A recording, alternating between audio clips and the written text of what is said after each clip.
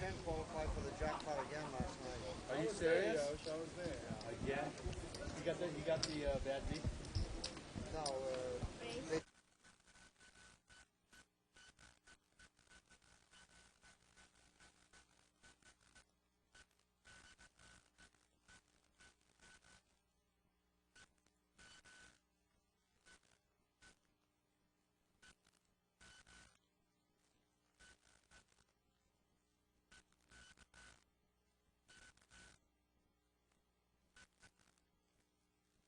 It's here. It's big. And it's closer than you think. It's not a tournament. It's what you don't see on TV. The cash is real. The stakes are high. They bet big. They win big. They lose big. High stakes live action poker. Live at the bike. Watch it live on the web. Or play it if you dare. At the Bicycle Casino right here in Los Angeles. Hello, everyone, and welcome to Live at the Bike, brought to you by the Bicycle Casino in Los Angeles, California, the first and only webcast of real action cash game poker. My name is Bart Hanson, and I am joined tonight by the Poker Babe, Shirley Rosario. How are we doing tonight, Shirley? Good, Bart. Tonight we have our Poker Blue Whale game coming to you live from the upper plaza of the Bicycle Casino. 300, 600 limit hold'em coming up. So without further ado, let's get down to the table. And we are going to introduce the players on the table right now. Right, in seat number 1, we have Yosh. Seat number 2, we have Frank.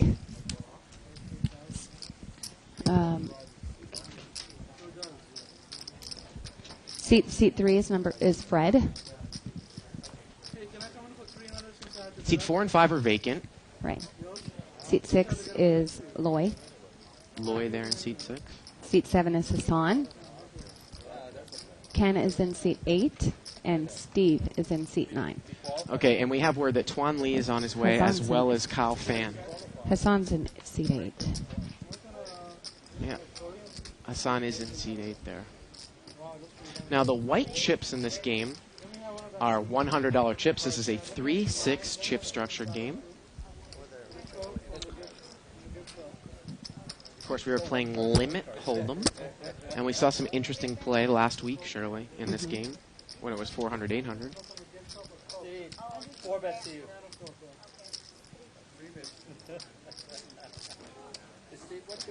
So we're going to get into the first hand of the night right here. Very good. Halibut, Chinese halibut. Looks like we kind of have a new graphic up there too, Shirley, huh, with the software cards. Fred over in C3's got ace-10 of diamonds. Frank's got 5-6 of diamonds. And I believe this was 3 bets pre-flop. And it looks like Hassan over in seat 8, he's got ace-king. And I believe he was the 3-better. We don't have it up there yet, but he's got the ace-king. Mm-hmm. And the flop comes queen 10-8. Everyone checks. The turn's a jack, and Hassan in seat 8 has made the nut straight. Jack of diamonds on the turn. Remember, this was 3 bets pre-flop. And now Loy is going to bet at it with second pair and an open-ended straight draw. And look at this. Hassan just smooth calls. Flat calls, yep. He's going to play the trap. And Fred's going to call over there with ace-10, a gut shot and a pair. And the river is a king. And look at that. Fred and Ken are going to chop it up. Now Fred bets. It's Hassan. Yeah, Fred and Hassan. Yep. And Hassan calls. And they're going to chop it up. And again, that isn't Hassan in seat 8. And Shirley, obviously we can see the cards there, but you have to think with Hassan not raising the turn, he pretty much just backed himself into a chop pot there. It looks like it, yeah. If he had raised the turn, I wouldn't think that Fred would have called there with the ace-10. Right. So there weren't too many cards he was afraid of. Yeah, no, there wasn't.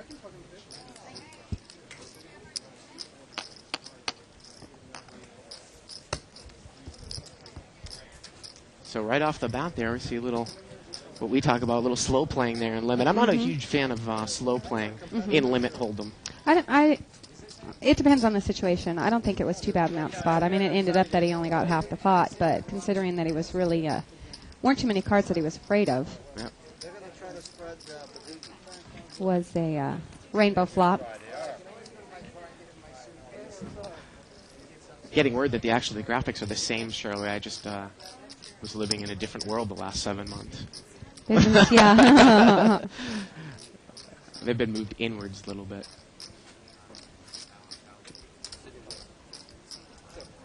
So again, tonight is the Poker Blue Whale Night. 300, 600 Hold'em. White chips are $100 chips. And it looks like Frank Hong has raised here out of the small blind. He's got ace-9 offsuit. And we get a call from seat number 3.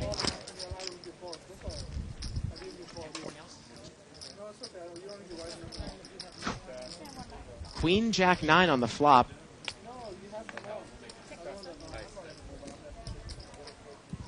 And Queen Jack 9, so Frank flops bottom pair here. There we go. Now we can see Hassan's got Queen 9. Queen He's 9. flopped top and bottom pair. Again, at this level, Shirley, it's a little bit difficult. And it looked like Frank check raised there from up front with the ace-9. I believe he check raised. Now the turn's a deuce, and I would assume that Hassan's just going to smooth call here.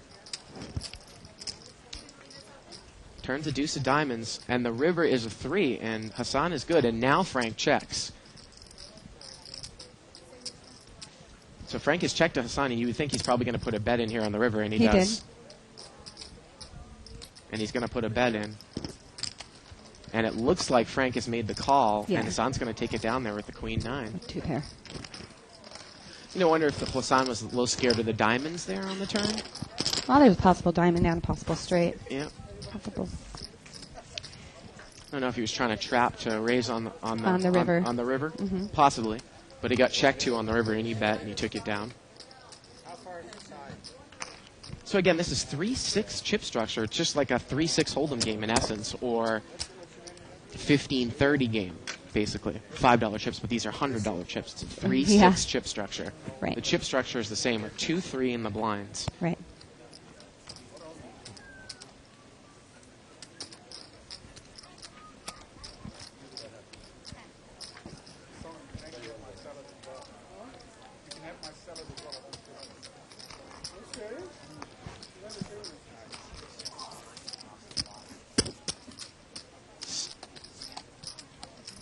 That pot looked like it was folded around to the blinds.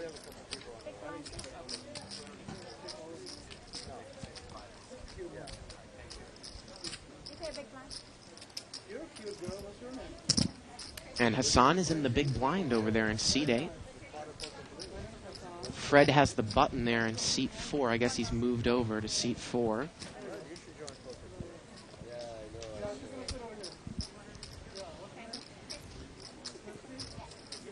Fold, fold, and a raise there by Frank over in seat 2. He's got 9-8 offsuit.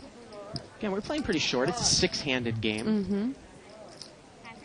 Wow, the button calls, smooth calls with ace-3 offsuit. And Hassan is in there. Seat 8, Hassan is in there. We can't quite see what he has there over in seat 8. There we go. Ace-4-3, and the button has flopped top and bottom pair. 8-9 leads, and the button's going to raise, and Frank's going to be done with the hand there in seat 2, as Fred picked up 2 pair there on the flop.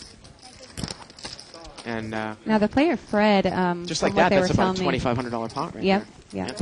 They were telling me earlier that Fred's least favorite game is Limit Hold'em. Really? Normally this is a mixed game, and he likes all the other games, better than Hold'em. Limit Hold'em. Yeah.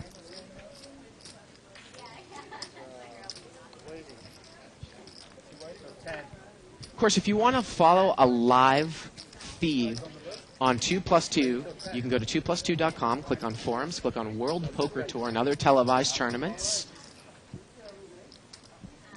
Click on the Live at the Bike official thread for 9/7. And this is our last week on the schedule, Shirley. Last week, Wednesday through Saturday. Yes. And then next week will be Monday through Friday, 6 to 9. Monday through Friday, yeah. You know, he won that $1 million bonus. And, like, he was the one guy I was glad won it. We're going to see three-way at. Look. Well, I see actually 2 people. heads up. Yeah. Well, Ace-10 against Jack-6. And Hassan's over and done with. Steve. That hand. Yeah. Well, Steve let out. Hassan was done. Yep, there you go. Steve flopped top 2 pair there, and he took it down.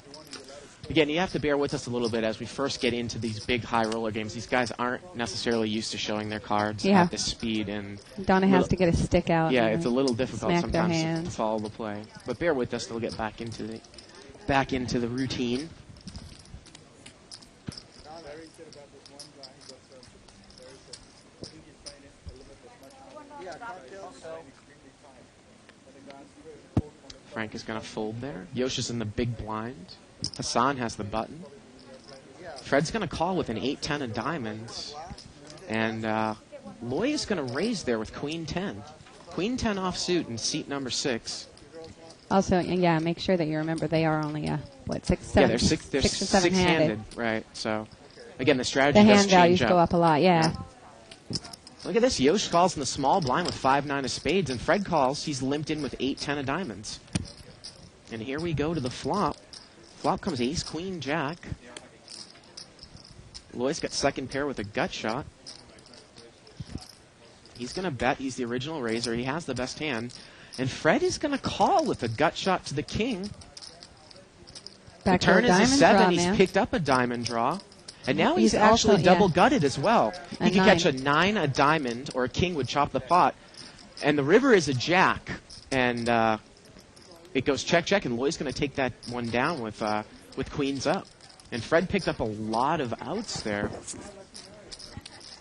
A play that could be made there sometimes too, Shirley, with that big of a drawing hand on the turn, is to check raise Loy there. You've got, in essence, like you said, an open-ended straight draw, in essence, the double gut with a diamond draw. And if you check raise him there, obviously we can see the cards. If he doesn't have an ace, it's going to be very difficult for him to call Right. in that spot.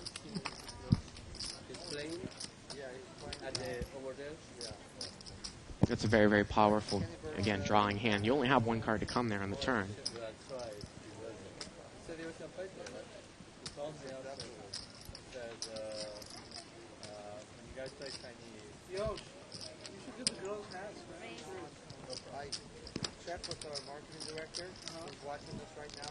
He says, Right, we are heads up here between, it looks like Steve and Frank. Steve raised with ace-3, and Frank called him with 4-5 offsuit. Frank is going to check. Steve bets. And Steve takes it down there. That actually brings us up to a point that I know that we were going to get at, Shirley, at some point, where you and I have a little bit of differing philosophy about blind play in Limit Hold'em. You think that the pot, basically any two cards that you hold, you're never going to be a 3.5. Two cards heads that up. work together. They work together, heads up. Heads up. You're never going to be a 3.5 to 1 dog. So Right. you would actually call with that hand I would to a agree to raiser call 4-5 like out of the big like blind. he did. Frank Yeah. did. I feel that you need a hand that's almost as superior to call a raise out of the blind because you're out of position. Well, we'll see what these players do tonight. I mean, certainly just because they're playing in the higher limit doesn't mean that they're the best players in the world. But a lot of times, the higher limits do bring in a little bit better players. So Yeah. Steve was the original raiser. He bets here on the flop. Fred checks. And Fred called the flop. And it went check, check on the turn. So Fred called with the queen 3 there on that flop. And the river's a jack. And look at this. Fred moves up Fred's as a bluff. trying, yeah. But Steve's got top pair. And he's going to pop it up one time. And Fred's going to fold. And again, they're queen 3 offsuit on that flop. Don't exactly know what you're looking for by calling them bet.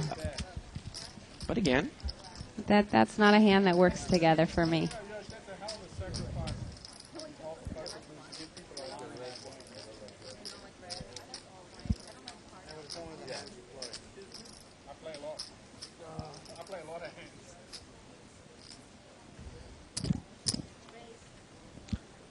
Hassan's going to come in for a raise here out of seat 8. He's got ace-jack offsuit. He gets folded around And here. he's going to take it down. think you're fooling anybody? You know you're out there. You're a luck box. Daniel Gray, luck box. He loves to use that term. Luck box. While we're shuffling this hand, Jive Davidson on 2+2 mentioned something about Barry coming in and talking about limit. That was the original plan, but they had, said that they were going to spread a no limit, and then at the last minute, about a half an hour ago, decided to put limit in here. So we didn't get to call Barry in time to rearrange his plans and get down here for us. Of course, Live at the Bike is at the mercy of the game. That's I mean, right. We can say whatever we schedule can try we to want, to but get right. It depends on what kind of games they can get if going. this is the game that they're going to play, this is the game that they're going to play. Fred called here with King 8, and Loy has raised with 6-8 of diamonds out of position there in the big blind. And he's dominated. But he picks up a diamond draw right off the bat. Ace 5-10. And he's probably going to take this one down there with the ace on board. Yeah, I think and he so. is. There you go. And just by seeing, we've probably done 6 episodes of High Limit in the 8 months that we've been doing the show. And I can tell you that this game is played much, much differently than your mid-limit. I mean, even up to 81, 60, 100, 200, Absolutely. which we've played at. I mean, this is more just playing off the players. Right. You know, you might have 1 or 2 people in there that are playing strong hand values, but it's usually not about that game. Right. At Yeah. all. I was just having a conversation with Barry about that. You know, and he was saying that the mid to levels, play pretty much a book. Right. Good starting hands and pretty much cut and dry. But once they get to these levels and they're playing with the same people all the time, and this is where the moves come into play. And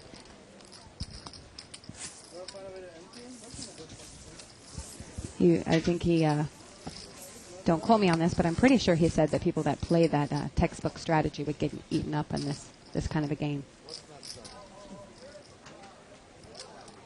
I think you have to adjust yourself to the players in the game, obviously. That's the ultimate adjustment that needs to be made. But I would venture to wonder, and if he says that's the case, then that most likely is the case. But I would venture to wonder if you play ABC in a game, like this. Well, how you would when do he it. was talking about it, I think he was talking more about the game that he plays, which is higher limit than this, and it's played with Chow and Chip Reese and Phil Ivey and people that would basically eat those kind of players up because They wouldn't give them action on their good hands, and they'd right, them and out of they'd kill right. them on the other ones. Right. Yeah. Frank has raised here with King Jack suited, and Fred has called with Ace Deuce suited, and Steve's in there in the big blind with King 4 suited. Hey, Brian, are you investing in Queen 3-7. No one has a pair here. And Frank bets here. Fred calls with ace high, which is the best hand right now. And Steve mucks. Oh, the turn's a spade. Now both players pick up spade draws. Right. And Fred has a wheel draw as well. And the river's a 10. And ace high here is good. It's but look good. at this. It all Frank's going to depends. bet again. He's and calling. Fred calls him all the way down with ace high. And that's good. Unbelievable. I mean, we're talking about a pot right there of over $3,500 in limit play. Huge pot. Absolutely huge.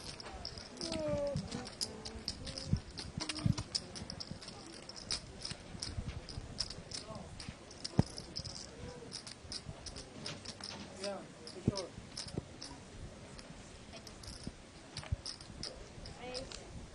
Okay, we have Frank leading out with the raise there in first position. Yeah, he's got ace king. Hassan has pocket sixes on the button. He's He's got a 3-bet. 3-bet. Yeah. Let's see what Frank does here with the ace king. He's got a smooth call. And we are heads up ace king against pocket sixes. 3 bets to the flop. Ooh, Jack 3-6. Hassan's got a set of he bluffs a sixes. set. And Frank checks, and Hassan bets right out with the set. And Hassan's in a huge lead right now. Turns a 4. And Frank is drawing dead. And Hassan bets. Frank folds. And Hassan takes it down. Now, a lot of times in limit hold'em in full games, I think just dump the pocket pair, and I think that's another discussion that we've had. But in these short ring games, those things are huge. I mean, Oh, strong when you're playing six-handed. Yeah. Well, I think on the button, you can 3-bet with... I mean, depending on the table in a full game, you can 3-bet with that hand. I'd be a little hesitant to do it against an under-the-gun raiser. Which In a full game. Yeah, Right, which was the right. case on this hand, but Right. But again, I mean, we've seen so far, I mean, these guys could be coming in with any hand raising, and pocket 6 Right. there is probably pretty strong. good, Yeah. and it was.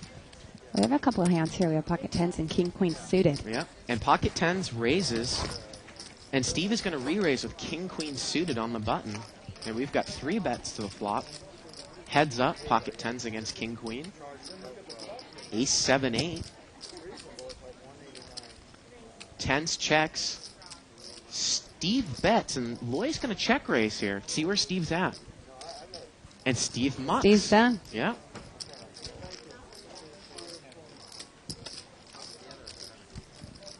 Think that, that could have happened there to try to see if he had a smaller pocket pair or something like that. Give information. You wonder what Steve would have done if he had an overpair to the 8 there, like pocket queens, pocket kings, something like that. Because we've seen players at this level just call down. Any pair? Oh, just call down people making that move. Obviously, Steve didn't have anything there.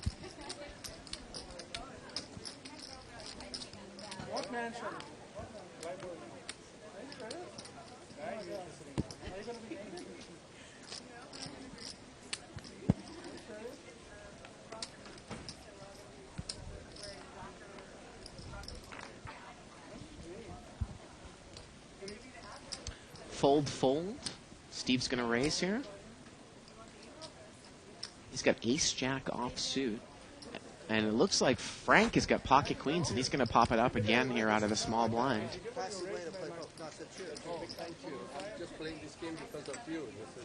Steve's going to call. So 3 bets again, heads up here. Frank in the driver's seat with pocket queens. Deuce, jack, deuce, and Steve could get in some trouble here. Oh, just a bet and Just a a call. call, yeah. Just a bet and a call. Turns the 4. Let's see if Steve... look at this. Frank checks. He's probably going to check raise. Steve bets, and I'd imagine Frank's going to check raise here. And he does. So he check raises Steve. Steve's going to need to catch a jack or an ace here. And the river's a 7. Frank bets. And Frank's going to take it down there with the overpair. Takes down another pot. Over $4,000. And again, I think it's interesting to speculate in this game if Frank had actually led out there just because of the situation. It's a great check raise there, obviously. If he had led out with Steve waiting to raise to the turn, he might have got 3 bets. I was wondering that. Yeah. I was thinking, wow, he played that really well. He maximized the bets. But then I thought maybe if he led out, If he he might led have out got of a raised. He turn. might have got 3 Yeah. bets. Yeah.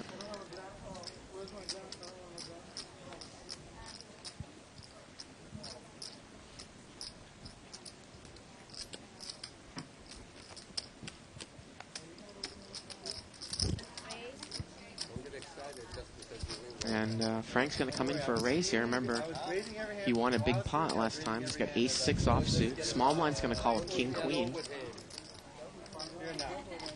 And we are heads up.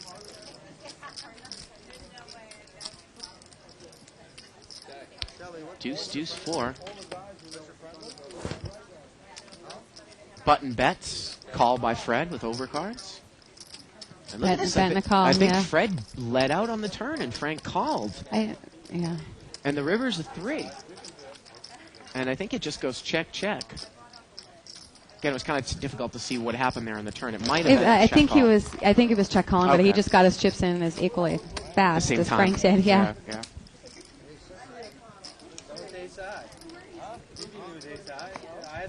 Surely, I came back from a long day of voiceover work for a show in England on the Poker Channel. It's going to be coming. Well, up. you didn't come back from England, Not from England, from West Hollywood, but right?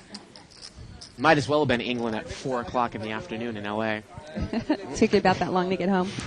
Trying to hop on Get the back 10 there. and get down to Bell Gardens. Frank's going to raise here again. 4-5 suited. And Fred calls with 4-8 suited. Wow.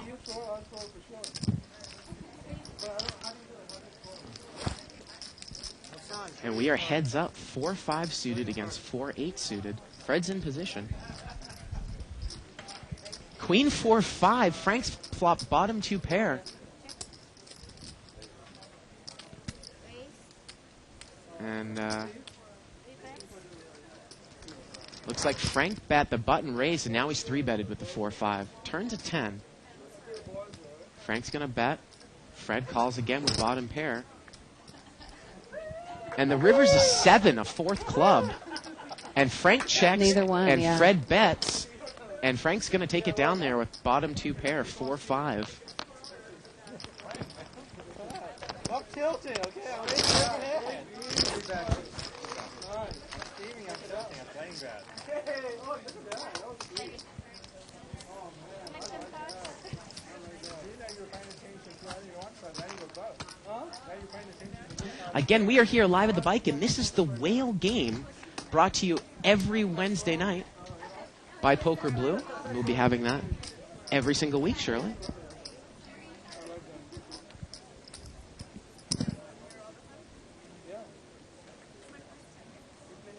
Why stop? Frank is going to raise here with Queen Jack offsuit, and Fred calls with Queen 9 offsuit. And we're going to have 4-way action here, times 2 bets. So we got about 2,400 in the pot right now. And here we go with the flop. Flop comes 9-3 deuce. Looks like Fred has the best hand with Queen 9.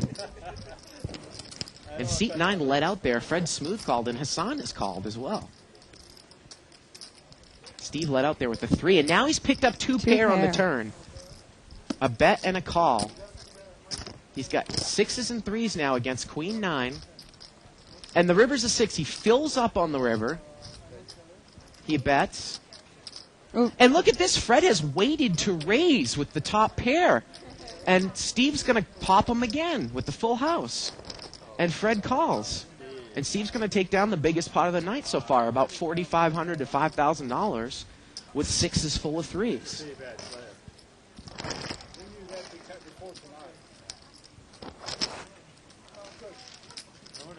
I also tend to see that a lot sometimes too here, where people will wait to the river to raise with top pair.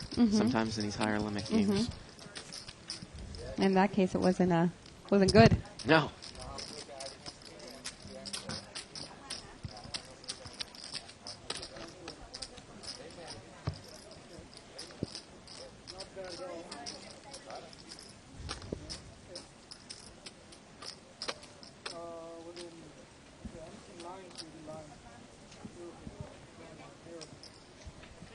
Loy is going to raise there. He's got ace-9 offsuit. Steve calls. King-queen. Yosh is in there with 6-3 offsuit from the big blind. And we get 3-way action.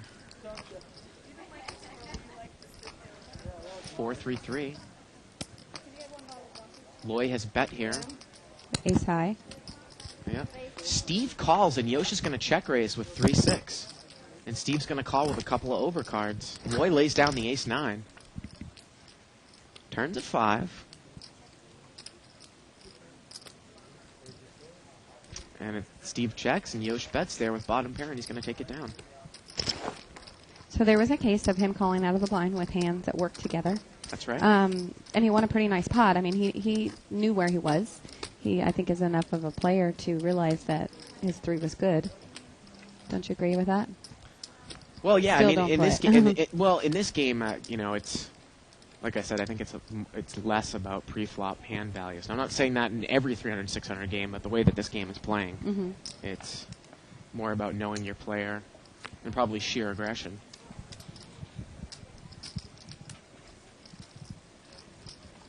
Although I know you wouldn't have called with that because somebody else was Someone in the else was in the pot. I so would it have was not marked it. heads Yes. up. And we've got 3-way action here. King, Jack, 10. Frank has bet with the open-ended straight draw. Fred calls with a gut shot, and Yosh calls the second pair. The turn's a 10. And it goes check, check, all the way check. around. And the river's a 10, and Yosh has a full house. 10's full of jacks. But he's going to check. And he's probably going to check call here. Yes. And that's exactly what's going to happen. Fred bets with the ace high, and Yosh is going to take it down with the jack.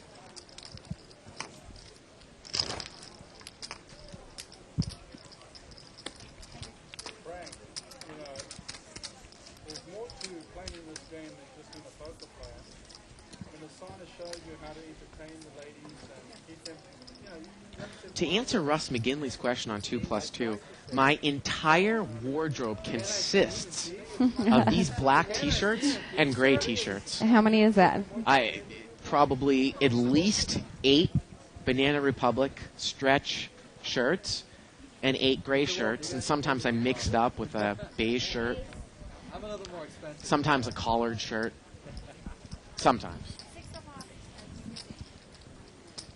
True. Loy has raised here out of seat 6 with pocket 3s. Gets called in 2 spots, and we've got three-way action. 5-8 queen. Yosha's got 6-8 offsuit, and Fred has 8-9, so both players share second pair. Yosh checks. Fred bets. Loy mucks, and Frank is going to check call with second pair. Turns a king. Fred's going to lead again. And Frank calls again here. And the river is a 7. And this one is going to get checked down, it looks like. And the 9's going to play there, Shirley. Yes, it is. Pair of 8s with a king, queen, 9 kicker.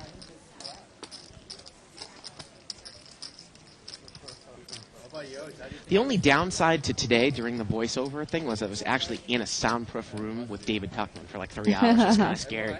Everyone I talked to about this game from last week says, does that guy Yost play that bad? Is he tilted? come on, Frank, you already know you don't have to rub it in. I'm not rubbing it in. I'm just telling you what the facts It's are. bad enough you destroyed the tape for last week. Yeah, we're still looking for the upload. We can't find it. I've been asking. He snuck into the production. Hassan is going to raise king 10 of clubs, and no one calls. And, you know, Hassan has actually played solid cards so far in the first half Yeah, he an has, hour. and they folded to him every Yeah. time he's come in raising. Yeah. So I'm curious if that's his style, you know, here in the game typically. To play solid. Well, he's played some pretty solid pre-flop selection. He's had some pretty solid pre-flop selection. I asked her if she was in school or she works. She said she does both. I asked her where she goes to school. She said LA City. Yo. Oh, really? Yo, the gentleman would like a book of blue hat and a shirt. Fold, fold, fold. It's around to Fred on the button. He's going to fold. Can you get him one? Small blind raises. King 4 offsuit. And Hassan mucks. There we go. What do you think we are? All your servants? As soon as you say something, we got to snap. I got to look at the girl. No, but you got to let me know if you can get it or not. You know, I ventured into the world of posting up on 2+2 a poker question, and I only got 2 responses. But I want to throw this one out there. Question and Yost just did this. And people who are 2+2 savvy can find my post in the stud section. Sitting there going, dump on it. Oh, is Is this there a stud any- question? are there- I can't help Well, you here. Are there any other sites besides the 2 big sites that spread 8 or better? Does anyone Stud 8 or know better? of any of the other sites besides the 2 big sites that spread 8 or better? I'm looking for the answer. Are you thinking Ultimate Bet as one of the big ones? No. Because I think Ultimate Bet might. No, I was Have thinking it. of Stars and Party And Party? affiliates. Yeah. Um, And that's at the I think 5'10" a level friend or of higher. mine. That's what Oh, I I 5'10" think- level or okay. higher. Which I call the high limit stud. I mean, Stars has a 30 game, and then Party's got a 10 and a 5 game. Check, check here. Looks like Hassan has the best hand, and he's going to bet with the 6. And those were, that was called around into the blinds, it looks like. And Hassan is going to take it down. Now remember, these players have these prop bets that go on, Shirley, depending on what cards sometimes flop. If all of their cards flop, they win the prop. So you'll have 3 cards. If every single card, let's say I have Jack 3-7. If every single card flops, let's say the flop is Jack, Jack, Jack, or Jack 3-3, or 7-3 Jack. Every single card's mine, I win a prop bet. And that's what Barry was talking to us about. oh, yeah, I this was last wondering week. about what that was. Because I think that Hassan just paid Steve off there at the end of that hand. And I imagine that might have been what that was. Pot is limped around here. deuce 7-5. Fred's got top pair there with the ace 7 in seat 4. And Yoshi's going to bet with bottom pair, and he's going to get raised. Let's see what Yosh does with the king deuce. Look at that. Yoshi's going to muck it. I mean, it seems like Fred has played pretty much. He raises so far with a decent hand, and you know, he's bluffed one time on the river, but you know, obviously Yosh is a professional poker player at these limits. Yes. So I would imagine that his game is a little more tight solid than someone who's coming in here as a businessman to gamble. You know? And usually when we've seen him on the show, he usually has been the most tight solid at the table. Well, I've seen him in No Limit, and I've seen him in one of the 5,000 shootout, tournaments. Right. So I haven't been able to watch him too much. Seat 6 is going to raise here. He's going to open with 5-6 of clubs in late position. And he gets called in two spots, pocket fours and king 10 of spades. Frank's got the king 10 of spades. He flops a flush draw. He leads immediately in. And actually, Loy bets here with 5-6. Right, and Frank raises, and Loy's going to muck it. And Frank takes it down there with the flush draw.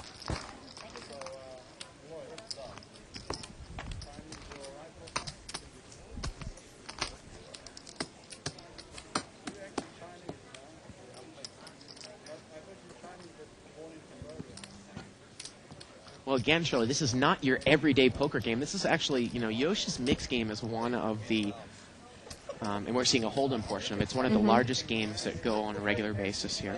Right. Especially in the city. Usually that big game is going in Vegas and sometimes across the road. But this definitely is the biggest game here, and it's obviously a very big game. And we're catching it here on the Whale Game every Wednesday night, brought to you by Poker Blue. Loy has raised here with ace-jack. Fred called with an ace-7. And the flop comes king 6-7, couple of spades. Loy has the nut flush draw. Fred has a pair. Turns a 3. Check here. And the river's a king. And Fred's going to bet out here. And look at that. Loy makes a nice laydown. The action on the flop there was Fred check raised. And then Loy 3-betted him. Fred called, and he chose to take the card on the turn there. Right. And, of course, Barry was talking about, again, in limit play, how a lot of times people will choose not to do that at the higher limits if they got either check raised or if they got bet at. They would either smooth call the flop and then raise the turn with a draw, representing a king, or a draw, or just smooth call the check raise and then raise the turn. Now, instead, Lloyd chose to play that by taking a free card there on the turn. Right. But as Barry was saying, if you do that with both your good hands and your drawing hands, it's tough to put you on a hand. Right. And you wonder if Fred would have called if he got popped on the turn there. Well, we've seen, I imagine he would have called. I think in that situation he would have. Right.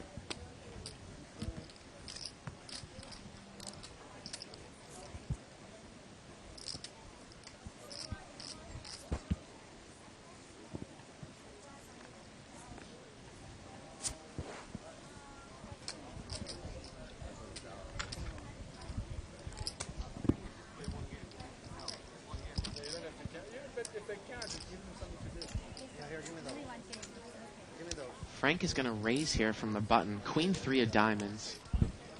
Gets called there with ace 3 offsuit in seat 4. 6-8 offsuit, seat 6. And here we go to the flop. Wow, ace 3's flopped the wheel. Fred over there in the small blind. He's got a wheel.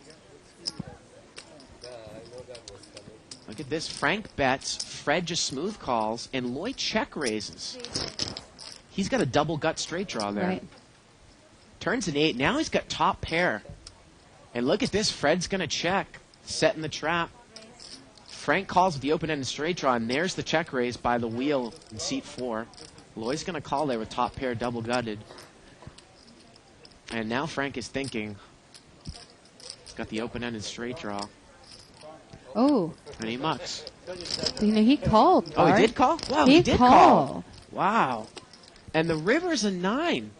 And Fred's wheel is good. And look at this. Both players fold. Obviously, Loy knows Fred well enough where his top pair there is not good Right. with the 6-8. I'm still a little shocked at seat 2's play because, there were 2 other people in the pot in Yeah. the raised pot, and the 3 happened. If he had caught the higher end to make the straight, Yeah. then it wouldn't have been the nuts. Had he caught the ace, you would think that somebody probably has a straight or something similar to your hand that you Right. might be going for a chop. So, Loy had a pretty just powerful don't know. hand there on the turn. Top pair, double gut, straight draw. no, I'm talking about seat. No, I know. seat 2. I'm yeah. saying that Loy turned a pretty powerful Yes, he did. hand. Yes, he did. Yeah. I'm just real curious as to Frank's decision to call there.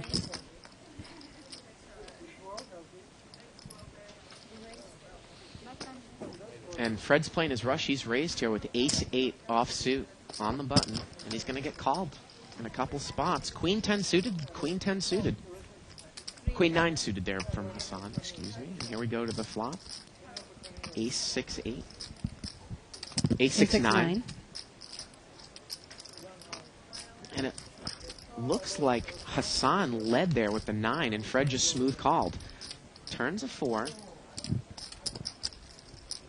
Hassan bets again, and Fred calls without the heart. And the river's a 3, and now Hassan's going to shut down. And it gets checked down. Fred wins another one. And again, I wonder, on the flop, the reason why Fred smooth called there was because he was going to pop on a later street, but a scare card came on the turn, 4 of heart, and he decided just to call it down. Right. Yeah.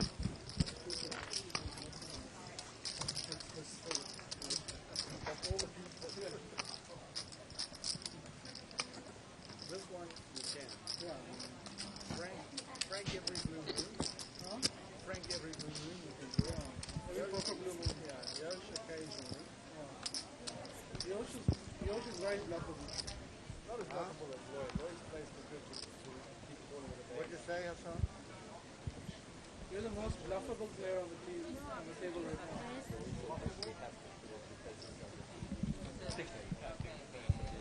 Loy is going to raise here on the button. Hassan's going to call. 5-3 suited. Steve's in there with 3-4 suited. Loy's got the ace high. 4-6-8. Steve bets here with the 4. Loy's going to muck. And Hassan is open-ended here, and he's going to call. Got the 3-5 of clubs. Got a backdoor straight draw as well. Turns a 7. There's the straight. But it's a one-liner to the straight, and it goes check-check on the turn. And let's see if Hassan leads out here with the straight now. Steve checked behind him on the turn. And he's going to bet. And Steve pays him off, and Hassan's going to take it down there with the straight.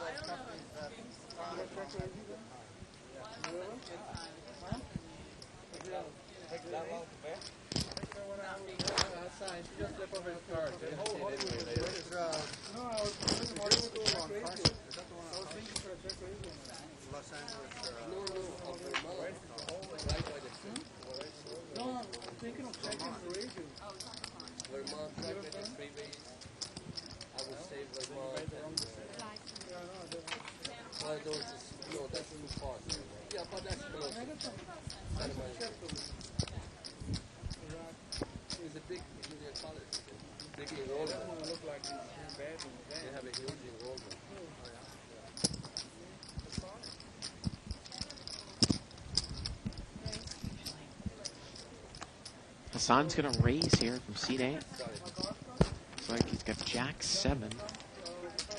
And a couple people are in there. Fred and Yosh are in there. Flop comes Jack 4 and 9. Hassan's picked up top pair. A couple of hearts on the board.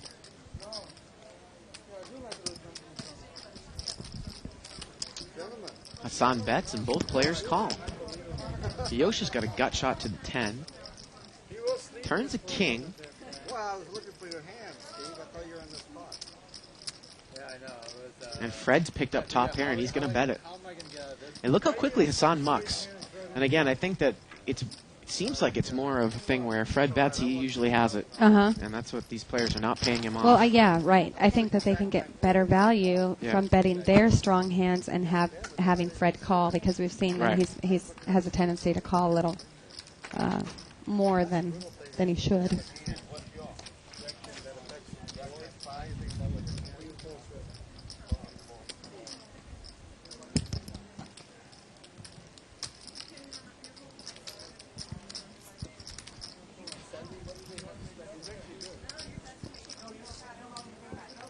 Sylvia, would you like a drink?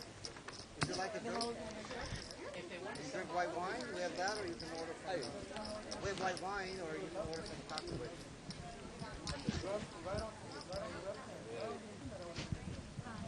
Regular drink? Okay. As soon as she comes back. A call. Looks like we got a couple of aces here. Wow, wow, wow. I didn't even see my card. Call. Looks like just a limp there under the gun. And Frank is going to raise. He's got ace-king out of the blind, and we're heads up, ace-king against ace-10. 5, 6, 7, couple of hearts. Bet and a call. Turns a deuce. Ace-king is still in the lead. A bet and a call again there by Fred. You wonder if he's going to call down here with ace-high, and the river's a 4. One line or two is straight on board. And a bet and a call. Look at the bet there by Frank. Wonder if he thinks he has the best hand, but he has the best hand with the ace-king. And Fred called him down there all the way with ace-high.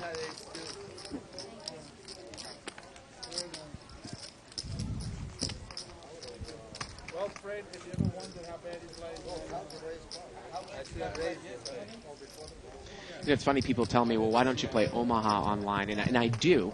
Mm-hmm. But at the levels of 10, 20, and 15, 30, sometimes, especially on certain big networks, the games can be rather tough, way more tougher than live, because you figure people way Really? more tougher than brick and mortar. Well, I know much because more tougher. I've played the 1530 and the 1020 on Stars, and I tend to do okay on it. Right. And they're one of the tougher sites. The ones on Party you think are tough? The 2040 and Party? Well, we'll address this after this hand here. We got 3 bets in here, 3 ways. And Yoshi's got King Jack, Queen 9, and Jack 3 suited. Flop comes Queen 10, 3. Steve has top pair. Yoshi has an open-ended straight draw. And Fred bet with Jack 3, bet with bottom pair. there. Steve bet with the top pair. Yoshi's calling with the straight draw, and Fred's in there. Turns a 4. Steve's still in the lead. He's going to lead the queen. Yosh calls. And look at Fred call down there with the bottom pair, Shirley. Maybe. I said maybe. And the river's a 5. And Queen 9 is good here. Steve's going to bet one more time.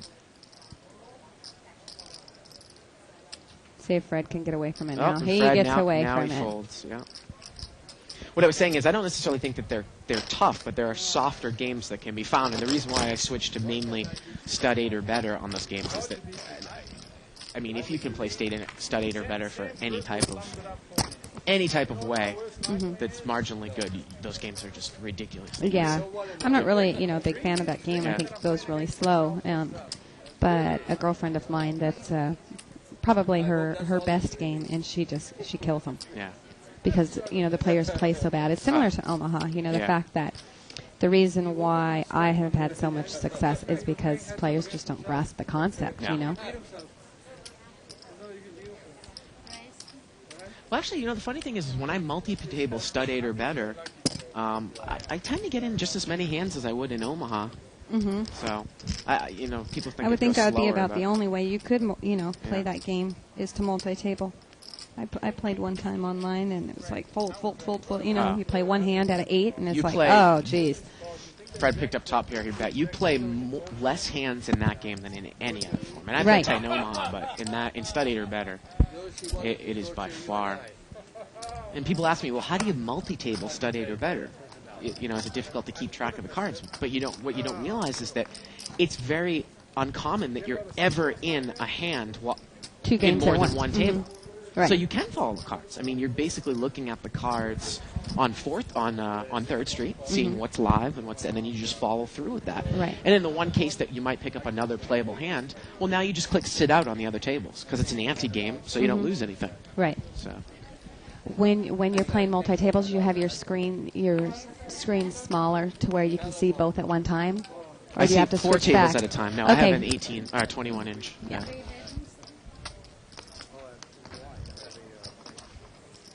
Fred raised here with ace-7, and Hassan's come over the top for 3 bets with ace-king. And he's going to bet He's blind blinds. bet. Bet blind, and he's picked up top pair. And look at this. Fred He gets calls call. with the ace-7. Hassan's going to bet blind again on the turn. The turn's a 5. And, I think Fred's done. yep. There you go. Fred's out. I had it.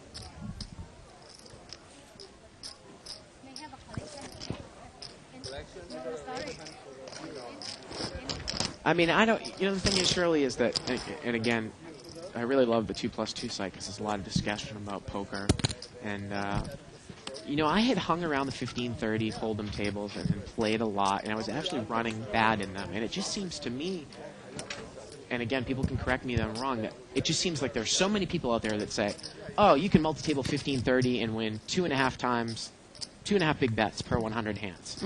Well, if you play 4 tables at a time, you're playing at least 200 hands an hour. So are you telling me that people are out there, just it's easy to make $150 an hour? Don't you think more people would be doing it? I mean, that's what the numbers crunch down to. And, I thought it was easy at first. It takes dedication, Right. statistics, studying. And I think there's, less people out there that actually do it than that might claim to do it. Hassan is going to bet here with ace-3. And Fred is check raised with the top pair, and he's going to take it down. Takes the pot down. Yeah. Well, I would suggest you find a smaller site that has fewer games going. Well, those are the ones that And, you usually that's what try I'm to doing. feature, Yeah. right? Try to. And I'm doing extremely well, but I don't multi-table. Yeah. I do tend to answer my emails or write, for my website profiles or do, Yep. Usually have one other window open, searching or doing something else, but I try to focus on the one game and one game alone. Yep. And again, more power to those people that can beat 20, 40 games at $100 per 100 hands. I mean, you would be making incredible money by doing that. If you can play 200 hands an hour, it's $200 an hour, And a raise there on the button, and Yoshi's come over the top with King-Queen, and Steve is 4-betted with Jack-10. So it's Jack-10 against King-Queen, and actually Steve's got Jack-9, Jack-9. and he's 4-betted. He's 4-betted Yosh with the Jack-9. And he's picked up a gut shot with overcards. This is really curious. 8, 7, I mean, they 5. must really know something about each other. Turns a deuce. Now let's see if Yosh calls on the turn here. He's going to call with the overcards. And he has the best hand. Let's see the river. The river's a 9, and there you go. Steve's picked up top pair. And he bets again.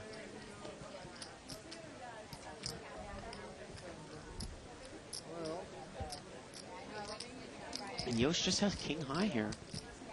Well, if he thought his hand was good on the turn, I would expect him to call here on the river. And he is going to call. And Steve turns over Jack-9. And Yosh is like, what? Yeah. Got rivered? He was right. I mean, Yeah. we could chalk that hand up to definitely knowing how each other plays.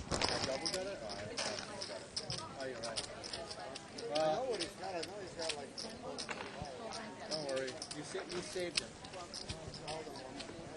And again, there's more discussion about this online stuff, and I think it's good to discuss this stuff because I think a lot of people on the show that watch this webcast play mainly, a lot online. They're lot of pros, online semi-pros, part-time. And I consider myself part-time online because I come in here 40 hours a week. Again, and someone points up, I think it's Sykes, why play 15-30 Hold'em? And he didn't say exactly this, but I'll say it. Why play 15-30 Hold'em when you can beat the game at maybe 1 or 2 big bets, but the variance is incredible, and maybe it will get after you psychologically if you take a huge 500 swing. 500 big bet swing, where you can play 10, 20 stud 8 or better and consistently win 4 big bets That's per right. 100. That's what I've kind of figured out. We got one seat open.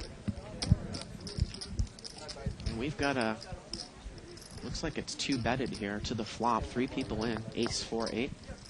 It's actually 3 betted. Yosh 3 betted with 6-8 from the button.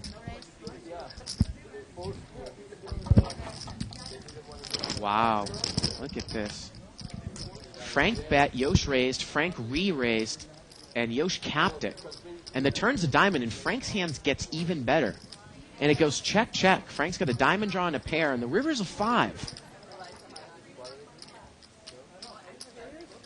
And it goes check, check, and Frank's going to take down a big pot here with 8-9. Yosh 3-betted the flop. He capped the flop, checked behind Frank on the turn, and then checked the river. Definitely check raising on that turn. What do you have? Yosh trying to figure out, trying to squeeze it into a chop pot, but it just doesn't get there. But again, questions, comments, suggestions about this little online discussion that I've started. This game tends to call itself. I'm going to lay back a little bit here because I'm not going to make it with my voice. It is a little hard to follow sometimes because it goes so quick. It does go fast. Yeah, Poor Isaac goes crazy. yeah.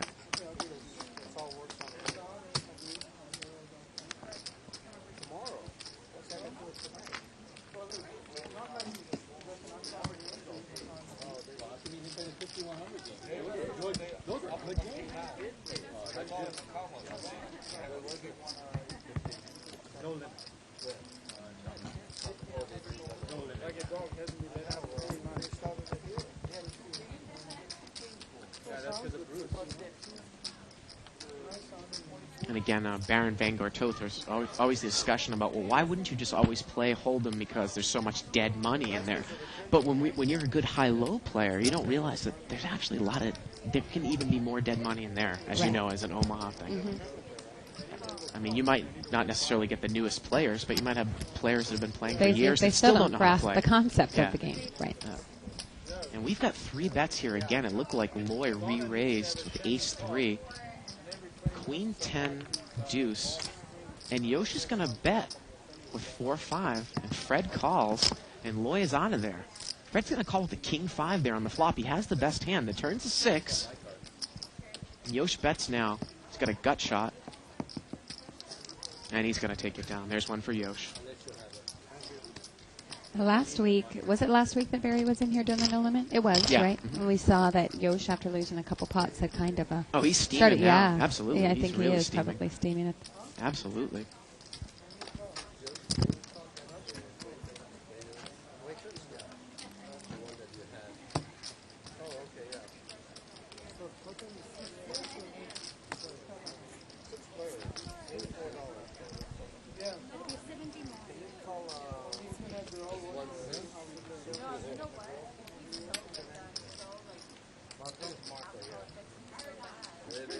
Steve is going to raise here under the gun with pocket 3s. And Fred's got pocket jacks. And he just smooth calls on the button. Which for him, surely, might be actually a good strategy, because if you show any strength, these guys have been known to shut down against him, it seems like, so far.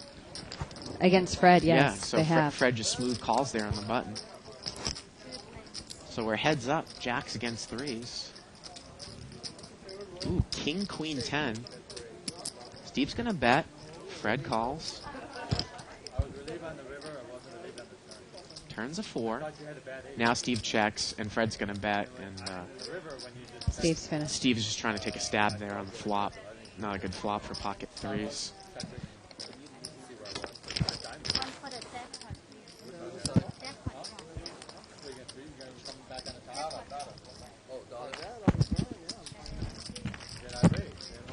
Whatever you had, you couldn't do whatever you were doing. What'd you have? Don't worry, I'm going to find out later. So. Well, I can just tell you that my intent was to check raise the turn to see where I stood. He raised me back. Then I call it, and on the end, check, I bet. I don't know. Depends what he's doing the turn. Yosh, you got any more wine left? We No. certainly do. Very uncomfortable. I was the only one. I played it badly. I played it badly. I should have played the other way. And you could have seen what happened.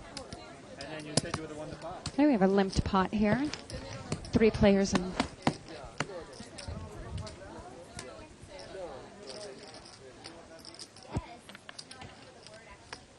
Flop at ace 9-5. Steve just calling his top pair, Jack Kicker. It's bet and called all the way around. Turns the 7. Hassan still bet. And it's been called to call. I'm wondering what Steve's waiting for here. River's 3 of clubs. Hassan's still betting. You all right? And he's just still calling.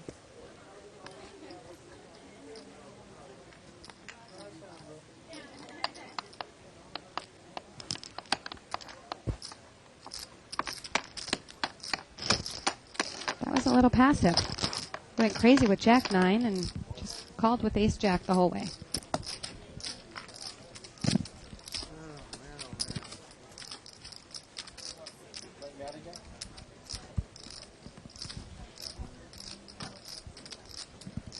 Right. You watch my game, you would have no idea what I'm doing. All I can say is wait till study your game. So again, we're still kind of playing six-handed here, aren't we? I have no doubt you guys. Don't pay attention. I want to learn. Learn the arts that you want your study. Fred's going to call. Loy's going to raise with pocket 6s.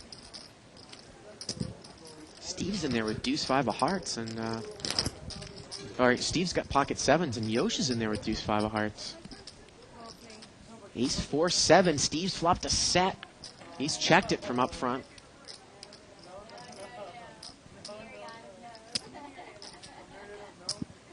Fred, you don't have any of that. He's still taking a shot.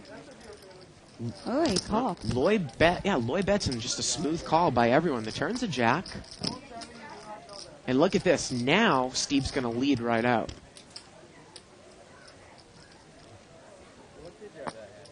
And unfortunately, he does not get a call there with the set of sevens. He didn't give much action on that one. No.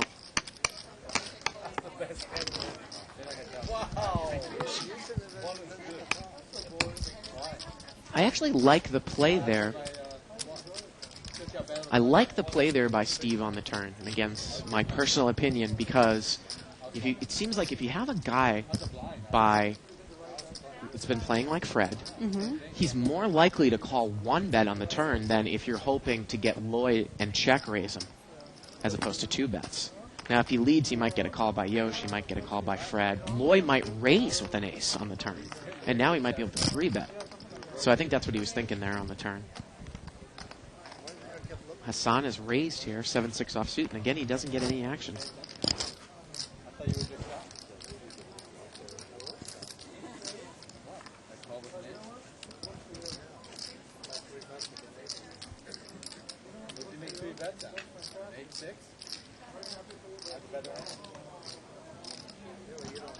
Yeah, it really looks like Hassan's having a good old time here. He's really involved in the game. He's got it going on, yeah.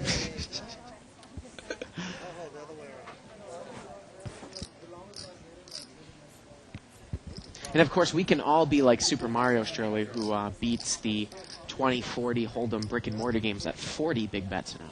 You're talking about Super Mario Escueta? Yes. Really? Yeah. That's what he claims? Yeah. If you don't want to shop, you can play.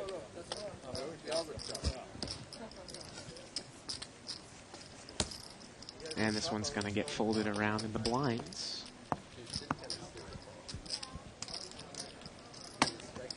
Only my hand stopped me. Sykes on 2+2 made a comment that 3060 is one of the toughest games online, and I'm not seeing that on the game that I play. The 3060 is a lot looser than the 1530. it's probably the best game in the house. Well, you know what? It's not a 30-60. Take that back. It's 25-50. I think when people usually And are the talking 15-30, about yeah. playing huge amounts of hands, they're usually doing it on the big sites, which you said you tend to stay away mine's from. a smaller, So, yeah. So Yeah, and I made a mistake. Mine's 25-50, not 30-60. we got a raise and a call there. Hassan's raised with Queen 10. He's picked up top pair. Fred's got Jack 9. Flop is Queen 5-3, and Fred continues to take one off on the flop. A bet and a call. Turns a king. Now I'd imagine he's going to take another one off, try to hit a straight. Yeah. And he does. He's going to need to catch a 10 here. And the river's a queen, and Hassan's got trips.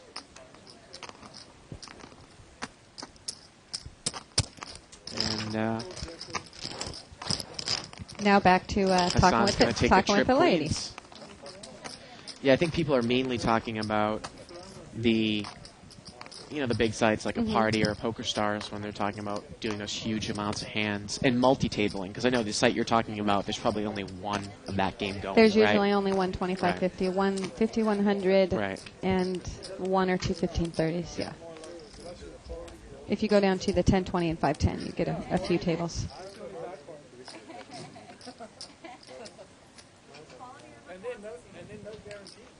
Pocket kings for Fred on the button in seat 4. Frank's going to raise, and look at this. Pocket kings just smooth calls. Frank's got ace queen. And we might see multi-way action. It looks like everyone's going to be in Yeah, here. Hassan has ace 10 there. Yep.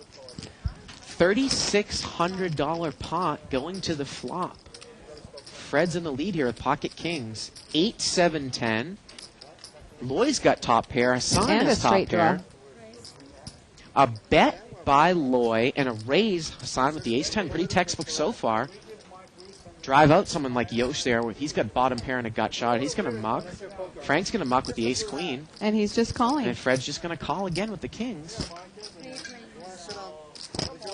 Well, at least he's consistent in calling rather than raising. $5,500 pot. The turn's a 5. And it's just a call again. It's, yeah. Yeah, check. Hassan bets and a call and a call. Right. We're looking at a $7,500 pot to the river. The river's a queen, and Fred is going to hold up here with kings. Hassan bets again. Fred just smooth calls. Loy's going to lay the hand down, and I'm sure Hassan can't believe Hassan's it. shocked, yeah. Fred never raised throughout that entire hand with the pocket kings. And he takes down A little risky. I mean, the board, pot. the board Yep. was dangerous, but Absolutely. it worked out. Absolutely.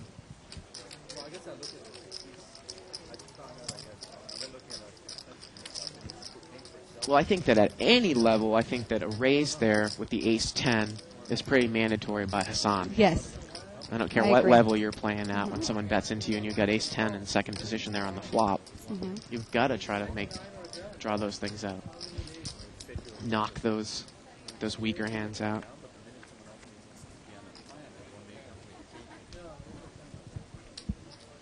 Oh, ace-10 of hearts again. This time it's for Loy there on the button. He's going to raise it up.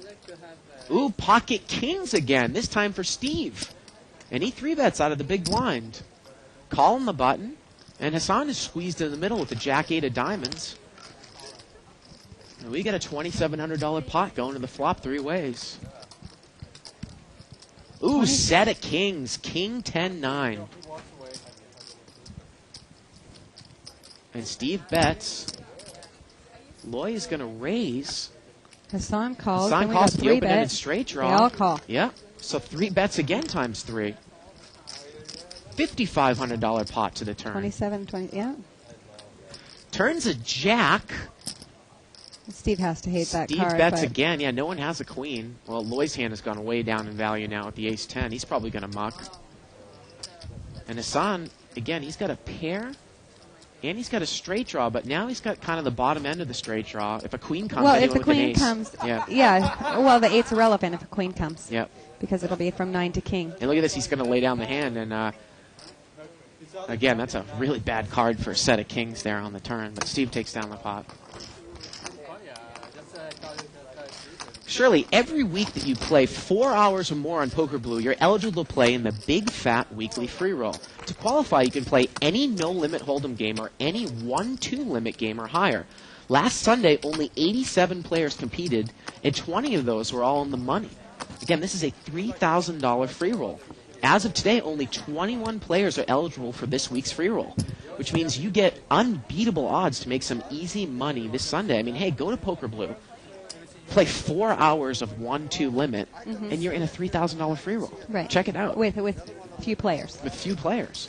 And remember, they gave away 4 seats to Legends, They and the were first giving free roll seats. was 20 people. I know. 20 And it people. didn't get much bigger after that. Yeah. I think even the fourth one was only like 50 100 or something. I don't even think it was Yeah. that.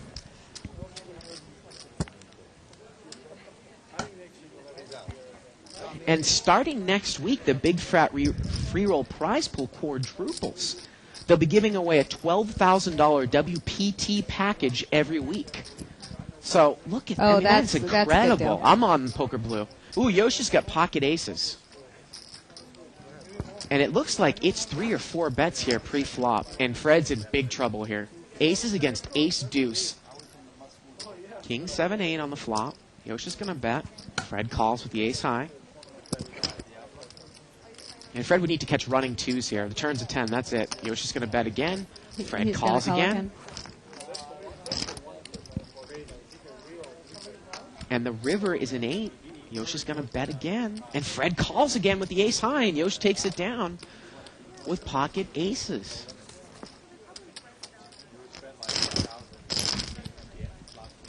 And that's a pretty big pot there, heads up.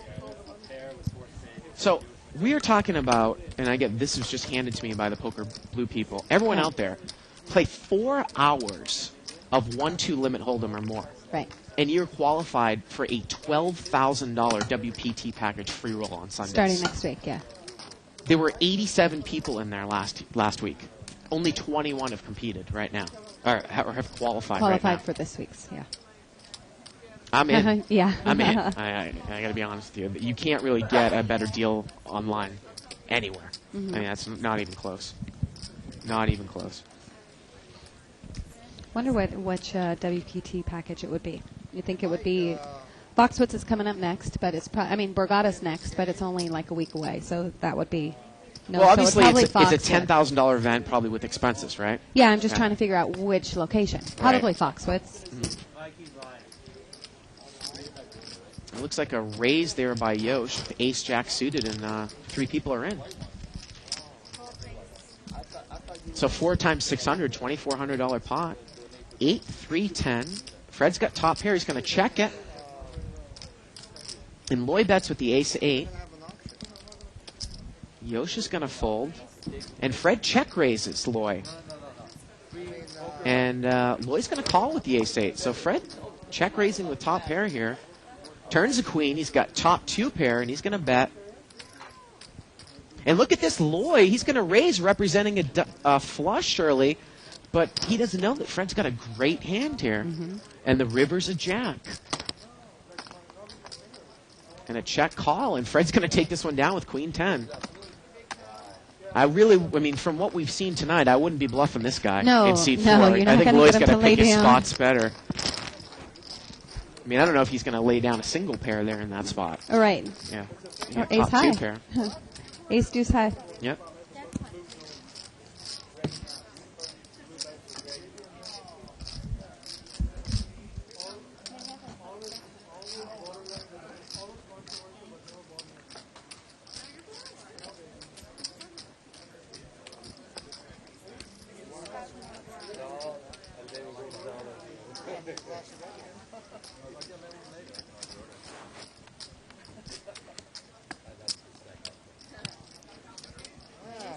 Let's try one more time. I can't resist it, Joe. So a raise and a re-raise. And we're heads up. All right, you got it. We've actually got, we've got, What have I got? I think we've got 4-way action. We just can't quite see the cards. Are we heads up? I see it, Steve. We are heads up. 1 and 9. 8, 9 of clubs against Jack 8. Or 1 and 5, excuse me. No, 1 and 9. 1 and 9. Jack 8 against 8, 9. All spades. Ooh, another spade. Steve's got the flush. And Steve bets there with the jack high flush. And Yosh was the powerful re-raiser there on the button with 8-9 of clubs, and Steve's going to take it down. New player there in seat 5. It's Mike Lee coming into the game. Are you familiar with Mike at all, Shirley? I have to look at his face. I'm not sure. I've seen him. I have not played with him.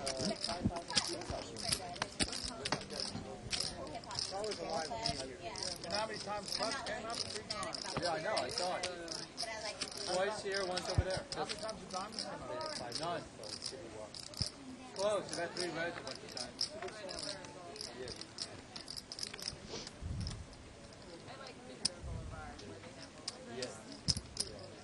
Ah, he learned his lesson. He didn't read properly. I don't want you to get... And a raise there by Yosh with Queen Jack. And again, he's probably the biggest loser so far tonight, Shirley, or down the most amount of money. Who is that? It's Yosh in seat 1. Yeah, I think so. He's raised with the Queen Jack. Steve is in there, and Fred's in there with Queen Deuce. Steve bets with 8-9. Yosh calls, and Fred calls. The turn's a 3. Now Steve checks. No one has a pair. It gets checked around, and the river's a 4. And now Steve bets. And Yosh is going to fold, and Fred folds. So there's a big bluff there on the river by Steve. And he's going to take it down.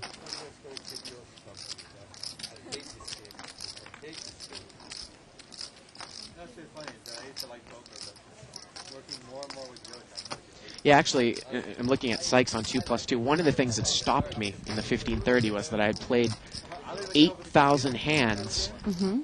I shot up in the beginning, and in about 5,000 hands, I took about a $10,000 swing. And Do my you think VP, you played differently? I wasn't. I was playing. You I mean, just- again, say playing tight as a rock. You'd imagine how could you lose that amount? But it was just, you know, beat after beat after beat, and it just got to you psychologically, and I stopped and I switched to another game. And I think that's what Well, I people mean, talk- that's what poker is. Yeah. You're going to have the high swings and stuff like that. It's about the bottom line. I mean, you can't expect to run great Right. forever. Raised there by Steve with ace queen of diamonds. And Loy is in there with king 9, and we are heads up. King 3-4. Loy's got top pair, and he's going to check raise. And Steve's going to 3-bet. And Loy calls. So Steve's 3-betted with overcards and a backdoor heart draw. Loy has the best hand with king 9. Turns a 5. Steve's picked up a straight draw now. Check, check on the turn. And the river's a 10. And Loy's going to lead out with the king. And I just can't possibly think that Steve think that ace high could be good here, Shirley. Remember, he got check raised on the flop. Mm-hmm. I mean, unless he thinks the guy has a busted straight draw, but the straight probably would have got there on the turn. And he wisely folds the hand. Yeah. So Baron on 2+2 is saying that the 3060 is a really tough game. Have you played? I've never played on it. Have you played on it? I have played on it. Mm-hmm. It actually seemed to me a little bit easier than the 15 game. Uh-huh. But again, that game is just... I thought when I was first getting into online poker that you actually might need less of a bankroll because your variance would be less, but it really, at least in personal case, maybe someone correct me if I'm wrong, it didn't seem like that. I think it needed to be a lot bigger. Well, I think I think it depends on the person. Yeah, I mean, ugh. I always need a big bankroll. My swings are a lot higher than Yeah. yours would be. You know, I play it more Yeah. loose. I play more hands than you do. Mm-hmm. But my bottom line's good. Sorry.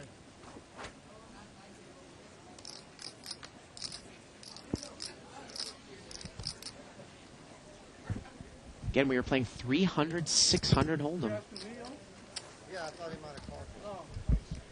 White chips are $100 chips, 3-6 blind structure, or 3-6 chip structure, 2-3 blind. Raised there by Yosh. Are you in poker brown or poker blue? Yosh, we can't quite see what he has there, but he's the original raiser. And Hassan has flopped top 2 pair. He's got ace-10. Yosh bets. Let's see what Hassan does. Yosh has jack 9. He has an open-ended straight draw. He bets. Hassan check raises him with ace-10, and Yosh calls again. And the turn is an 8. Hassan bets. Yosh calls. And the river is a 6. It's a diamond. And Hassan bets again here. And Yosh has got a muck. I mean, I like the bet there by Hassan at the end. I mean, James actually talked about how a lot of times when the flush card gets there on the river, you know, you're not necessarily up against a flush. Yoshi's the pre-flop raiser. Hassan bets there hoping that he's going to get called by any ace. He wins against ace-queen in that spot. Right. Ace-10, 8-8. So Right. he puts a value bet in there. Now we know that Yosh didn't have anything. Right. But I'm sure he would have called with an ace. So I think that Steve is heading out. he's done. And we have a new player that's going to come into the game.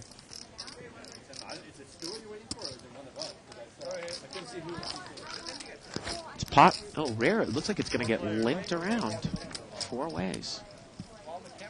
Queen 8-7 on the flop. Yosh's hand is second best as Steve bets with the 8, Jack 8. Yosh mucks. And Fred calls with ace high again. Turns a king. Steve checks. Fred checks. And the river's a 10. Steve checks. Fred bets here. He bluffs on the river with ace high, and Steve's going to check call. And he's going to take it down there with the 8.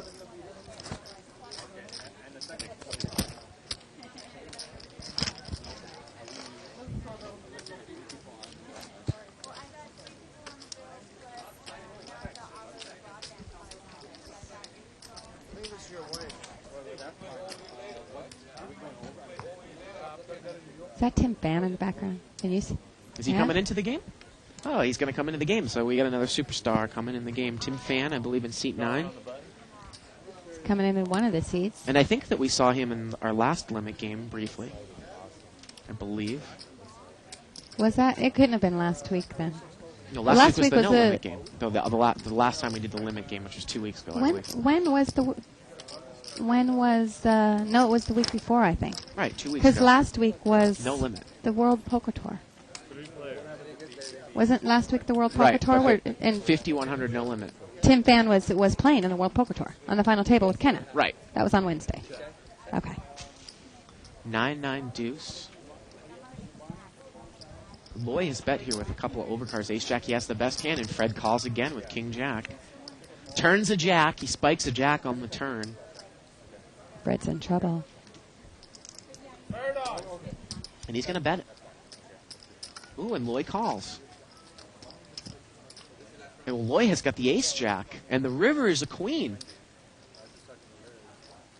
And Fred bets, and Lloyd just calls as a third heart comes there. And it looks like Ace-Jack is going to take it down there. So Lloyd chose not to raise the turn. Well, it is a little scary when Fred starts betting out there. Yeah. Yes, it is.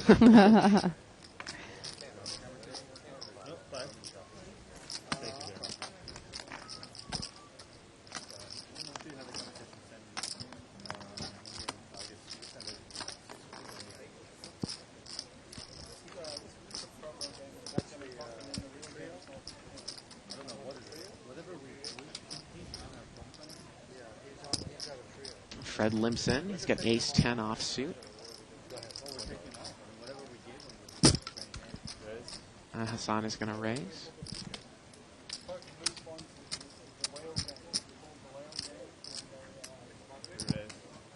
And Yosh makes it 3 bets from seat 1. And he's got pocket There we aces go. again. I was thinking if he And was Hassan's tilting got or 8-9 offsuit. 8-10 king, couple of diamonds. Hassan's picked up a pair. Yosh continues to lead with the overpair. He bets. Fred's got second pair. He calls, and Hassan calls the 8-9 of diamonds. The turn's a 7. Now Hassan has a pair and an open-ended straight draw. Yosh continues to lead. Fred continues to call. Hassan calls. Oh, And the river is a 6, and Hassan gets there. It's the third diamond, though, which might kill a lot of the action. Let's see if Yosh shuts down here. And he does. He checks, and Hassan bets from back position. Yosh is going to probably throw a crying call in here. He does. And Fred calls. Fred overcalls from the middle. huh. Wow, with ace-10. And That's a Hassan huge takes pot. a huge Yeah. pot down.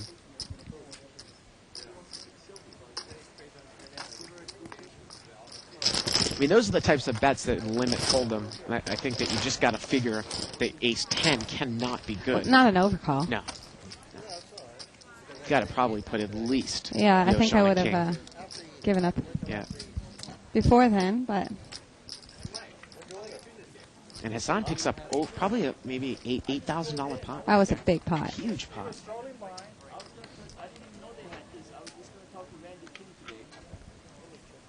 I'm sure Yosh is fuming now. Oh, yeah. He gets more chips. Hassan's going to bring it in here with 8-9 off suit.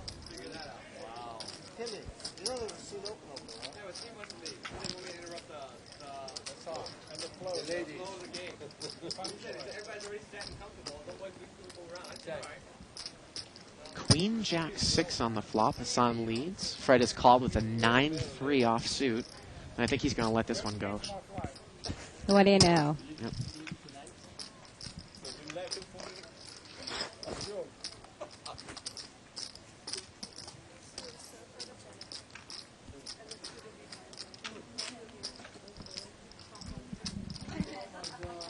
Is Hassan still schmoozing with that girl over there in C8? I think so. Yeah. Having a good old time. Winning some pots. I was going to schmoozing say, with it some doesn't ladies. seem to be affecting his decisions or his profit anyways. You know, Hassan was actually like one of the top tennis players in Pakistan. No, I did not He know was that. almost a pro. Yep. I Or he was a pro. He actually moved over here, I think, because of tennis. I was talking with him in Vegas about it. I think that was the story. But he was quite the tennis player in his day. Wow, Yeah. that's interesting. Thank you. I could use that for my profile of him. We had a short conversation.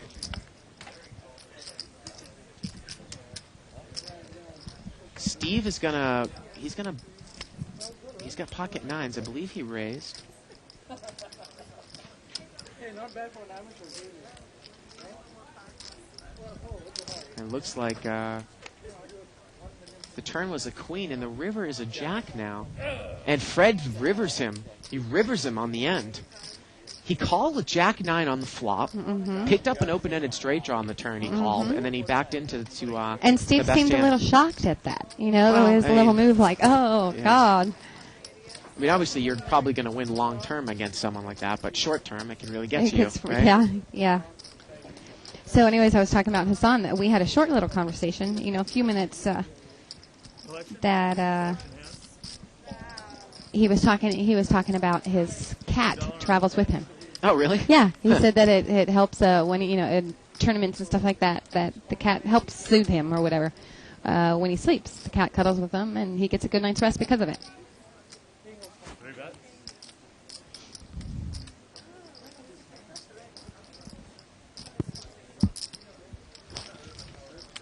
Three bets here from the button. And actually, it was by Yosh. Yosh has got pocket kings this time. Fred's got deuces, I believe. Flop comes 8-3-4. Steve has an open-ended straight draw. He checked. Yosh is going to bet with the overpair. Fred's going to call with an underpair. And it looks like Steve is check raised. He's check raised, and Yosh three bets it, and Fred calls with the pocket deuces. Three bets. Yosh is going to flip if he gets killed on this one. Yep. The turn is an ace. Yosh continues to bet. Fred calls. He's got a gut shot wheel draw now. Yosh needs to dodge a 7, a deuce. Oh, Is that look it? at that. And That's then it. 7 comes on the river, and Steve's made the straight. He bets. Oh, my goodness. Yosh is going to call, and he's going to lose another giant pot.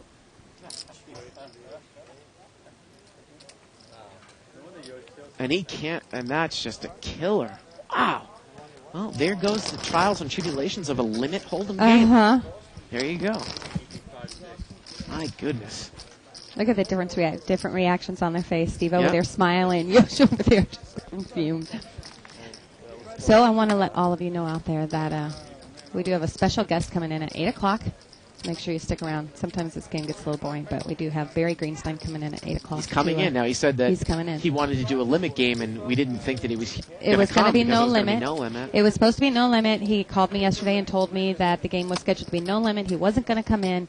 And then today when they switched it at limit at the last minute, speak of the devil, he just showed up.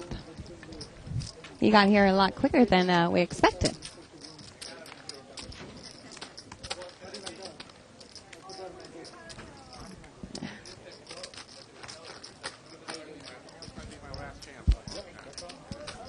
We got purple hats and blue shirts now.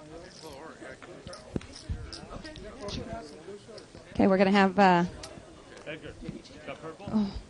I need 3 purple here. Purple chip. Yes, sir.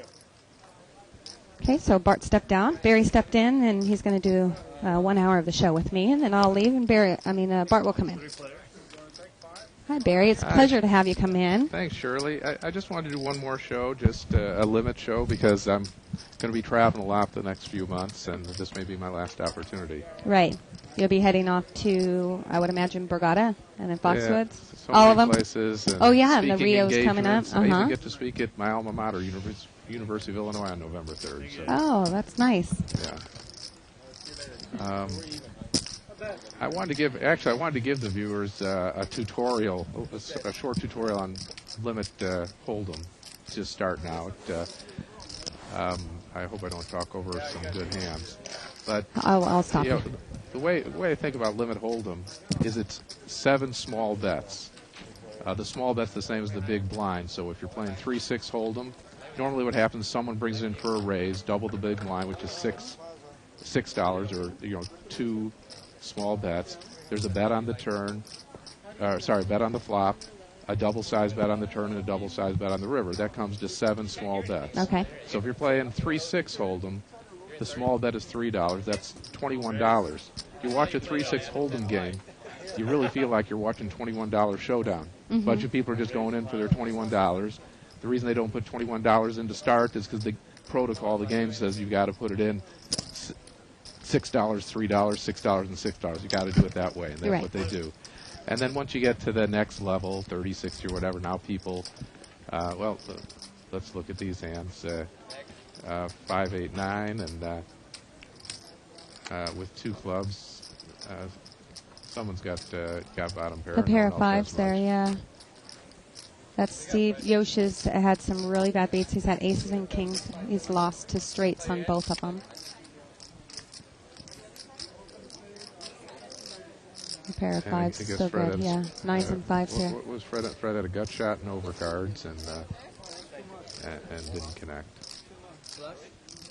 Anyways, I was saying it's $21 showdown. You get to the next level, like a 30, 60, 50, 10, 20 to 30, 60, somewhere in that range. Now people are knocking other players out, raising.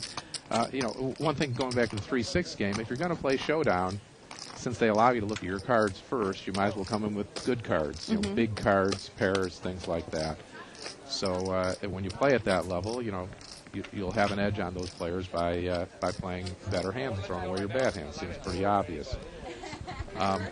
Although one thing, I only played 3-6 a couple sessions. I was already a big player, but I was teaching Mimi Tran Hold'em.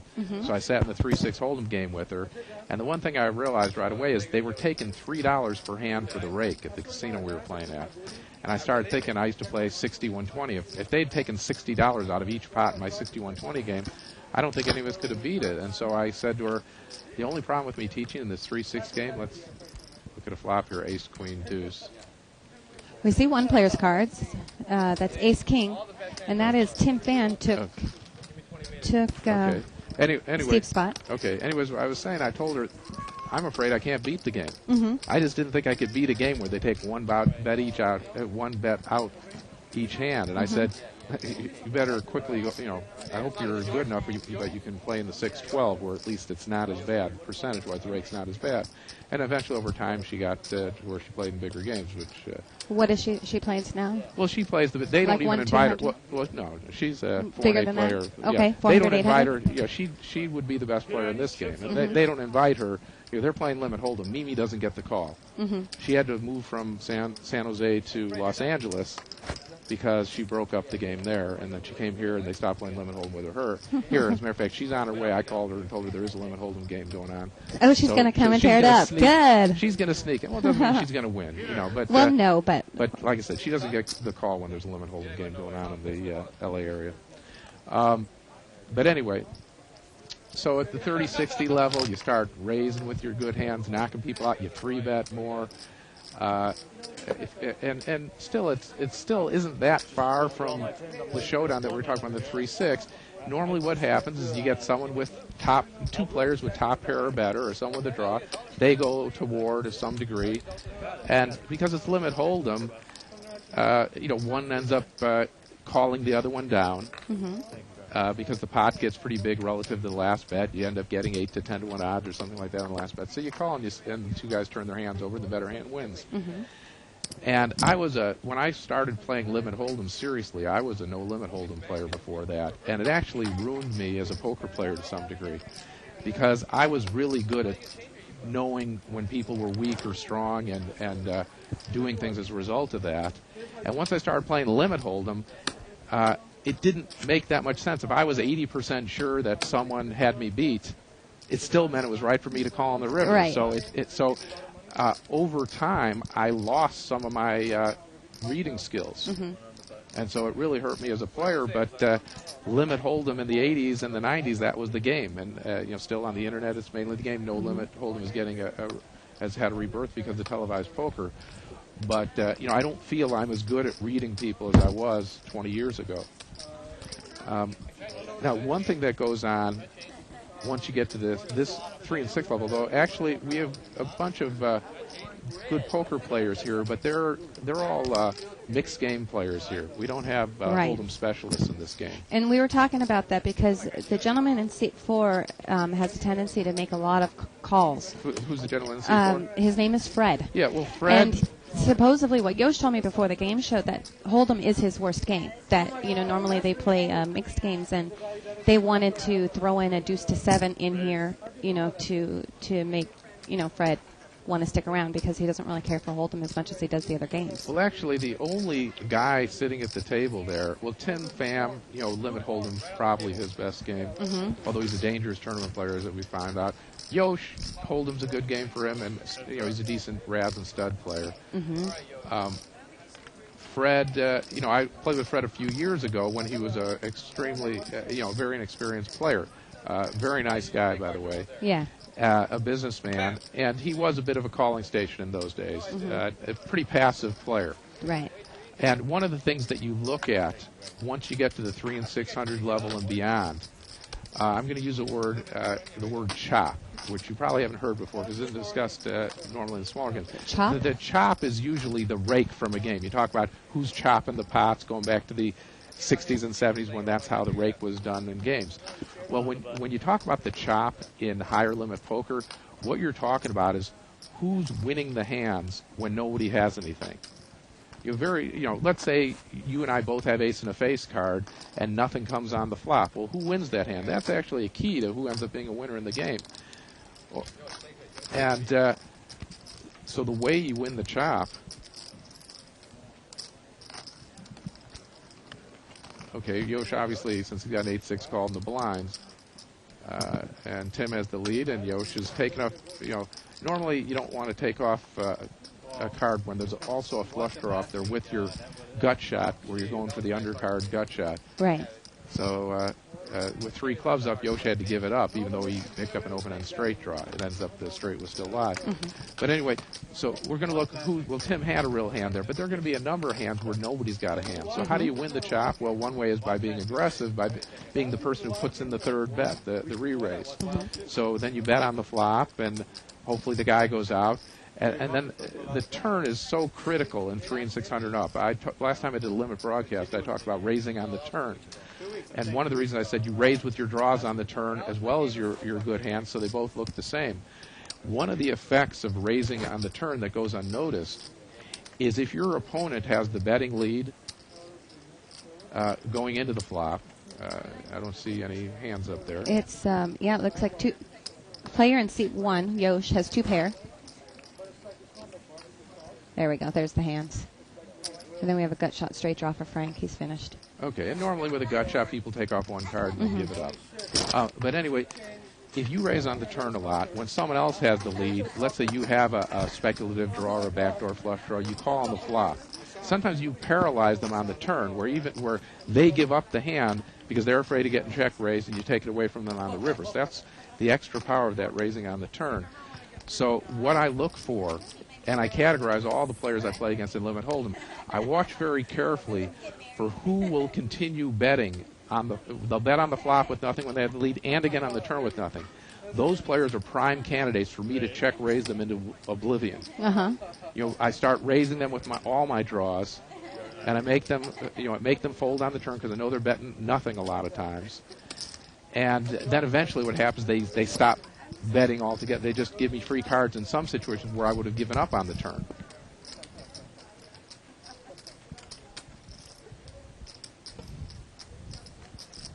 Well, Fred made 2 pair, but nobody really has anything. Well, so it was good. He gave someone a card. Maybe someone will take a stab at it, but it doesn't look like it here. Nobody's got anything. And Fred's the one thing that I've noticed is when Fred makes a bet, because normally a lot of times he's just calling. When he makes a bet, the players have been laying down because he usually does have something. That's right. He's a relatively passive player. When he bets, he normally has something, and we mentioned that in a previous show.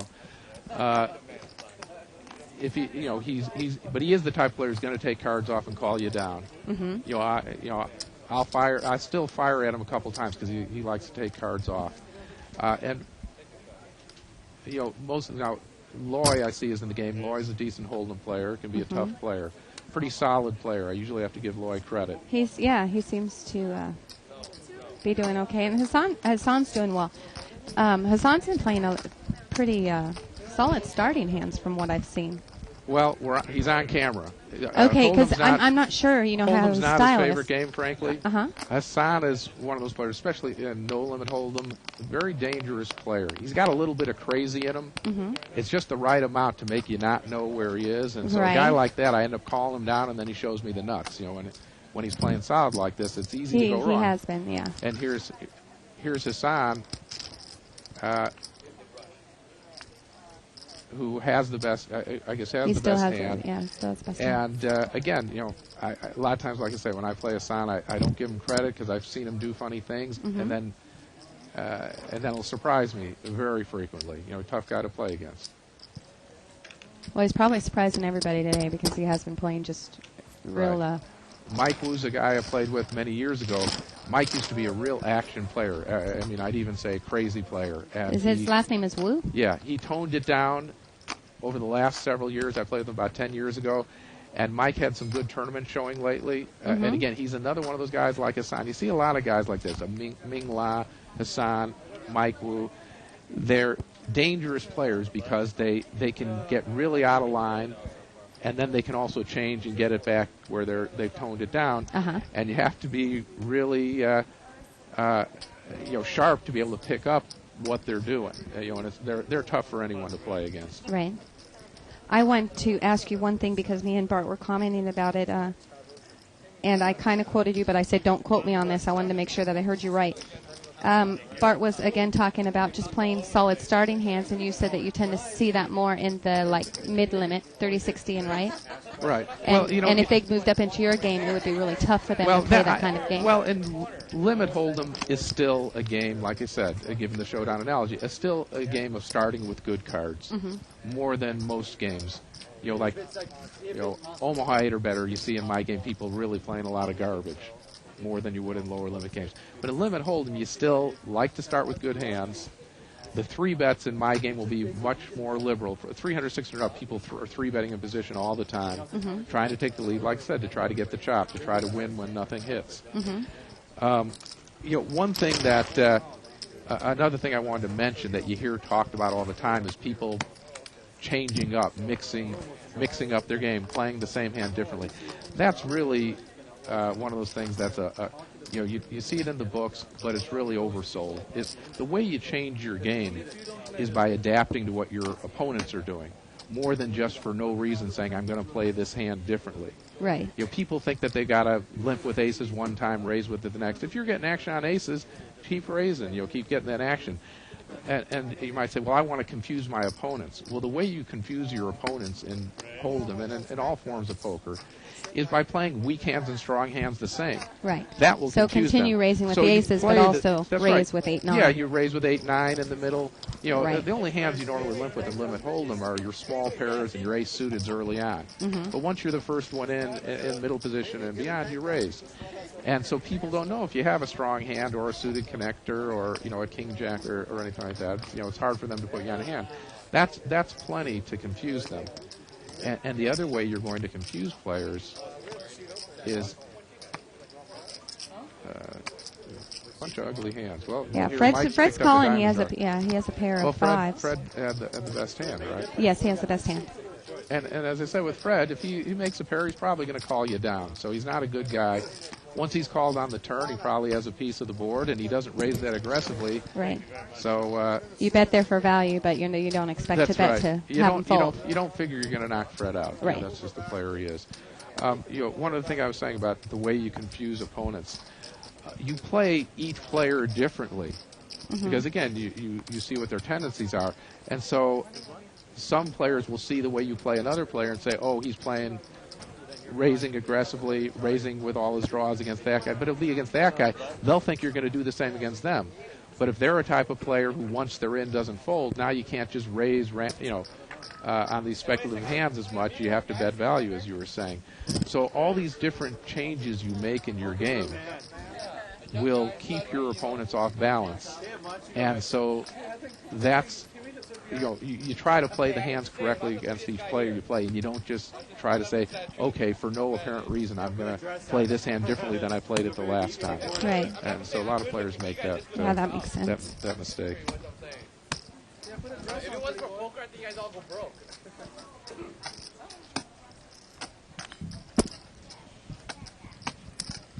There was some discussion on 2+2. I guess Phil Lively was playing $1,000, $2,000 Omaha online on Full Tilt, and they were trying to guess who it was. Obviously, it wasn't you because they had posted this 5 minutes before you had got in well, here. Well, no, it's Phil and I don't play. Phil and I are pretty good friends these days, and we don't play each other heads up. It's kind of like professional courtesy, except Chinese poker. As a matter of fact, Phil can't sit still, and if he goes on a plane trip, he'll offer to pay me to go with him and play Chinese poker. I mean, he's such a well, you guys action always have junkie. little side bets going on. So we have side bets, but we don't do anything. Heads up poker is very personal. It's like you beat someone. It's a personal thing, and so we just wouldn't do it to each other, if you know what I mean. We wouldn't play each other heads up to have bragging rights in that way. But Right. we will play Chinese poker because that's not an ego-involved type game. Oh, there we go. Yeah, like I Mimi's said, I here. called her once I heard it was a limit game. The first time that I met her was at the ladies' event last year. I don't know if you remember. You introduced me to her, and she seemed really shy, but she's not. No, Mimi. She's not. She bounced in the tournament room the other day to have Chris Ferguson sign something for somebody, a hat or something. And she has so much energy. She's not the shy girl that I thought she was. Mimi is, you kind of notice, to be a good poker player, you need that aggressive tendency.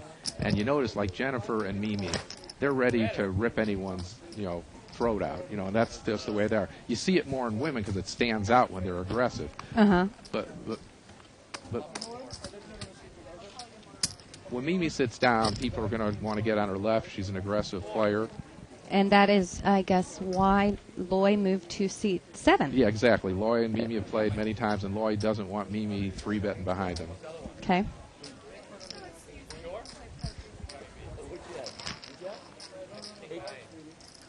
But just as a personality, Mimi's always getting into things. She was my girlfriend for 10 years. I used to get phone calls that Mimi was going to beat someone up. She was good at martial arts when she was young. Oh, really? Famous in Nha Trang, her city, for beating up 2 older boys who tried to take away her gasoline stand. She used to sell gas and eggs on the street. As a matter of fact, she was in jail, I think, 15 times before she was 20 and escaped. Wow. Each time. The only time they kept her in is when they put her father in and said if she didn't come back, they're going to keep her father in jail. But Mimi's like a warrior. She grew up on the streets in Vietnam and really tough-minded person. So we see a real hand. 2 9s for Mike, flopping a set, it looked like, and nobody else has anything. Fred has a flush draw. He's probably going to. I didn't even catch that. Yeah. And I didn't see who had the lead. Fred's check calling here. Okay, so, like I say, he does have a flush draw. Right. I have no response to something like that. And that was exactly what Mike didn't want to see, is there's a hard come on the river, and especially he didn't want to see it when Fred bet out. Yeah. But what are you going to do? You've got a set. It's like I said, it's limit hold'em. Right. He knew he was beat, but it's one more bet, and when you say you're beat, you usually only know 90%. Right. So you only have to be right on 1 out of 9, right. 10. I don't know. And also, sometimes you're calling to kind of make sure people are reliable in situations where you didn't have such a good hand like 3 9s. Mm-hmm. And so you can occasionally get away. It all works together. You're letting people know they just can't get away with. Yeah, there was one hand on the World Series limit. I don't know if you watched it. Where it's Costa. What's his name? Peter Costa. He had flopped a set of aces, and the guy had called for a gut shot and hit it on the turn, and he basically put him on the exact hand on the turn. And then on the river, he's like, I know you had that where there's a 4-card straight up there. And he said, I know you had Jack Queen or Queen King, whatever it was, but he still paid him off on the end. But he had made the right read on the turn, and I was wondering why on the river that he did make that call. Well, I probably would have made the call too, but again, he knew. If you flop 3 aces and you're pretty sure you're beat, but sometimes the person's betting a lower set or betting aces or betting kings up or whatever. And so, you're beat, but it's just like I was saying. When I started playing lemon poker, occasionally I got bluffed out of big pots because I was using my reads and I was wrong. Mm-hmm. Because you're going to be wrong sometimes. So you pay the guy off. And a lot of people make a big deal, especially at even lower limits than this. He lost an extra bet on the river. What you look for is not that extra bet, which everyone's so worried about that you were just talking about. You don't want to lose a pot over a mistake. That makes sense. And so that's why we're knocking people out. Sometimes, I'll be aggressive with only second pair because I don't want to play it passively and give someone a free card where they draw out on me. So sometimes I get re-raised. Sometimes I lose an extra bet. But if I only lose an extra bet, 1 out of 5 or 6 times as a result of that play. But I pick up a pot sometimes, it's worth it. So you really, want to focus more on winning, making sure you won the pot. On that hand you described, Peter couldn't do anything to win the pot because he had the worst hand and he couldn't get the nuts out. Mm-hmm. But so what? He lost an extra bet. It's really not as big a deal as a lot of people make it. Right. Yeah, that makes sense. It just sometimes I think Daniel did the same thing that on one of the shows on like Sands or something like that. They were down to, I think they were playing 6-handed. Ted Forrest was sitting there, I know, and he had made some read of this guy. I know you have ace-9. I know you have ace-9, and this was no limit. Okay, but I got to call and see it. So he calls. The guy has ace-9, and Daniel said, oh, well, I made the right read. He pat himself on the back, and Ted said, something like, it's more important than making a read. Yeah, right. Well, in no limit, then the odds are different. Right. If you know something, then you have to start to go with it. When I played no limit, I would often go with my reads, and sometimes I make a terrible call, a little terrible because they lost. But I found that the more I went with my instincts, the better my instincts seemed to be, and the more tuned in. I didn't want to be one of these people who read it right and still didn't go with their read. Right. I've known players like that are uncanny at knowing what people have, but just like you said about Daniel, pay them off anyway. Well, what good is it then? Right. So I try to use my my reading ability as much as possible, and I go with it most of the time, unless it's really against the odds not to. Okay, now this wasn't one of those hands where I was talking about the top, but Hassan had the lead, kept betting with his ace-jack. Now what's he going to do? Fred called. As we said, Fred's a tough guy. Well, Hassan got lucky. The bigger question would have been what would have happened if nothing came there. Right. And now Fred, playing passively, he's unfortunately for him, got the worst hand, but he's just going to call all the way out, as we've seen. Especially with that card there, yeah. Right. And that was a dangerous card on the river for Hassan. The 9 pairing was initially on the flop, but he knows that Fred will pay off with a 5, with a variety of hands. So he bet there, if he got raised, he probably would have folded. He probably would have said, okay, well, I found out. Fred's not the type of guy to raise me with nothing. He probably made 3 nines. But against other players, of course, like I say, you play differently against different players. Some, other players Hassan would have called down because he'd been more suspicious. With Fred's hand, I might have played it differently. I would have, if I'm going to go all the way, I would have probably raised on the turn. Just in case Hassan had ace, king, or ace, queen, I would have wanted to win it there. If I'm going to pay a bet on the river anyway, just raise on the turn, get it over with. Hassan, likely would have called. If he re-raised, I'd have thrown my 2 sevens away. I guess I'd have given up the 2 outs. But, I think that's actually a slightly better way to play it than just calling all the way down. Yeah. 7 players, 1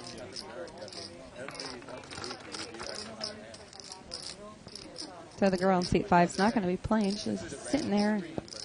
Hassan's been having a good time talking to the Poker Blue girls. Yeah, well, maybe I should He's- get. Of course, I'm having a pretty good time talking with a beautiful woman over here in the booth, so I Thank don't you. need those Poker Blue Oh, girls. thank you. Okay, we have pocket kings here. That's for Tim. He raised. You're not going to catch now.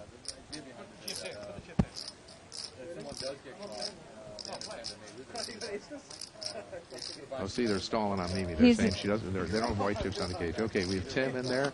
They're doing everything they can to keep her out of that game. Yeah. She just- Sorry, we have no more white chips in the building. You can't play. Right. So what happened here? Tim raised in first position and Hassan folded. Okay. And that was one thing that me and Bart discussed all the time about calling out of the big blind with Hassan's hand, 5-6 clubs.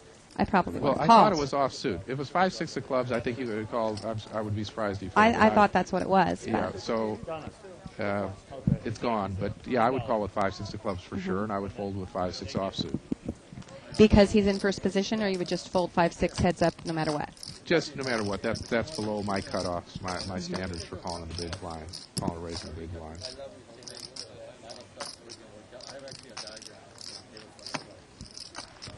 And for all the limit hold'em players, all those things you should have certain standards that are your basic strategy, and then you vary them according to the players you're playing against. And not only by the frequency of them coming in, 2 guys with a pair, Hassan with Pair of a fours, gut shot. and Tim raised that. His hand Well, is he has good second with the pair. 4. Yeah, right, he has second 4 pair, and queen ends up, kicker. like I say, he doesn't. He just picked up a flush draw. So, the big question is he going to check it down on the river? Well, no, now, That's, of course, they're going to go to war now. Hassan bet out. We'll probably get I'm surprised. He just Tim caught. did, no, he raised him. Oh, he raised. And again, he had no reason to believe. If Hassan couldn't raise, why did he raise there? Well, obviously Hassan didn't have a full house because he'd have played back on the turn. So there was nothing Tim could give him that was going to beat 3 4s. Really, the only hands Tim was going to lose to were 3 4s with an ace or a king kicker, the way the play had gone earlier.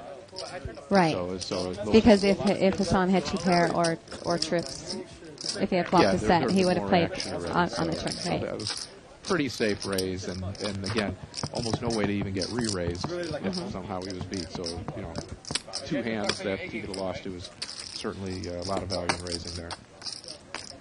And you can't blame Hassan. He hit his 3 4s, thought that was one of his outs. Can't really blame him for calling, although it was a crying call. But again, limit hold'em. Figured, what the heck, one more bet just in case. Now, is limit hold'em Mimi's best game? Yeah. Well, Yes. her 2 best games are limit hold'em and limit stud. She's Okay. had 2 seconds at the World Series of Poker. A lot of people don't know her because she's had 2 seconds, a third, a fourth, a couple other final table finishes at the World Series of Poker. People only know who won. And because she has seconds, they hear about some of the other women who've won bracelets. But Well, and especially when she's getting them in stud because those aren't televised well, events. she got a second and a fourth in limit hold'em. But that was before all this television coverage that we've had at the World Series of Poker. Right. Okay, flop of king 7 deuce here. Okay, it looks like Mimi's there with the top pair worst kicker. Is that right? She's in the 6th seat, so I assume they haven't put her name in yet. No, she's in the seat 3. Oh, that's We're good. moving them around. Okay, yeah. good. Well, Toby's got last one. I mean, they all kind of all. The group I play with play in the other games, and I've been invited to those games. I don't want to play anymore. Oh, they're telling me Mimi wrote down that I was her favorite player. Well, she better. Oh, yeah. So many private games going on right now. I'm invited to one. Although the truth is, there are a lot of days I'm not her favorite. Like all the others. Everyone's linked to all these very private games. So one guy, a bunch of people in my game, another game.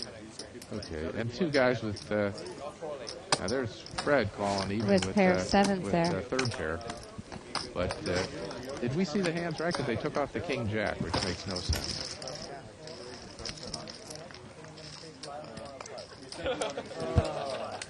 Maybe that King Jack wasn't supposed to be there. I guess we got that again. I wasn't on it. What? Yeah, that was Yosh had King Jack there. And he folded? We'll just.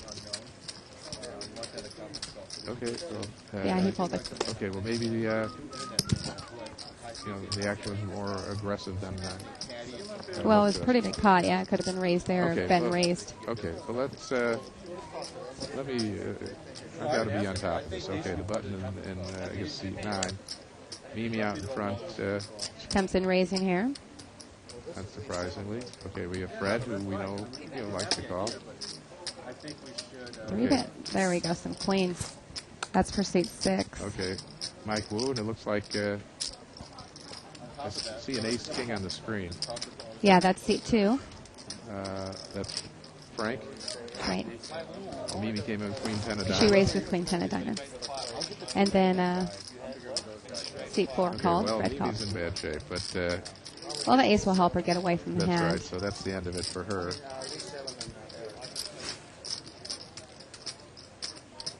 And Fred, as we've seen, Fred's taken off a card. Actually, the pot's pretty big, and at least he got everyone else to go out of the way. And Mike got away from that real quick, He doesn't have any too. backdoor flush draws. Unfortunately, though, for him, Frank has the backdoor flush draws. But look at Fred. Fred has 2 pair. Snagged his 2 pair, smartly raised, and he's got to avoid a 3 and A spade. That's a safe a 3, card an there. ace, and he circumnavigated all those. And this is one. dangers. See, there you go. And here's The what- players have been making the pretty big laydowns against Fred because he doesn't bet unless he has something that's right. really big. And so one thing Fred could do really to step up his game is put in a couple raises on the come to make it so they have to pay him off. Right. And so he's losing bets there. Not only chasing, but by having that passive. This is an example. Having that passive technique, it does allow people to save bets on him. No, I'll give you my cell number. Call me at 5 o'clock.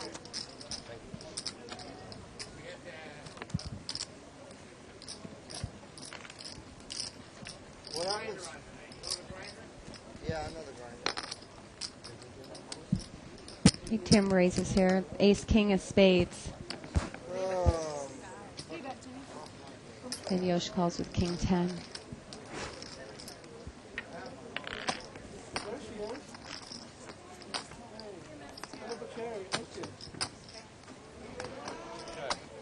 Okay. Well, Yosh has a gut shot. He'll probably.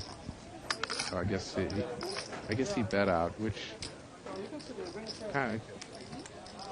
Oh, was it check to him? Is that what happens? Yosh have the button? Yosh has check. Yosh bet. Yeah, it looks like That is the it was button in check front of bet. him. Yeah. Okay, Bet so call. I guess Tim slow played it to him. And Tim's. I wouldn't be surprised Put if in Tim raise check here. raised him. Check raised him here, and he did. Tim. And we were talking earlier about the chop. Yosh was hoping that Tim really didn't have much either, and that he could win the pot with a bet on the turn. And Tim got the maximum out of that one by playing it that way. Tim's really made a name for himself in tournaments lately. Is he normally a cash game player? Well, he's only been playing a few years, but he became a much better player. He put many hours on the internet. I'm pretty sure he's a winning player on the internet in approximately like the 1 in 200 games.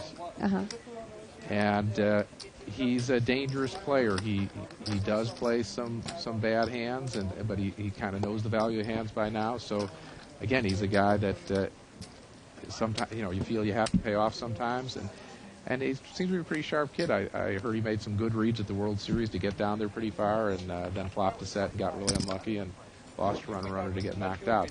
And if he starts playing a lot of tournaments, I'm sure we'll hear more of him. I heard of an incredible read that he made in the event here, at the World Poker Tour, a $5,000 event. I don't remember all the details, but I remember when the person was telling me, I was like, wow. Yeah, he made a call with bottom pair or something where someone was trying to run over him.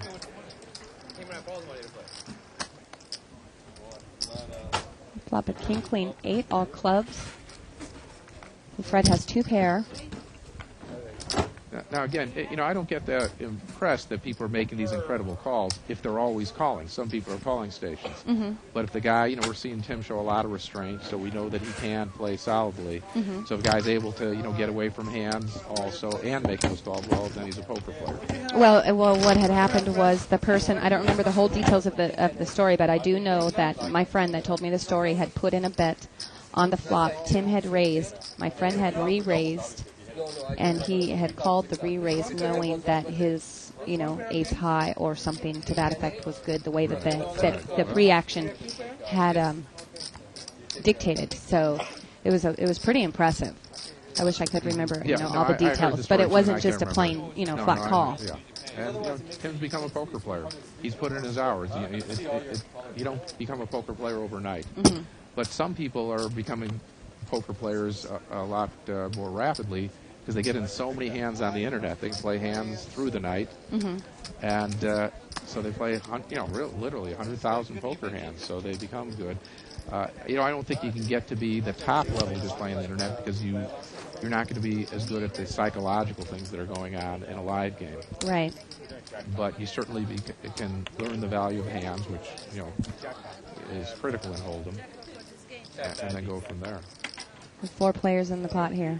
Well, it's a limp pot. And it looks pretty obvious. One guy's got 3 jacks, but if Mike with ace deuce decided to take a card off or do something, did I miss Hassan saying? Well, Hassan bet and then Tim raised. I'm curious as to why Hassan would call a raise there with ace high. I mean, does he think that's good unless he's calling for a backdoor hard? Well, yeah, he's calling for the backdoor flush. And again, that's one of the things that you have to watch. Hassan is a player who will take a card off on the flop with virtually nothing. And what that means is, nothing meaning a backdoor straight or backdoor flush draw. He's the type of player, if he has ace-jack and it comes 10-9 deuce, he's going to try to pick up the open-end straight draw.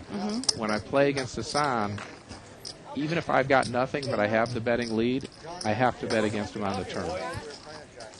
I know that he may have just been looking for, like in this case, looking for a hard so he didn't have a draw. Right. So I can't give away the pot. It's critical for me to bet because if I check on the turn and I really don't have much, now he's a smart player.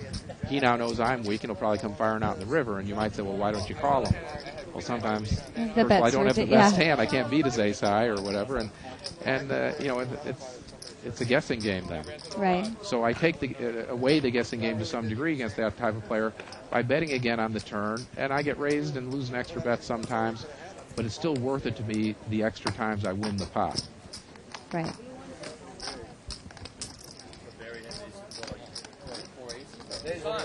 Yeah. Okay, seat 6 is the one that raised there with ace-king, and Fred called. Big blind folded.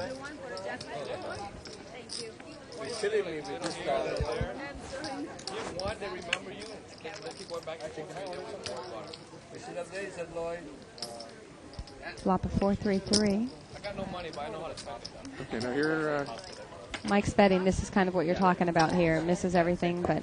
Well, actually, ace-king is a pretty dang good hand at this time right, forward. But he still, he doesn't know, but, he had to fire again. If he'd have made the mistake of checking there, now Fred might have hit an 8 or 10 on the river and won the pot. So, yeah. Of course, Fred could have had a 3, could have flopped 4s full, lots of things. But, you don't want to give away a pot checking there just to save that bet. We have a question here on 2+2 for you, and I'm not really sure I understand what it's even talking about. It's from KevMath, and he's asking about players' props. Yeah, the props we talked about before, I explained it last show, a generalization of, 3 face cards coming up. There's a little over, I think, 100. Oh, that's right. Bart was explaining that. But we all have to me. our own personal props. And we choose. so do you And- always get the same No, numbers? well, Phil and I, when we play, always keep our same props. But if we're hitting, then Doyle or Chip or other people try to steal our props.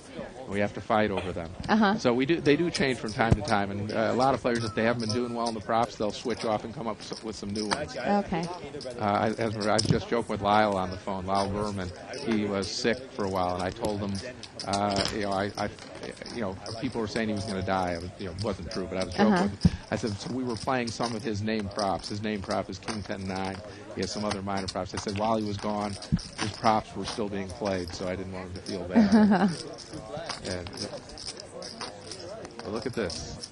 Fred flopped the flush. Yeah, he check called here, Okay, well, or just called. and of course, you can't He'll put blame. in, he puts in You a can't raise blame now. Timmy with an overpair. What's he supposed to do here? Again, he knows if Fred raises, it's really dangerous. Well, And Fred the club, did raise on the turn, right? so Yeah. Well, but again, Fred's been there like a bear when he's raised, right? So, Timmy thought there was a good chance he was beat. In no limit, he might have gotten away from the hand. But in limit poker, if the club didn't come, he would have paid him off. But now with the club coming on the river, yeah, then it's really hard to there's call. pretty much Yeah. nothing else. And you might say, well, he was pretty sure he was beat. Why did he even call him the turn?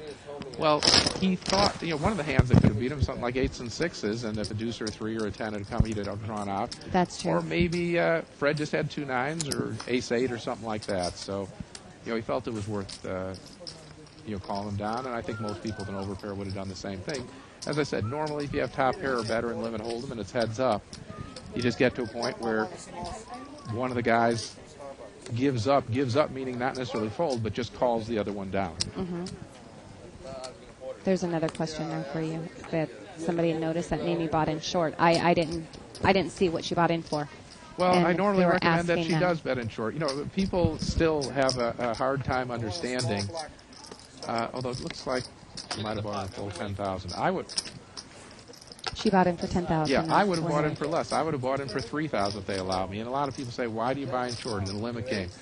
Well, let's give an extreme example. You're on the big blind. You only have enough for one big bet, so you're halfway in. Mm-hmm. And somebody raises, and you've got 8-5 offsuit. Well, I would fold if I had more chips behind me. But I'm getting over 3-1 odds on that call. If I could always be short where I only had one big bet, nobody could beat me. And people don't understand there are a lot of situations Because where, you being so because so you're good at all in math. and you don't have Yeah. to see what people misunderstand about poker odds is they figure out what the odds they're getting on before the flop. They say, I'm getting real good odds, 3 people are in. But then they forget that if they're head up the rest of the way, they've got to put in dollar for dollar with their opponent. So they really weren't getting those big odds they thought if they're going to have to call all the way down. Mm-hmm. The only way you're truly getting those good odds is if you're all in. So actually Okay. being all in and short does give you a mathematical advantage where you can call with inferior hands that are maybe only a 2-1 underdog, but you're getting better odds than that, and you don't have to put any more money in. That really ties in with mine and Bart's argument all the time, where I'm saying that you should be calling from the big blind with two cards that work together because you're getting 3.5 to 1. But you're saying you're not getting 3.5 You're not to getting 1 3.5 to 1 because if you you're have to having keep a calling all the way out. Well, But- I say 3.5 to 1, but also, post flop, because I do play shorthanded a lot.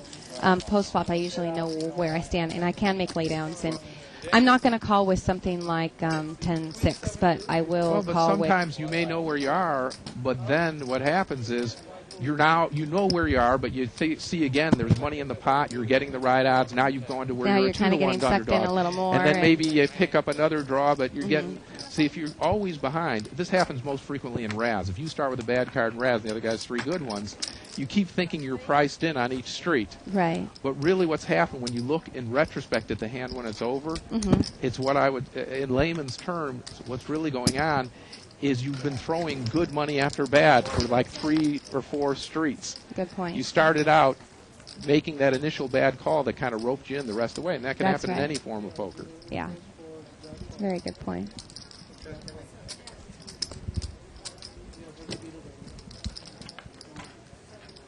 See, 2 bet. Is Mimi ever going to win a hand here? I built her up. she's and, only played one round, if that, I think.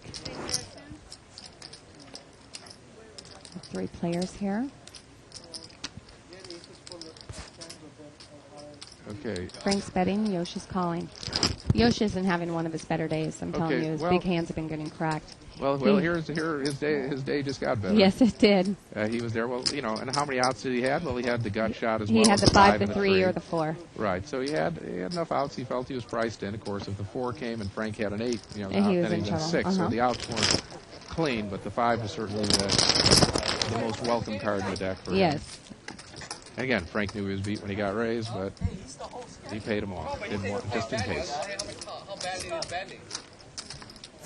Oh, I think he meant pathetic. He picked up the straight round and turn, and I don't know where. I see it. I think he meant pathetic.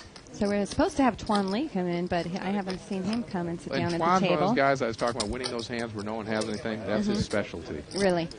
And he'll not only, he does something interesting a lot. He'll call with nothing on the flop, which I've done more often at no limit than limit, just for the check raise on the turn. And also because he'll do it against players that he knows are afraid of him and will check on the turn. So then he'll bet on the river. You see what I'm saying? Where he gets those people not to fire that second bullet at him. Right, And so he he's can very take good it at away later. deciphering which ones do that and which won't. He won't call on the flop with nothing against the guy who's always firing, and it's going to call him all the way down. Again, you've got to adjust your players. He doesn't do as much against me because he's got me where I'm just calling him down so much that he realizes I'm not giving it up because, in some sense you can say he's outplaying me that way because he's got me, he's turned me into a calling station against him. But he's still one of those guys who keeps going. He doesn't give up. Okay, so we have Loy. We haven't seen much of We have Loy. Loy, yeah, his He's, best hand here was 7s. He gets checked around. And at this point, Loy knew he had the best hand, and he's probably going to get Frank to pay him off now that Frank hit a 6 if he does bet. Once it got checked around, the 7s looked like they had to be good. Pair of 6s. Well, he checked again. Well, I'm surprised. I don't want to play too much results. I think I would have bet the pair of 7s there. But I guess, but then again, he might have been afraid somebody had 4 or 5s. The 6 did make a straight draw, make a straight, and people called on the flop, if I wasn't mistaken. So, you could think of some danger there. But I would have bet the 2 7s, and against someone who's pretty reliable on the raises, I would probably fold it if I got raised, and they did have the straight. Although he might have also figured no one was going to pay him off. But I think he could have easily got paid off, not only by Fred, who made the 2 6s, but somebody else had a deuce or a 3, and the way the betting went, they might have paid him off. Just They hoping might, that nobody had got paid anything. by one of them. Right. Now, I don't want to put you on the spot or anything. For what I've seen of Tuan Lee on his tournament style, I like his style. I think that in tournaments, it's what gets you, what That's wins right. He's not tournaments. going to sit around. And, when I watch Juan play tournaments, very often in the first half hour he's out. He's your most, what did they, in high school, they had all these most likely. He's most likely to be the first one out of the tournament. Yeah, and then But if he's not, he could also win. the guy who, 2 hours into the tournament, he's most likely to be near the chip lead. And that's what you want to do. Yosh said a funny thing about himself that's really true. He said, as a tournament player, he's always on the bubble. That's the way Yosh plays. He's a pretty solid player, which is good for cash games. But who wants to be the bubble guy all the time and never have chips once you're getting into the money? And that's not a winning style in tournaments. Mimi's in a hand. It looks like she has the best. Finally, Best Mimi's of got it. an ace-king. And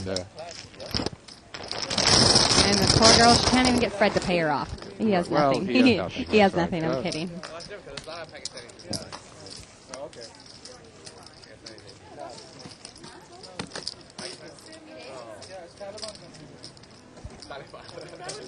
One. There are a lot of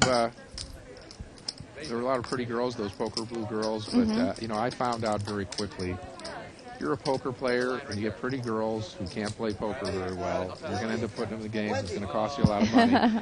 So it's good to find a pretty girl like a Mimi Tran or a Shirley Rosario who are going to be your companions, and they're not going to cost you money, and they even make you money. Yeah, and if people read my book, I ended up borrowing a lot of money from Mimi once Yeah, she I became a read winning that. player. So, very, very valuable to have a girlfriend who's a winning player. We have Loy here with aces. I want to talk about that after. Ooh, nice flop here. Yeah, He flops a set. And we've seen Fred. Fred has probably second pair, The second so. pair. and I'm not criticizing Fred here. He's got second pair. He's probably going to call all the way down. And hopefully Fred. Hopefully Fred doesn't he hit a king or an eight. Yeah, exactly. Okay, good. So It's only going to cost him one more bet here. yeah, if He that. calls. I mean, He calls. Yeah. Try to level the playing field, okay? So we were talking today, and the people on my table, they hear these rumors, and I don't even want you to say if it's true or not. I can state my opinion that I don't think it's true, but one of the guys was saying that Ted Forrest is being backed. He doesn't have any money, which, like I said, I don't think is true. And then someone said on the table, well, I really liked in Barry's book that he pointed out that if you're going to be a poker player, that you're going to be broke. Face it, you're going to be broke at one time or another. And then someone said, well, you shouldn't be a poker player if you're broke. And I said, Barry was broke and had to borrow money from me, Yeah, I broke. If you're a winning poker player, your main collateral is yourself. That's Ted Forrest. And here is Ted. What do you know? That's too weird. When we say broke, actually Ted's about to be worth a lot more money than any of us. He's got investments. What he did is he put his money in he's got money in more websites than anyone. As a matter of fact, there would be no ultimate bet if it wasn't for Ted. Ted had to lend them money, finance. He's got a big piece of that. He's got a piece of Full Tilt. He's got a piece of this new blackjack tournament thing and that's I know coming he has out. real estate investments too. He's got so many things. He's into so many things. So what happens, and this is typical with Ted or myself or Phil Ivor, any of these guys, what we do is we invest money, usually badly. Ted's gotten really lucky because poker took off, and now he's got some great investments. And so we leave ourselves short, and we play really big games. If we leave ourselves with $1 million, that can go in 1 or 2 sessions in our game. So I'm still broke, broke meaning I have to liquidate maybe my stockholders. Right, like cash And sometimes flow, like Ted, because he is invested not only in the market but in these other things, it wouldn't be surprising if he went on a 3 or 4 session losing streak, he'd be out of money. And this has happened to all of us. Right. Doyle Brunson, Chip Reese, every one of us. We've run out of cash. But we can borrow if we have to because we're good poker players and people know we're going to get back, we're going to win over time and then we'll pay it back. Well, and the way that poker has become, there was some talk about Phil Ivey. I know that at the beginning of the World Series, I think that he was losing, but then he ended up winning all this money. And I was talking to my friend Steve Badger about it and saying how someone was saying that Phil was broke, and he said it is impossible for Phil Ivey to be broke. He might not have money at this moment, but being considered that he has, a percentage of, I don't know if he has a percentage of Full Tilt, but he has a deal worked out with Full Tilt.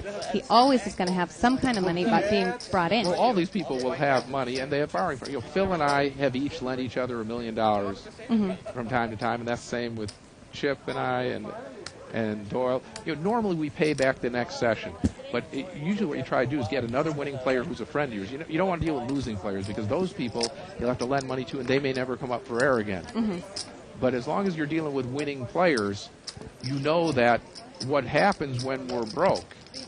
Like for myself, if I go broke, meaning I've run out of cash, I still probably have investments, I have to go down to, for me, which this is a lower limit game, a 3 and 600 game, a 4 and 800 game, maybe even 1 and 200, 2 and 400 game. But I will be able to build back up from that point and have money again. Right. So what you notice is the players who are broke the way you're talking about, they've run out of cash, you see them playing smaller stakes than they usually do. If I've got a lot of cash where I don't need to worry about money, then I don't play much poker at all. Because it's not like I want to spend my life playing poker. I'd rather go out, have a good time, golf, play with those poker blue girls. But when I don't have money, then all that stuff has to be put aside. Forget about the vacations. I've got to now go and work. And for me, and for Phil Ivey, for Ted Forrest, for all of us, work is playing poker. Long hours of poker, playing against people, getting them stuck, and taking them for what we can. That's where we're making our money. Right. Yeah, Fred just called here again with King High all the way down. What was I going to say? Oh, I was going to ask you something. When a lot of players that are successful and then they have to move down in limits, and then people start to say, like bad things. Oh, he's not doing. But I don't. It's really more. But I think like it's a good thing if they can make a rational decision. This is what is allowing my money. My money can afford me this game, but not this game. if they're stepping down, that's a smart thing.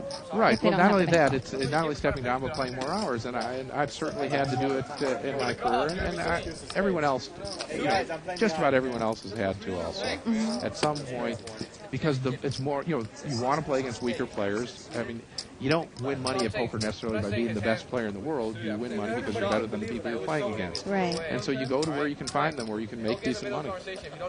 And so frequently you might do that and then use that money to buy into a bigger game. But if you're short, like I say, a wise thing to do is not fight it. Even in the biggest game. Somebody's got aces here. And is Mimi the number 3 seed or not? I believe she is, yes. Well, that's her. Okay, well, what's she going to do here? She flopped 3 aces, and you might say she should have checked. Well, but we know what she has. That's right. But, the things, remember I talked about confusing your opponent? I bet you if she had the ace of clubs, she might have checked. She's betting there whether she has aces, whether she has an underpair, whether she has absolutely nothing. Right. That way, if someone had a 7, they might feel they have to pay her off. Right. Maybe try to take the pot away from her. You can't. Some people, what they do is when they get a good hand, now that's when they check. And if they have nothing, they bet. Well, that makes it easier. That makes them very easy opponents because then you get wired in on what they're doing. I've actually played against players like that, and they're the easiest players That's to right, play they are. against. They never make much on their good hands, and you're in tune with what they're doing. So, you bet all your hands. And again, you don't worry there that you flop 3 aces and you bet and you won nothing. It's certainly better than checking it all the way down and let someone hit a runner straight, right? Which I've seen those players do. And then they say, look at how unlucky I got. I flopped the set, and this goofball's so lucky he drew out of me. Well, if you'd have bet, he wouldn't have. As they say, as the old-time poker players say, it's still better to win a small pot than lose a big one. Yeah. Okay, so we have a few hands here. We have pocket kings. That's for Hassan in seat 8. We have pocket sixes for Loy, ace 9 for Ted. So a lot of action too. Okay, well, Fred seems he's in there with those suited cards. And like I said, Fred's a nice guy. I'm rooting for a queen and a 3 or a couple of threes or queens to come or up a lot of hearts. Yeah. Unless Mimi's there. I've got to go with Mimi first. Well, again, Ted's going to probably get to a point. Like I said, there was no limit. He has an ace and a bad kicker. He would probably get away from the hand if there was a lot of action. But the way it is, he's got a top pair, and you expect him to lose some money on this one. Well, Hassan led right out, and which is what you were saying. You bet your strong hands, bet your weaker hands. But Fred called there with queen 3, and now he's picked up a draw. What was his draw? Let's see what he has. A 10. The jack is the turn. It's not up there yet. Okay. So now he picks up a draw. How do you look? Pretty boy? And he gets there. Oh. Wow. Well, that's not exactly what you were talking about, rooting for Fred. That's right. Well, but again, straight. all Hassan could do there, he still made Fred pay for the draw this time he got there. In the long run, if Fred's going to be taken off cards with hands like that when Hassan's got a set or a top pair and things like that, obviously Fred will lose money on this play in the long run. But, that's why we play. There's we do get positive reinforcement for some of our bad plays, and so for some of us it'll make us keep making them.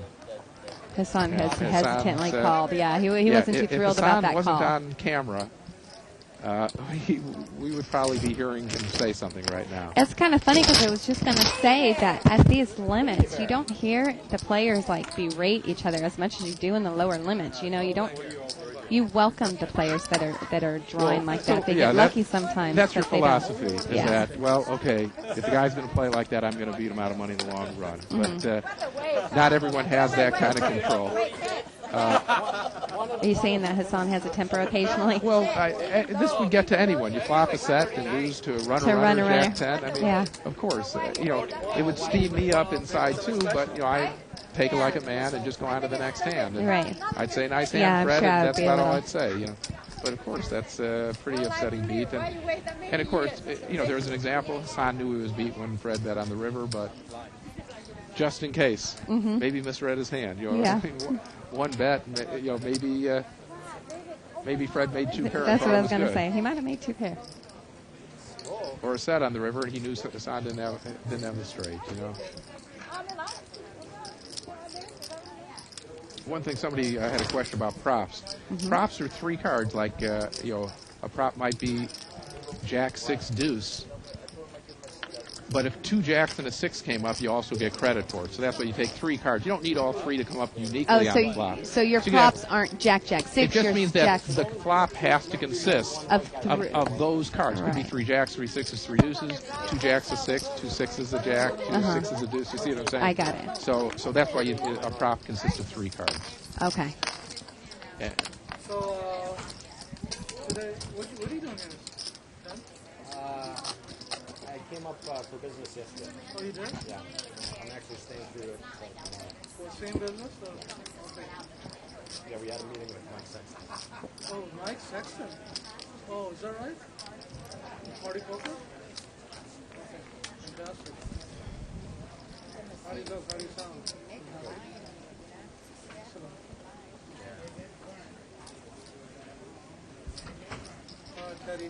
So when we're finished with this hand, they're just going to I should be on. give you question after question, Barry. So I should be excited. be prepared. That's lots of money. Barry, you have to go smack Mimi's hand. She's not showing her cards. Okay. Uh-oh. Well, where is she? She's There the we small go. blind? She's showing now. Well, King 9. This was like, was she the big blind or the small blind? I believe she was the big blind. Okay, so, she had an ace in the big blind. I would have called 2, but it doesn't look good for her. 3 aces, and she is the worst, or she is a middle kicker. And she's, what came on the flop? The flop was Jack 8-6. Okay, so Mimi had nothing. Fred with the ace jack. What is? Turn is a 10 there.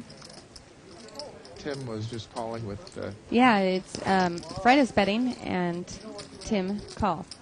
Well, yeah, we can understand now that Tim hit the 10, but it was kind of questionable taking off a card on the flop there by Tim, and he got punished for it. Well, especially because, he hasn't been at the table since the beginning from what the other players have seen, that normally when Fred bets something, he usually has something pretty strong. And one thing I said last time, and it goes for this time also, remember, we're seeing every hand that Fred plays. Right.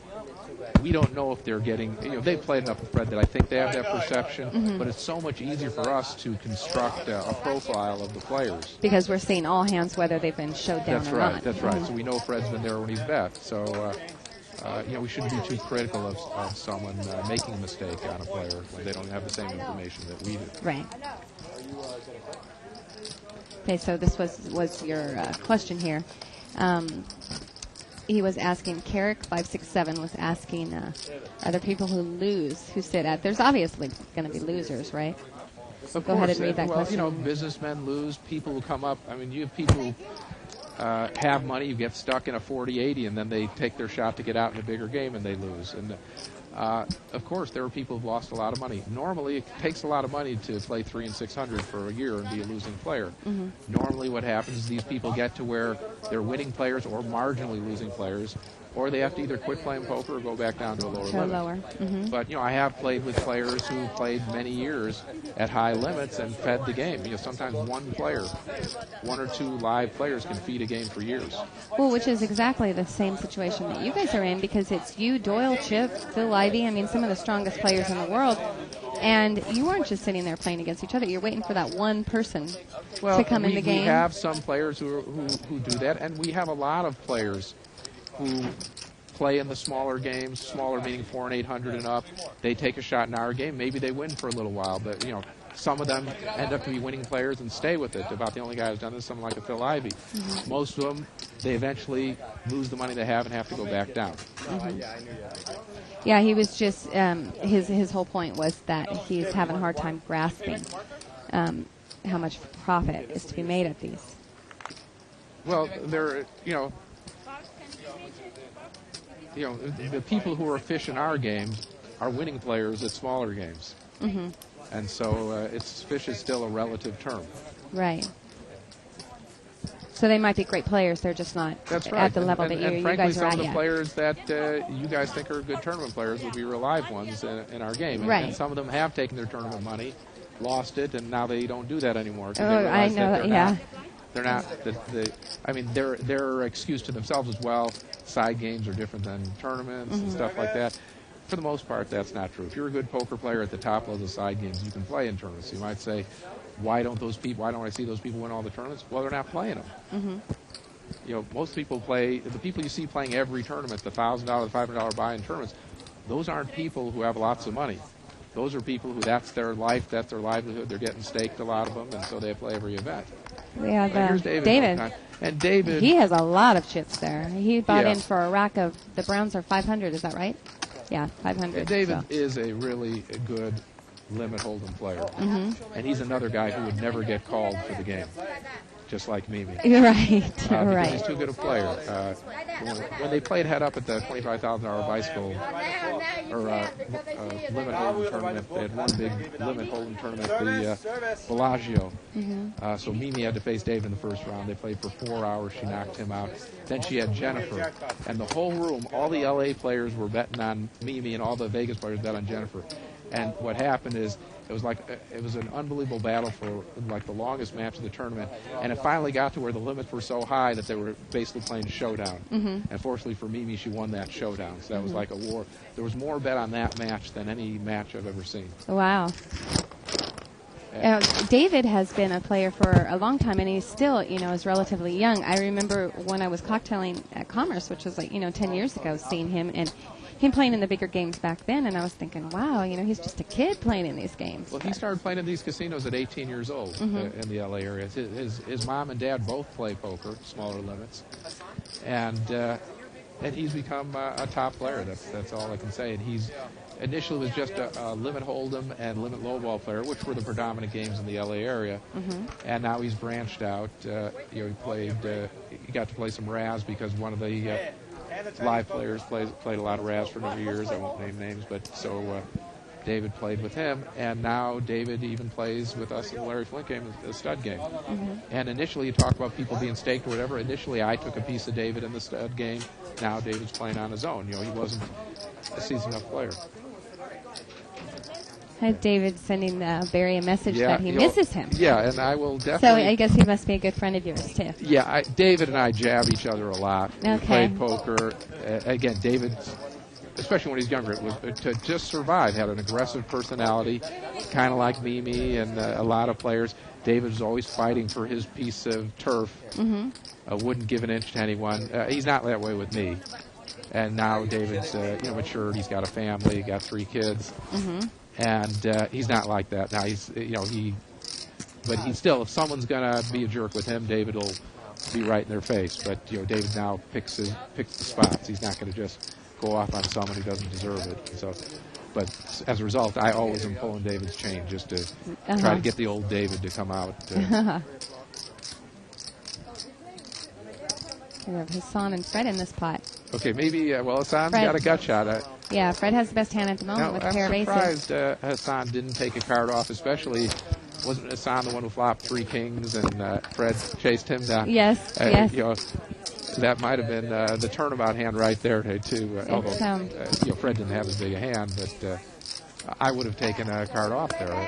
I normally take a card off if I've got 4 outs, a gut shot. But that's usually in a raised pot, right? I don't know if that pot was raised. Is that right? That's true. The odds are better. But even still, I normally take a card off there. And again, Fred's a passive player. Maybe Fred would have just fired 1 bullet and checked it down if he didn't have the ace, would have given me a chance to hit a king or a jack. It wasn't a guarantee that Fred had an ace. And the player that we've seen, Fred, if he has an ace, he's going to continue betting. But if he didn't, he might have dogged it and given me a chance to hit some other cards. You're still talking about pot bets.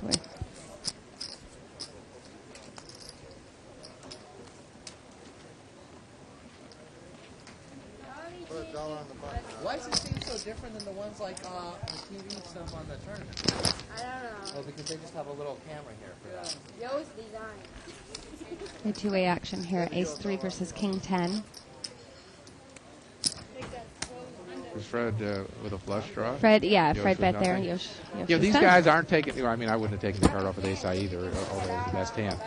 But I think these guys are playing a little more conservatively than they normally would. I think if we shut the camera down, we'd see a little more gambling and people entering with some more garbage, like I said, except for David and Mimi and Loy to some degree. As Tim said, maybe half the table. Oh, Loy, right.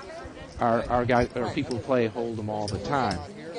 And so these games get wilder for the viewers. Nobody wants to look stupid on television or on a webcast. And actually, that's one good thing about being a confident person when you're on these televised broadcasts, is you can take advantage of the fact that people are playing a little more conservatively sometimes, and not be afraid to look stupid and make a bluff that has a chance of succeeding. You want to play against that. That if other people are acting a certain way, then you want to go against that and take advantage of them. So, I'm not.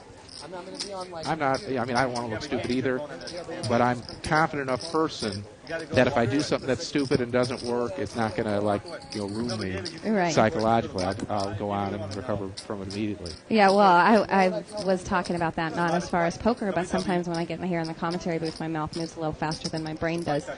And I was talking to Steve about it, and I said, sometimes I just say something so stupid, and then I walk out and thinking, oh my God, and he said, if you're going to do that, then you better quit, because it's going to take you you have to say like 500 good things in order to, compensate for the one stupid thing that you say. And I'm like, oh, gee, thanks, Steve. Thanks for making me feel so great. If you talk a lot, you're going to stutter, you're going to say stupid things. Is it really that big a deal? Don't worry about it. Oh, no, well, yeah. I'll tell you about some of my blunders. Wow. Uh-oh.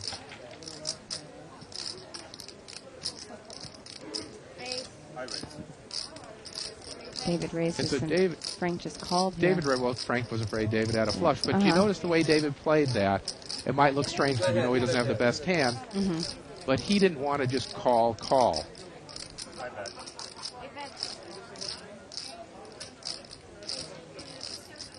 And Frank bet out, which is kind of funny. He had the. Did he bet out? I thought I heard him say. Oh, he said bet. Okay. I thought I heard him say bet. See. And he really bet, probably more out of frustration than anything else. He was sick that the club came off. Yeah. And he, and again, this isn't Frank's best game, and David probably wasn't going to lay any club down. David wasn't going to probably bet on the river anyway. But when David raised on the turn, it was one of those raises to check on the river. He didn't necessarily think he had the best hand, but he didn't want to give off a free card just in case Frank really didn't have that much. Yeah. So, he might be able to take it down with the raise. Remember that he was behind Frank. So he wouldn't have made that kind of play if Frank was behind him, because he'd have had to check on the river to show what he had done. But being in position, you can make that kind of raise. Even though I'd say, well, you do it when you think you have the worst hand. Yeah, even if you only think like 30% of the time you have the best hand, it's still right to make that raise to get the person out or to get the extra bet when you do have the best hand. Because you're always going to lose that bet on the river when you have the worst hand anyway. You might as well make something the 30% of the time you have the best hand. We have Ace-King versus King-10. So it looked like Mimi flopped a pair. Or no, she didn't flop a pair. She flopped a gut shot. So it was check. Now Hassan bets. And okay, and it's too bad. I don't know how much Hold'em Mimi's played with Hassan. And again, he's playing a little more conservatively than he normally does. Yeah. But it looked like Mimi could have taken that pot away. She just took her free card, which, of course, if she'd known what he had, she'd have bet, and he would have probably had to give it up. But she was also suspicious, since Hassan had Ace-King, I'm sure he had the betting lead. And so you still have to be worried about a guy who has the betting lead and checks. It ends up, I've played with Hassan a little more lately than she has, and Hassan bets his big hands and bets his sets as we saw. He bets those hands right out. And Hassan normally, when he checks, actually isn't there that much. He isn't one of these guys who's checking because he had a big hand and betting his weak hands. He's betting his big hands straight out, and he's done well with it because people know that Hassan can also do some crazy things, so they pay him off, including myself. He's fooled me where I thought he was betting out and didn't have much, and I've tried to raise him off the hand on the turn, and I've got a rude awakening when the re-raise came or when he called me down and had me locked in jail. Yeah.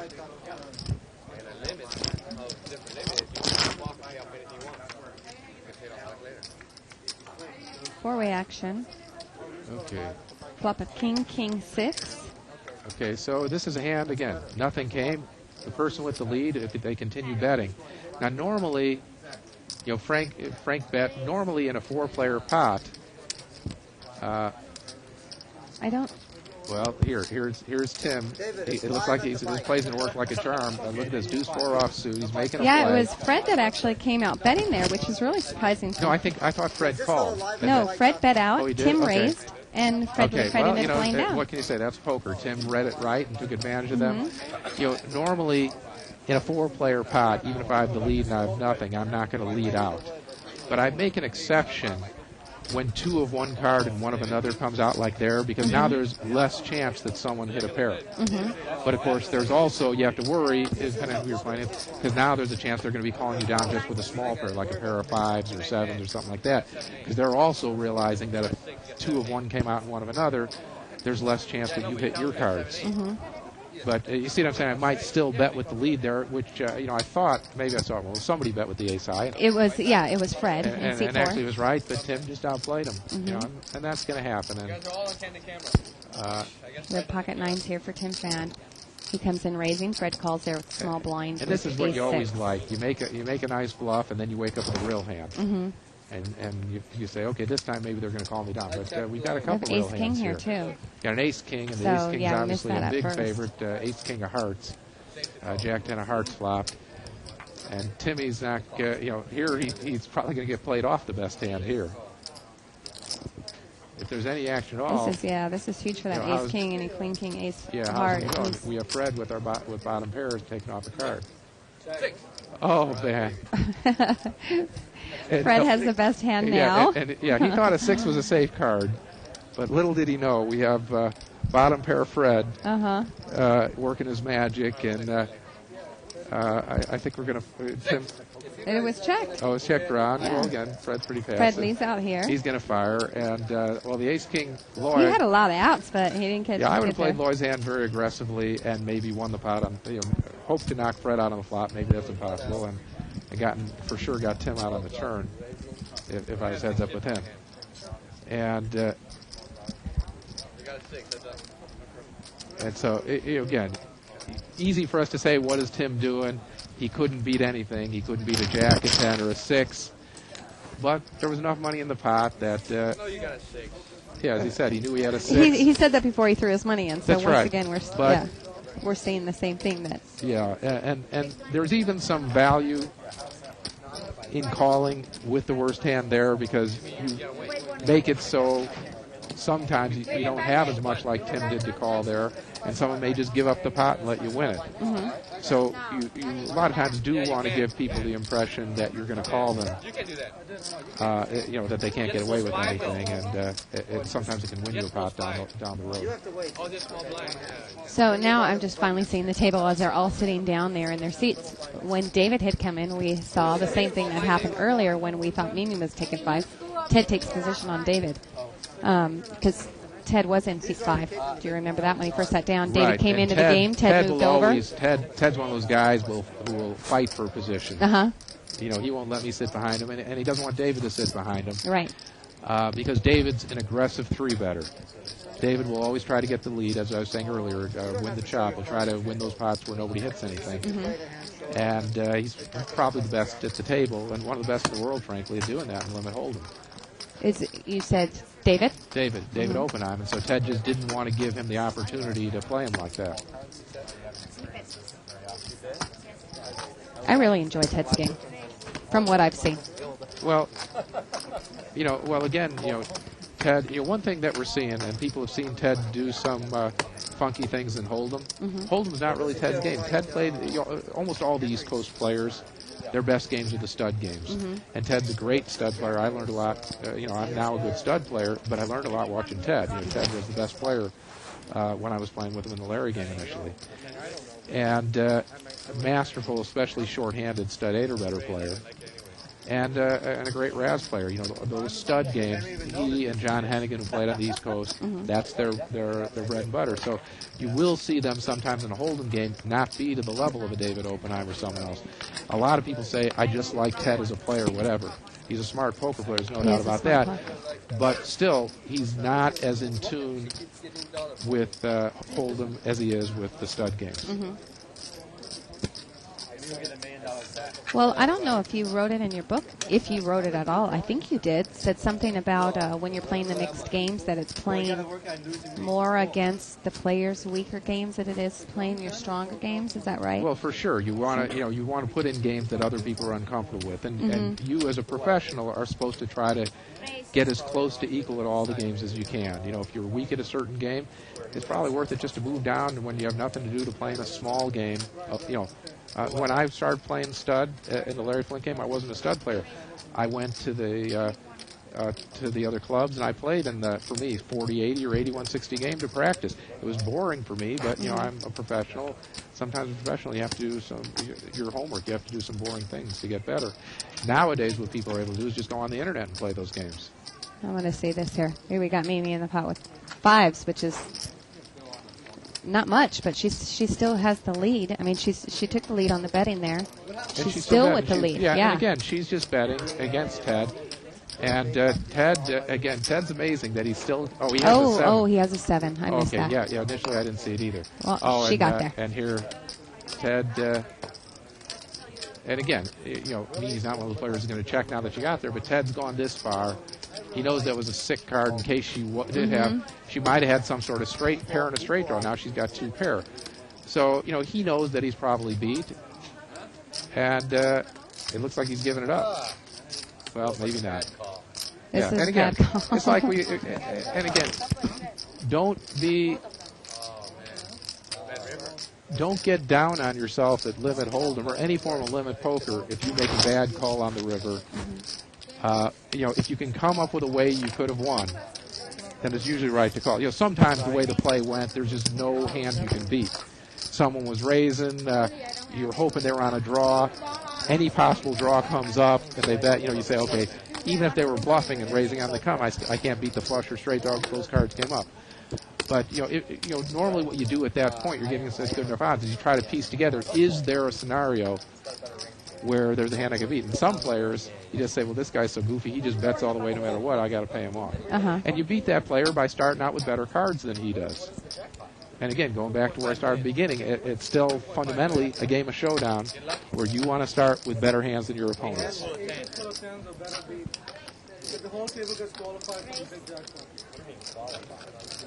My son Joe, who plays now, by the way, will be on ESPN on next Tuesday on this show. Okay. I think in limit hold'em.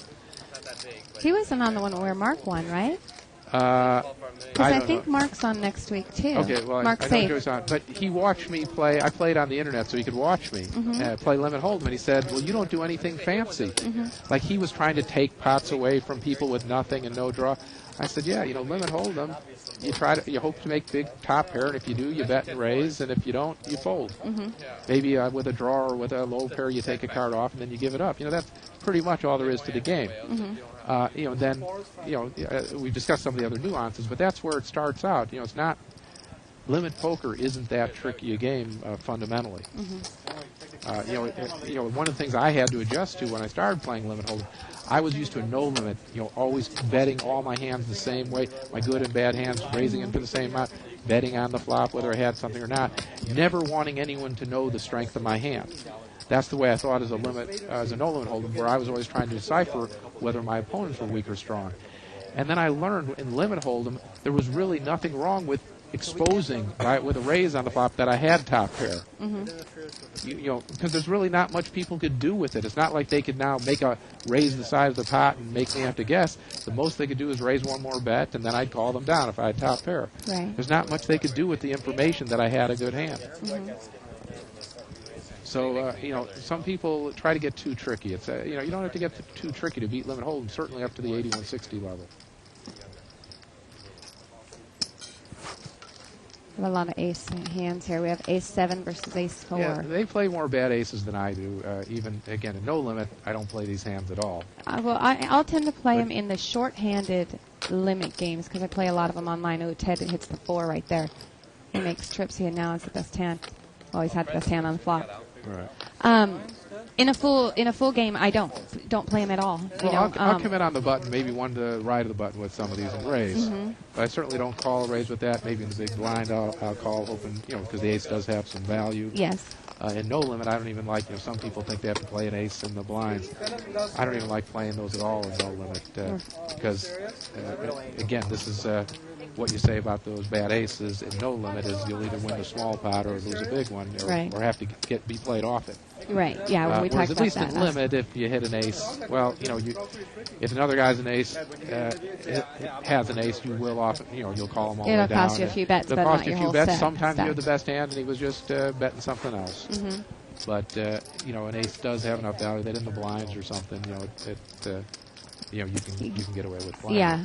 Well, in the blinds, I do play it. I was actually referencing to both of their positions in that hands, which was even in here, positions. this is a 2-chip, 3-chip structure. I'll play an ace, a bad ace in the small blind, but in a 2-chip, 4-chip structure, like you often have, let's say if this were for an 800 game, for an 800 game, I probably wouldn't even play it there in the small blind. Right. You're priced in enough with the 2-chip, 3-chip structure that it just barely gets into my qualifies for playing hand for me in the small blind.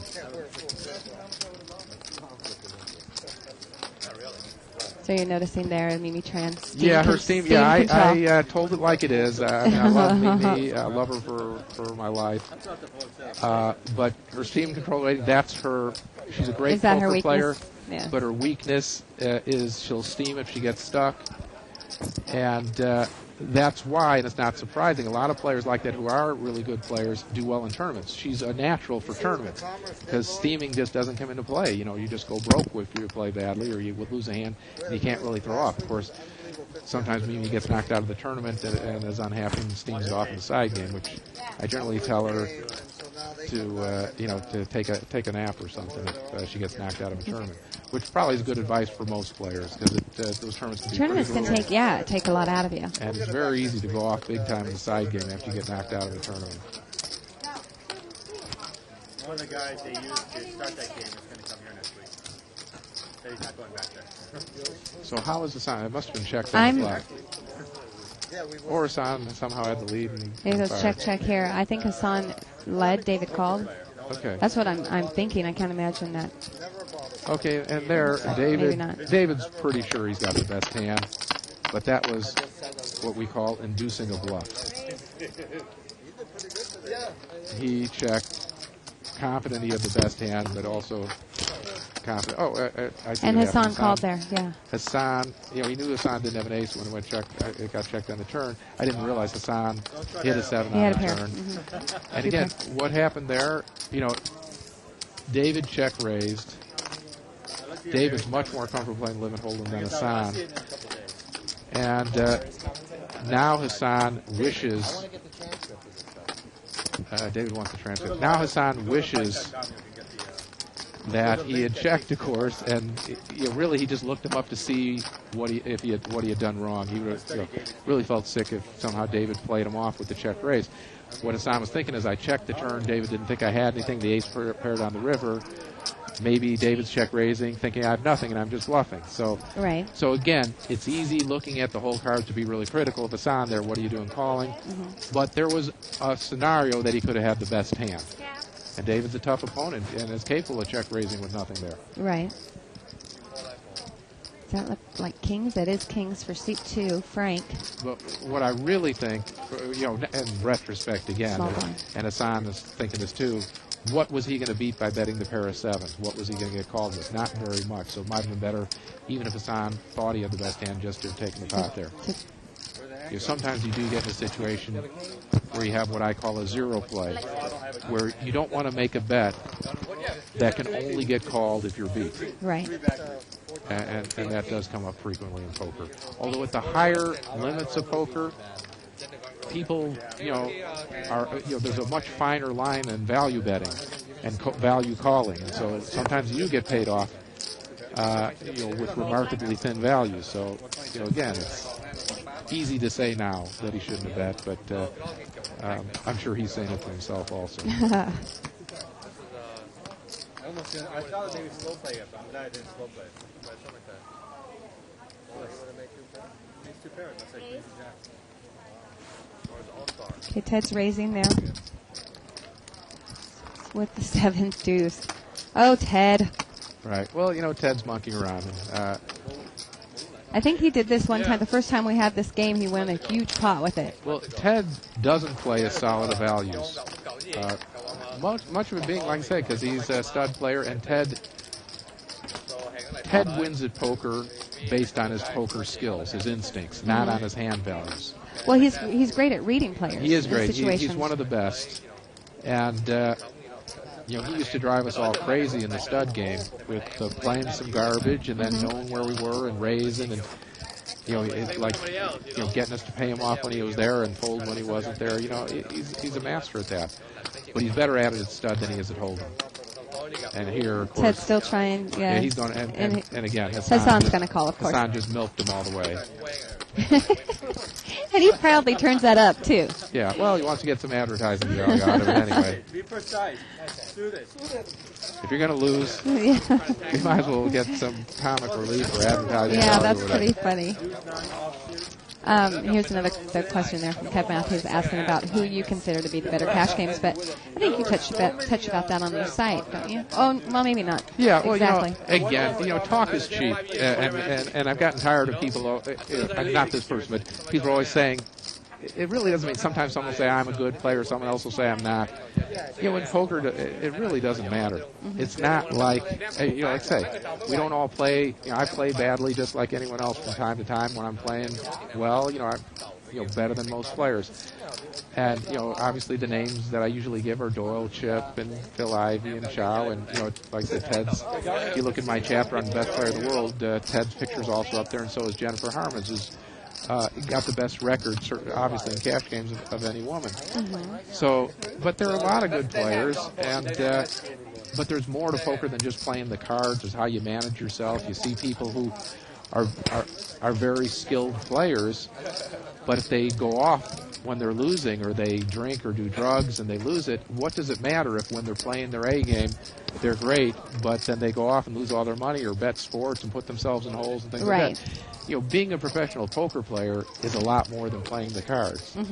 And not only playing the players, but all these other things I've talked about, and getting into good situations.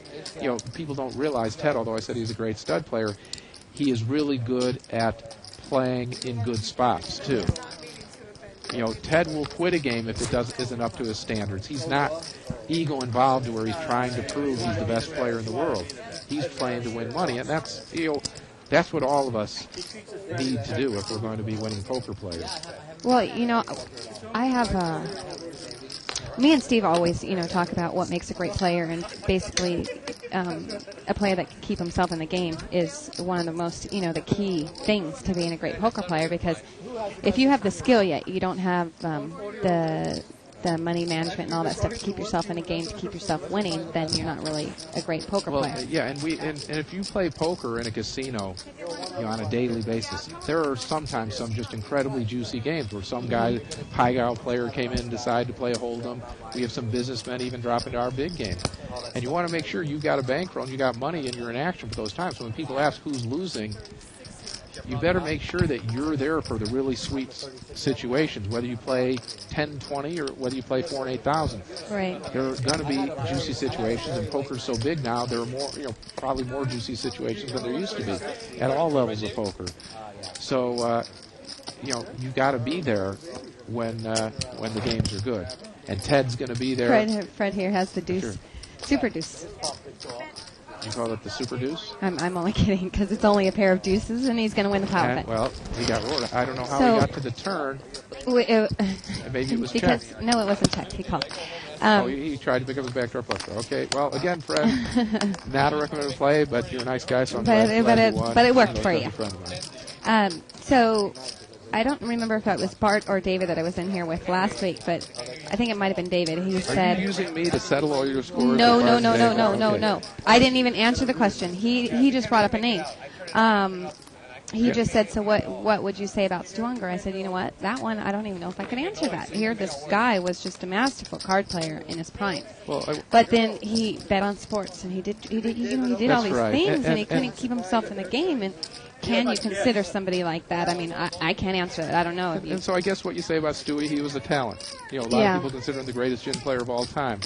He certainly wasn't the greatest poker player of all time, but he was, even though that's the title of the book. But there is an argument he might have been the best no-limit hold'em tournament player. That specialized thing. Again, poker is lots of different games. And, what did Stewie do? He won it 3 times. I mean, that's amazing. that's impressive. And right. so beating up those kind of players and playing the tournaments, which, again, it's a weaker field than the top limit game. But Stewie was obviously a master at that, and there's no denying that. So at that, particular form of poker, certainly look at that, Barry. the argument could be made. We had 2 pair, and Fred was calling down. He hit the king. He made sure. Well, he had 6 outs. Yeah. He had the 4 queens and the king. And the king. So that's actually been more outs than he's had on some of the other hands. And Fred's going on a nice little run Yeah, here. he's been getting some really nice river cards. Which makes it fun. When you're a professional and you're playing a game with Fred, who is a more recreational player. You don't mind losing to players like that, right? No, I mind losing to anyone. Well, yeah, but I don't mind seeing him beat up some of the other guys and maybe getting them off their feet. That's because true. all of us, no matter who we are susceptible to becoming into live games. As I like to say, we all have our turns in the barrel, including me. Right. And sometimes if a guy like Fred or someone else is beating and down he the can river pick off like the that, other players, and you can that's pick right. off him. Then some of these guys might start steaming. They're trying to hold their control because they're on camera. But we're all subject to going off, and sometimes it's not because of poker. Maybe you got in an argument with your wife that already had you, down the wrong road, and now people start hitting 2-outers on you, and it just multiplies, and your play deteriorates. It's funny, so many people read my book, and I saw a lot of people on the internet say it was fluff. Who doesn't know not to steam and not to do certain things? And I was thinking to myself, well, if these guys are so great at controlling what they're doing and knowing how to play, how come they don't play with me in our game? And the reason is they're fooling themselves. They aren't that good at those things. It's just human nature. We all play bad from time to time. Yes. And it's amazing how many people delude themselves into thinking they don't. I hear people all the time saying, no, I played great. I played an incredible session. I didn't do anything wrong. Well, look, there are a lot of times you're going to make bad laydowns, or you should have raised, or, whatever, should have picked up the pot, you should have known something. You make many mistakes every session. We all do, where we didn't pick up on things that we might have. Even if you win the hands, I mean, you can always analyze it thinking like, how could I have gotten an extra bet? How could I have this? I mean, the last World Poker Tour event, most of the hands I played, pretty well, but I know that there was a lot of things that I can improve on when I walked away from the game. When I play No Limit, I even look at every hand that nobody had anything that I could have picked up by bluffing as a potential mistake, where maybe I should have had a read on the guy that he was weak and should have known something. That's pretty hard on And yourself, so, Barry. I am hard on myself. If there was a pot that could have been won, I want to see that maybe I should have done it. Or if someone was really strong, I want to know, I should have been able to have that poker sense to know that. And some people, especially people, so many players on the internet, they don't understand what poker sense is and tells and reading people, because there isn't as much of that on the internet. And certainly when I was younger, that was the strongest part of my game. It's still one of the strong parts of my game, as we were saying about Ted. It's the strongest part of his game. And you might say, well, how can you pick this up? Well, it's the same as if you're in a social setting. How some people understand the social cues of other people. They know when they're boring someone. I'm probably boring a lot of people right now. But, I doubt that. But they know what people are thinking by the facial expressions. You get used to that. And I think I said this before. I know when my girlfriend's mad at me, whether she says something or not. If you play with the same people a lot, you should be able to just sense the way they're acting, when they're strong and when they're weak. At least be better at it than other people are, and that's what makes you a top player. And so there is a lot of room to play great poker, a lot of room beyond what any of us play. And so one of the things I like to say when people say, are you a great poker player? The game's better than all of us. There's more room to play great than any of us are capable of. And you only can play to a certain percentage of right plays. And if you can make more right plays than your opponents, well, then you're going to win money. And so that's what you try to do. But you're certainly not going to play anything close to a perfect game of poker. Right. Let's see, 7 raised here with Queen 5. We did have position, but we are starting to see them loosen up their games a little bit, because Lois was playing pretty solid poker. And maybe Frank's been nailing a few people and picking up the tempo. That's going to happen, What will happen if a guy, like Frank is losing, then people will like sit back and try to get heads up with Frank and isolate against him. But since Frank's been winning some of these hands, now he's got the other people into the game, and now they're playing some of the, some weaker hands. This is going to be my last hand. We'll let Bart come back in here.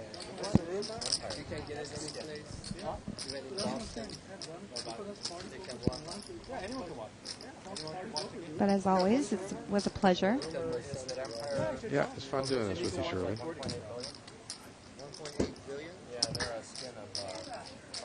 Oh, the Empire buyout? With red limbs here. No, it's 9-3 of clubs. Ted has king deuce of clubs. Makes sense. Perfect synergy. And Ted just called. I might have raised just to isolate, and as we see, it would have been a good play on Ted's part. Even with that weak a hand. If a guy's going to play that many hands, I'm going to try to take the lead from him and not let the blinds in, not let other people in. And now what do? He let Mimi in. Look at Mimi, and, yeah. And here Mimi's going to win a pot that she couldn't have won if Ted was isolated. And yeah, she was ready to get up right there. That's right. That's right. Well, they let her in. And so Fred maybe is tied in. What did Mimi do? She decided to look. She induced a bluff from Ted, and that's the end of the hand. But still, she checked. She figured that somebody had the 3. They actually should have had a tell on her there. She was getting up. She was about to leave the table. She, she came back quick. And what do you think it means when you get off the phone and quickly come back to your seat? It doesn't mean you're going to lead out into 2 people with a bluff, generally. Right. Okay. Well, I'm going to say goodnight and let Bart in here. You actually don't have to put in www. I don't know.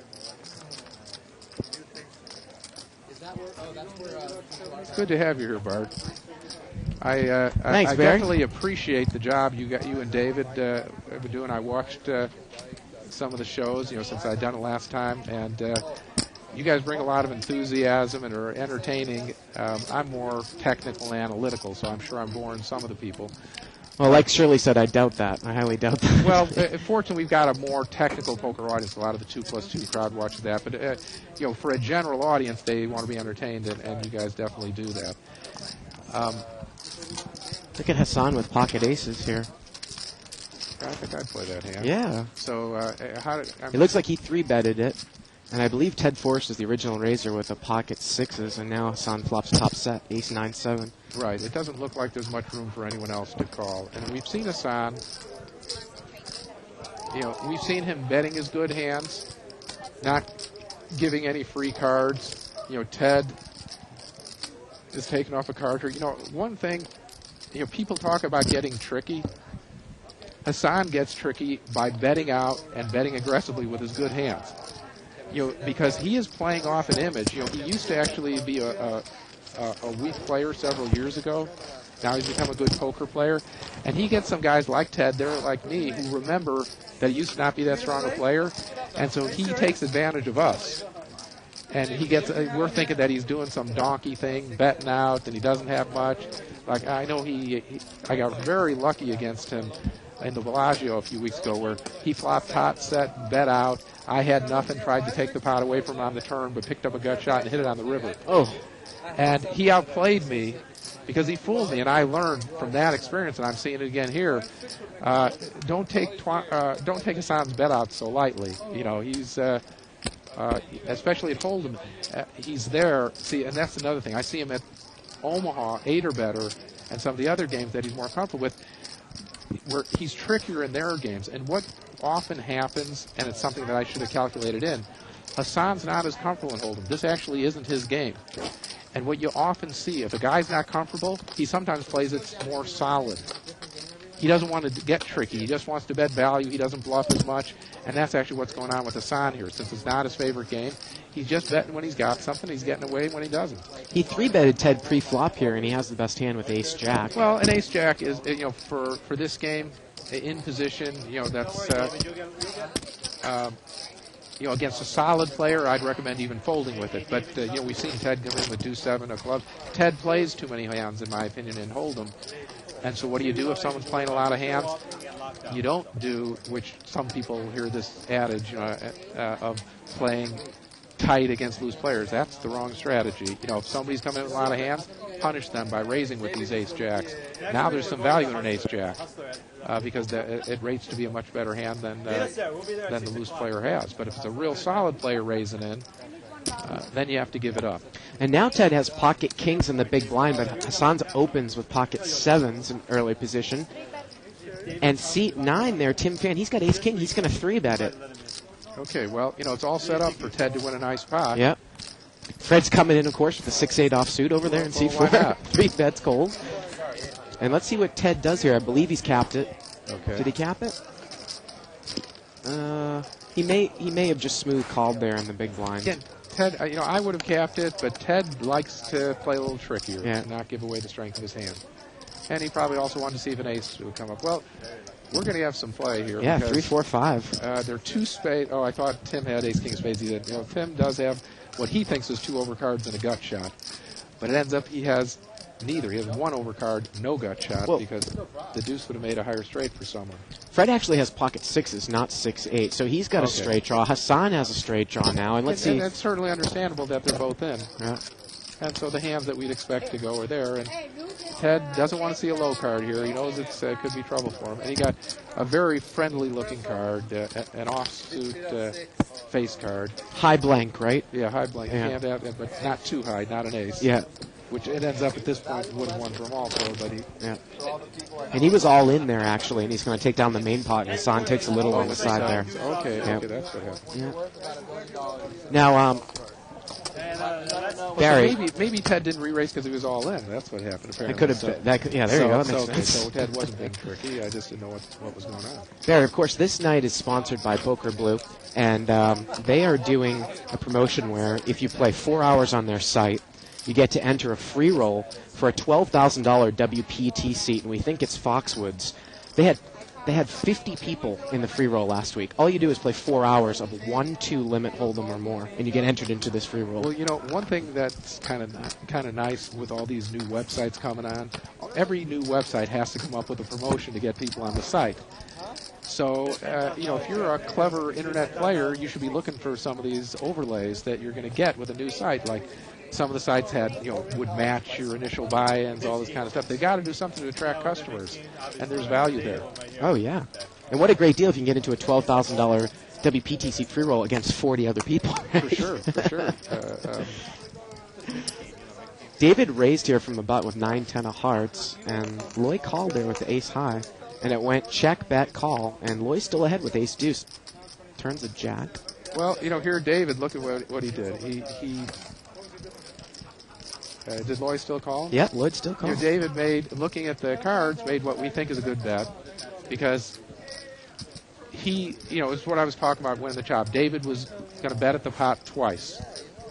I talked about this earlier when you were on the air because he didn't want to give up the pot in case Lloyd had nothing. Lloyd did have nothing, but he was Lloyd is a good hold'em player and he was strong enough to diagnose that David's going to do that, and he decided to call with the ace high. Was I might not have done it myself, but he made a nice call, and then finally David said, okay, there's no reason to go any further here.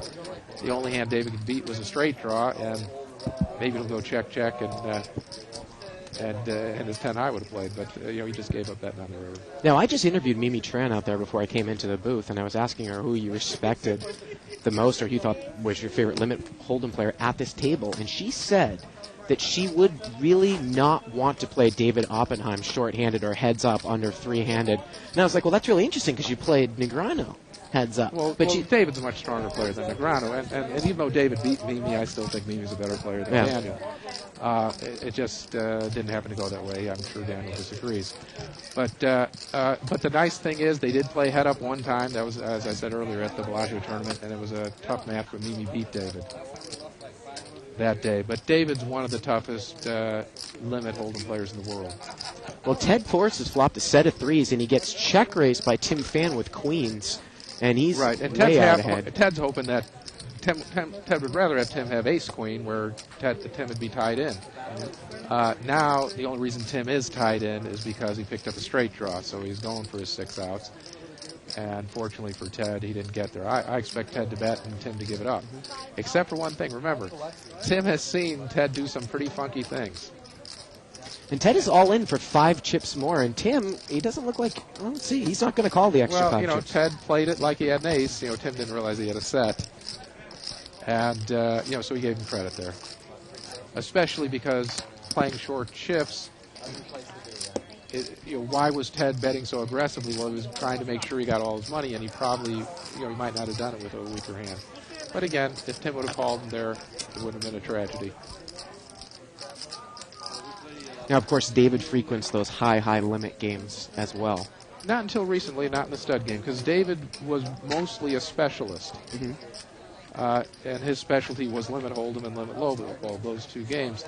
He's now become a good stud player by playing in the Larry Flint game with Ted and with me and with Phil Ivey. And Danny Robinson plays with us sometimes. So now stud's one of his games. And he plays a few other games, but he hasn't been much of a no limit or a pot limit all player. And we play those games in the highest games. So he doesn't play the 4 and 8,000. I don't think he's ever played in that 4 and 8,000 mixed game that I play in. But he will play stud 8 or better and Raz and some of those. So still, you might say, well, how come he doesn't have the complete repertoire? Well, part of the reason is he's young. And I probably didn't have the complete repertoire until I was in my 40s. Because what normally happens, wherever you live, there's a game where you can make money and you play that game. Maybe it's limit hold'em, so you play limit hold'em 10 hours a day. And it's hard to get good at the other games, because you just don't have the time. Well, Fred raised here. We can't see what he has, and Tim is check called with second pair on the flop. Fred has a flush draw. Now he's picked up a pair. He's got Jack 8 of diamonds. It's a nice card for Fred. He's know where he can go now. We know Fred's not giving up second pair, and he has second pair with a flush draw. Tim would have to spike a miracle card here on the river, and it doesn't come. And I expect, and it's not surprising he went check. Ace came. Neither of them liked it. Tim figured he was beat already, which he was, and Fred didn't figure there was any way he would get called, and he wouldn't have gotten called by, Tim, where there were 3 overcards on the board. Now, by watching this game like you have the last, say, hour and a half here, I mean, how would you characterize this game? Is this a pretty live 3-6 game? Well, it's actually, as I said earlier, there weren't hold'em specialists for the most part in this game until Mimi and David Oppenheim came in. Now it's become a tougher game. It's not as live. I mean, some people at home will see some of the garbage hands and say, boy, it looks like a live game to me. But they'd be gambling up more if we weren't on camera.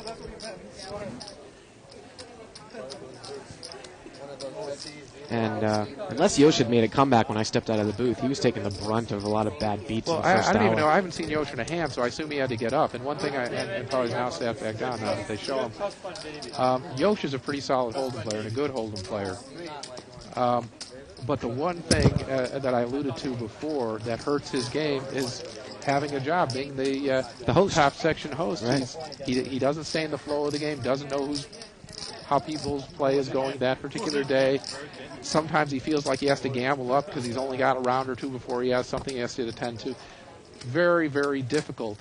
And that's not to even talk about the extra brain energy it takes to do these other things, to make decisions. That takes something out of you. And people, I think a lot of people don't realize it's the same as happens if you have a regular job and you play and then you go to play poker afterwards and you're competing against people who've rested and now are playing fresh. You're at a big disadvantage.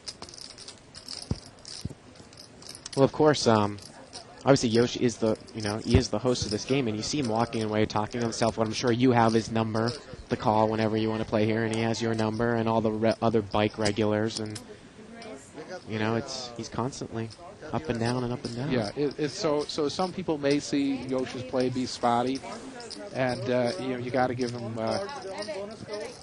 credit. As a matter of fact, I learned once I decided I was going to be a full-time professional, I knew that having a job on the side would cost me money. It wouldn't make me money.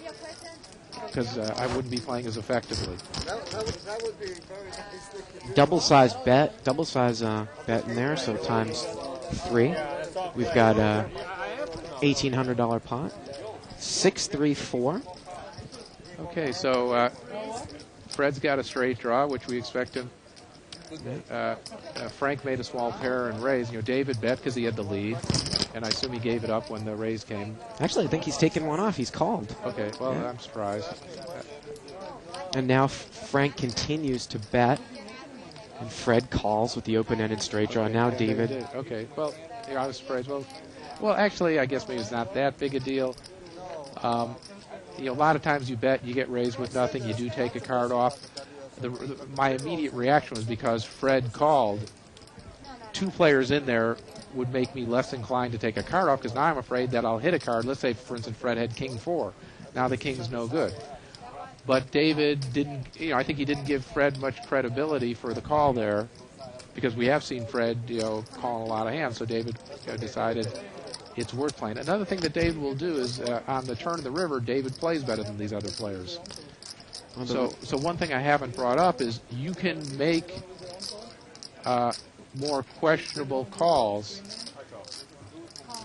And David called the turn and he bluffed the river. Right, and it didn't work. But, you can come in with more marginal hands. You can make more questionable calls. If you play better on the turn of the river than your opponents, that kind of gives you license to do some of that stuff. In the long run, it'll work well for you. For instance, I'm sure he has a good read on Fred, that if Fred bets, he does have to get away. But he was hoping that Frank just had a draw and set him a pair. Or maybe Frank had the small pair he had but wasn't going to go with it.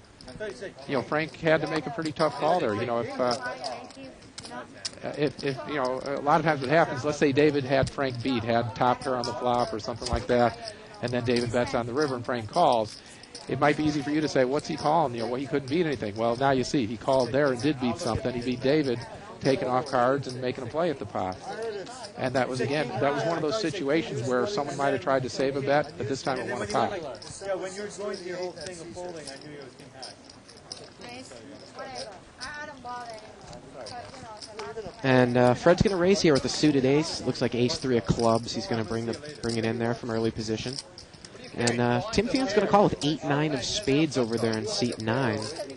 And Mimi's in the big blind. She's going to muck, so we're heads up, Fred against Tim.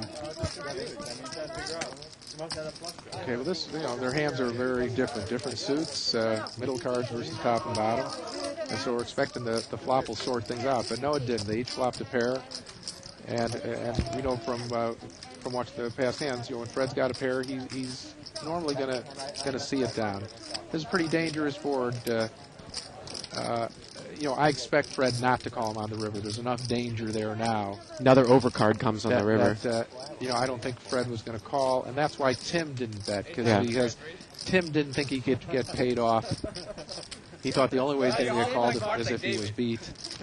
And Fred's taken off enough cards in other hands that the king, could have even hit Fred.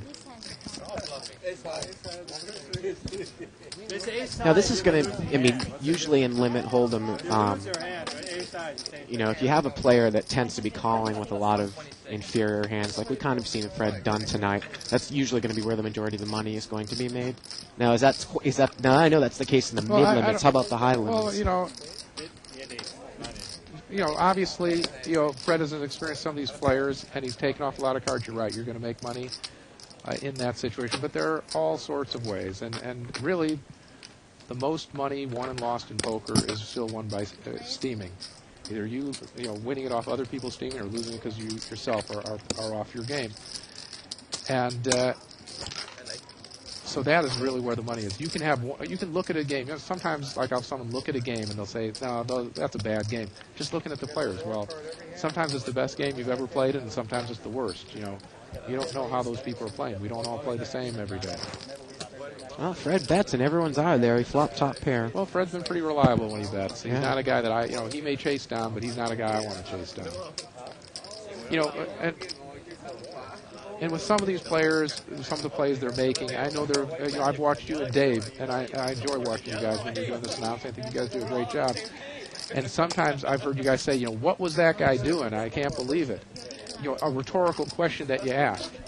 Well, that type of question, what is someone doing as a professional poker player, I never ask that rhetorically. I want the answer. I need to see, even if it looks like a strange play, I need to understand and get inside that person's head. Why did they make that play? What did they think? Why did they think it was work?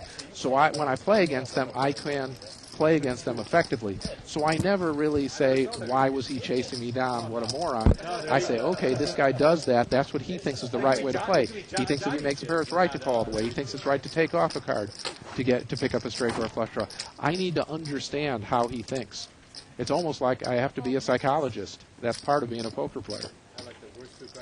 This was a raise, and we've got four-way action, and Hassan looks like he's flopped the best hand with a pair and a gut Right, shot. middle pair and a straight draw, so we expect Hassan to stay. David has an open end, but the lower open end straight draw. Turn is a 6. Fred's got overcards, and seat 7 has overcards. And Hassan still fired out with the best hand. He didn't get any opposition, so he didn't have a reason to think anyone had a 10. He doesn't want to check because it's a dangerous-looking board. Although there's no suit up there, there's straight draws possible. And everyone calls, and we've got quite a big pot and here. It's funny, everyone is obviously drawing live, but for the guy who's betting, that's a very friendly-looking card. And again, Hassan checked here. He's almost sure he has the best hand. I would have probably continued on betting, but in a four-way pot, it's really unlikely anyone was going to call him. And I can't remember if Shirley was on or you were on, but a little earlier, he thought he had the best hand where he had 7. He had third pair, so he bet it for value and got raised by David Oppenheim, who had him beat. And that might have been another reason he checked here, because he decided that he made a bet that no one was going to call unless they had him beat. So he didn't want to make that same kind of play here. Ted, you watched the recording for the last 2 weeks, and you watch this recording, you'll see a difference. In the window, the 8 seat has ace king of diamonds. It hasn't come up yet. That's Hassan. He just won a pot. It's nice to win a pot and get to raise the next one. To just keep going with the flow. Yeah. Maybe get on a little rush. And we see 2 hands that have to play. Ted's 2 8s and Hassan's ace king of diamonds. There's the king. And so, I normally give it up at this point if the other guy has the lead. I don't chase with my small pairs. But Ted plays by feel. And I still think, this hurt Ted because the board paired, which gave Ted a better chance of having the best hand from his point of view. Now, the board double paired, if I'm not mistaken, and Ted's going to have to bluff at it to have a chance of winning because he just got counterfeited. Hassan's got the second nuts, easy raise, and the hand's going to be over. But looking at Ted, I wouldn't have called. But still, you can see why he did what he did. He hoped Hassan would give it up. Hassan continued on. Now he hoped the 8s were good. Hassan just had a draw. On the river, he said, well, I've only got one shot now. I can't win by checking. So he took a stab, and you might look like a dumb play to some people out there, but if it works, 1 out of 10 times, he's actually, how many bets were in that pot? Decent amount. 1 out of, I think, about 8 times. Anyway, then he would have gotten value on his bet. Took a nice 20,000. That's kind of small for Steve. He usually gets a bigger score, but I guess he ran out of time. So Hassan has the big blind. Yosh is going to raise. We haven't seen him in a while. He's got ace-queen offsuit. Fred calls with 9-10 offsuit in seat 4. We've got 4-way action here. We're seeing some of the same players in. Yosh was away for a while.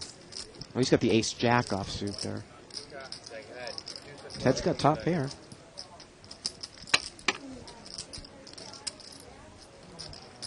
And Yosh continues with the lead. Yosh continued on, and pretty much Yosh was betting if he got called was going to give it up unless he spiked an ace. Hassan called over there with bottom pair. Well, and that's not that bad. I mean, I don't come in with deuce 5 offsuit myself, but he's trying to hit his 5-outer. So again, he had a reason for calling. maybe not a great reason, but he did have a pair, did have some outs that would have won for him. And, as we expected, nobody was going to be able to fade a bet from Ted on the turn.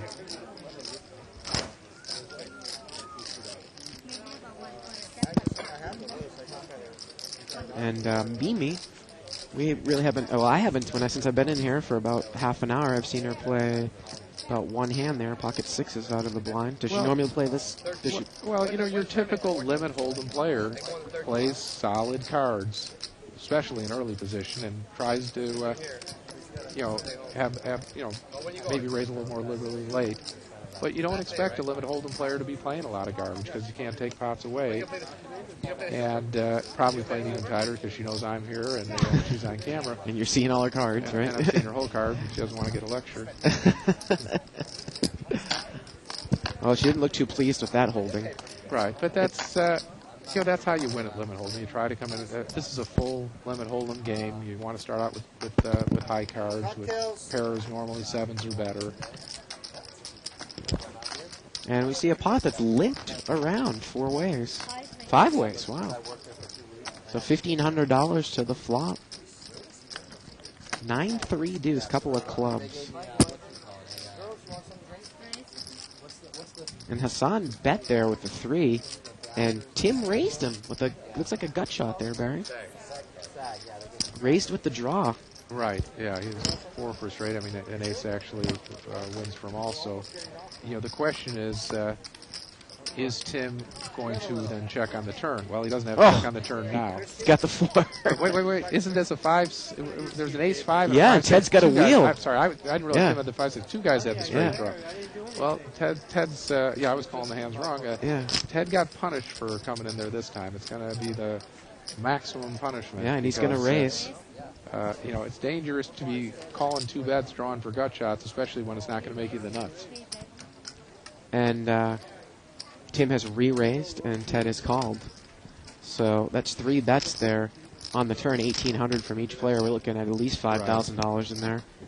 And the river's a 10. It's a 3rd club.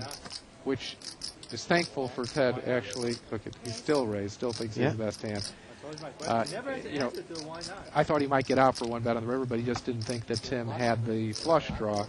Tim doesn't look happy about it. Yeah, well, he put Tim on a made hand. Yeah. And so, again, you might say, what is Ted doing? Well, I can tell you what he's doing. He was afraid he still had the best hand and that Tim had a set. And he figured the club probably gave him protection from getting raised back. Mm-hmm. If a 10 of hearts would have come there, I think he would have just called, just in case he was wrong. But you see what I'm saying? That gave him protection. He felt it was still worth 1 more bet. He still thought he had the best hand. Think about it, figure it out. And although, Ted hasn't looked too good, he's lost some hands here. Remember, this isn't his best game. And if they were playing stud, Ted would be making everyone else look like monkeys. I just thought it was a little interesting that Tim raised Hassan with a couple people to act there with the draw from up front. Well, yeah, but again, possible play. He was, if I'm not mistaken, he was in position. And sometimes the way people will play their gut shots is take an early raise and then check on the turn. And so that might have been what he planned on doing. It was a raggy flop. He might have hoped the 5 and 6 would have won from also, and he was right. They would have. So it's not like he didn't have some outs. Oh, Mimi's going to come in here. She's going to bring it in for a raise. Ace 10 of clubs. Mimi Tran has entered the pot. Yep, she has. And it looks like Fred's got ace king in seat 4. And I think he just smooth called. Okay, and Mimi has ace 10. And so, we expect Mimi. An ace got laid down also. So we expect Mimi to, well, we have 5-way extra pots, so we don't expect Mimi to keep firing. There's 1 ace left in the deck, Barry. 3 aces are out. Ted's in there with ace 7. And lucky Mimi, she outflopped everyone. 5 ways, she beat the 8s and the 9s, and so now we do expect Mimi to bet through. She had the betting lead with her 2nd pair. And if she doesn't meet any opposition of someone raising her... the turn's a king. And she really got unlucky. Of course, Fred did have a gut shot also, and that wasn't his only out. And so now Mimi with 2 overcards, no reason to bet anymore. They both had gut shots. She found out Fred could call. And again, if she's played with Fred enough and has seen what we've seen, Fred doesn't bluff here very, very often, but Mimi's saying, well, it is a pretty big pot. It was 5 ways before the flop, so I'm sure she's saying to herself, this is a bigger pot than normal. She's checked the river, and Fred has bet with the ace-king. We got these shirts. And you're right, it's about a $7,000 pot. And so, look, and see what she did? She looked over at him, and this is something that women get away with that men can't get away with. When I was teaching Mimi, I told her, if you can play like half as good as I can, you can win more money than I can, because there's just so many things that men will do. They won't give you credit for being able to bluff as much, so many things. And here, do you see what she did? She turned to him and said, you have it? You got me, don't you? And I think Fred gave her either said yes or gave her a knowing nod. Again, it's one of those tricks that women pull on men, and Mimi got away with it. And saved a bet there. Saved a bet. Saved $600 at the end. Yeah, I guess maybe it's it's worth doing a little flirting if it can save you $600 every hour. Why not? $600 Not that she was flirting, but she was again using her feminine wiles. But David Oppenheim's going to raise with pocket fours. Ted Forrest and Lowe there in seat 7 both have ace-kings. That's Loy. Yeah, Loy. And Loy's a good, solid player. And if Loy re-raises, which I assume he did, people are going to notice, because Loy's 3 bets are generally not just clear-outs with like a king-10. They're ace-kings or aces, kings or queens. Something good. Big pairs, ace-kings. Raised by David, a 3-bet by Ted, and a cap by Loy. And David calls. And so now let's see how lucky David is. Is he going to spike his 4 or not? So at this point, even, David's got the best hand, but, I might have given it up. David's pretty tough. Look at against 2 guys. Yeah. He actually has the best hand, and he's going to see if he's picked up a straight draw too. Now they might not be able to get him out. And Loy continues to lead, and David calls. What about Ted here? Ted's going to out. it. Now, is Loy going to... I don't think David's going to be able to... Well, is David going to be able to fade the river? Let's see what happens here.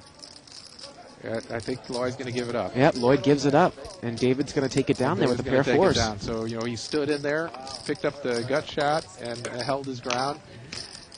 And, what can you say? He outplayed them, is I guess what I would say. It was a good play. Loy bet through, did everything he could. Well, he didn't do everything he could. He could have fired another bullet on the river, but I don't know if David was giving it up then. One thing that happens, your first thought when someone 3-bets, David raised, actually Loy capped it, but when someone 3-bets or 4-bets, the first thought is ace-king. That's the first hand I think about. And so sometimes I will chase down when the pot's that big, if I can beat ace-king. So if I do pair something, or I do have a pair like that, I would have probably given up on the flop, not tried to hit it, not thought I had the best hand, just because Loy's real solid. Ted, if I'm not mistaken, Ted 3-bet, Loy made it 4-bets. I was up against 2 players. Now this time he was very fortunate. They both had the same hand, and it kept coming small. But against 2 players, it's pretty tough to stand your ground. Tim Fan is raced with King-Queen, and Yosh has 3-betted him in seat 1. We can't quite see what Yosh has yet. He's got pocket 9s. Oh, and Tim flops 3 queens. King-Queen. Queen-Queen ace on the flop. And Tim just check calls here with the 3 queens. Oh, he's going to check raise. Excuse me. Check raises.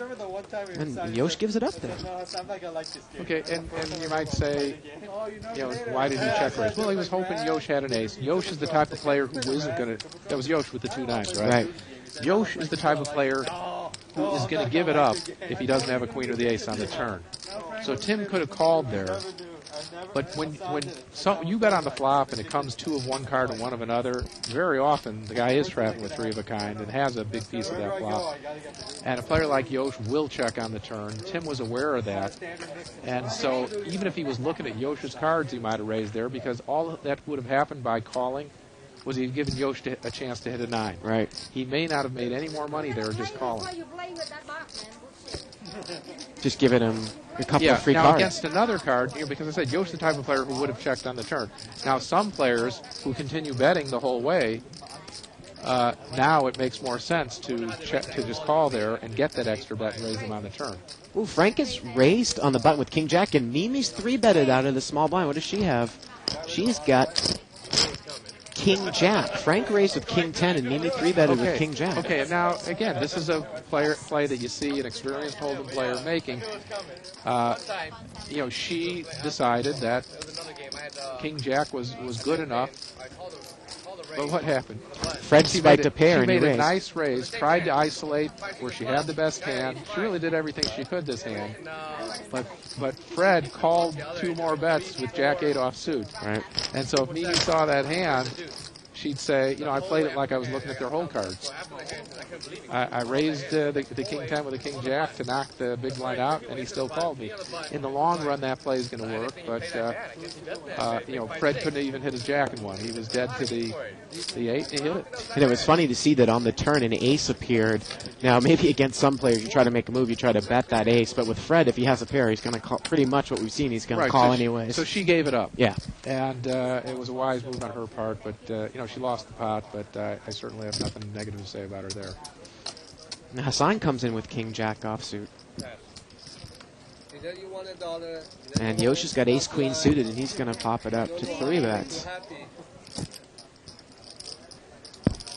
Let's see if Fred calls cold out of the small blind. He's got queen deuce offsuit. Oh, he's going to give it up. Good going, Fred. And we're heads up between Yosh and Hassan. King Jack against ace queen suited. Just not Yosh's night. Yeah. He had a nice hand, but again, he continues betting out. Certainly isn't a flop he liked. Yeah. Hassan check calls with the king. Right. Ooh, Yosh's got a flush draw now. Okay, maybe we saw Yosh get lucky before, and now he has no reason, he has a reason to do something. If the heart didn't come, he wouldn't have bet, and Hassan, understandably... And Hassan check raises him. Yeah. Oh, and the river's a heart, and he gets there. Yosh is probably going to just calmly look. You don't see any emotion on Yosh's part. He checks there, but just look at it, Hassan, kings and jacks. And I think he checked there. I don't know how the betting went. It's hard to see because he was playing. Hassan bet, Yosh raised, and Hassan called. Which is what you would expect. Yeah.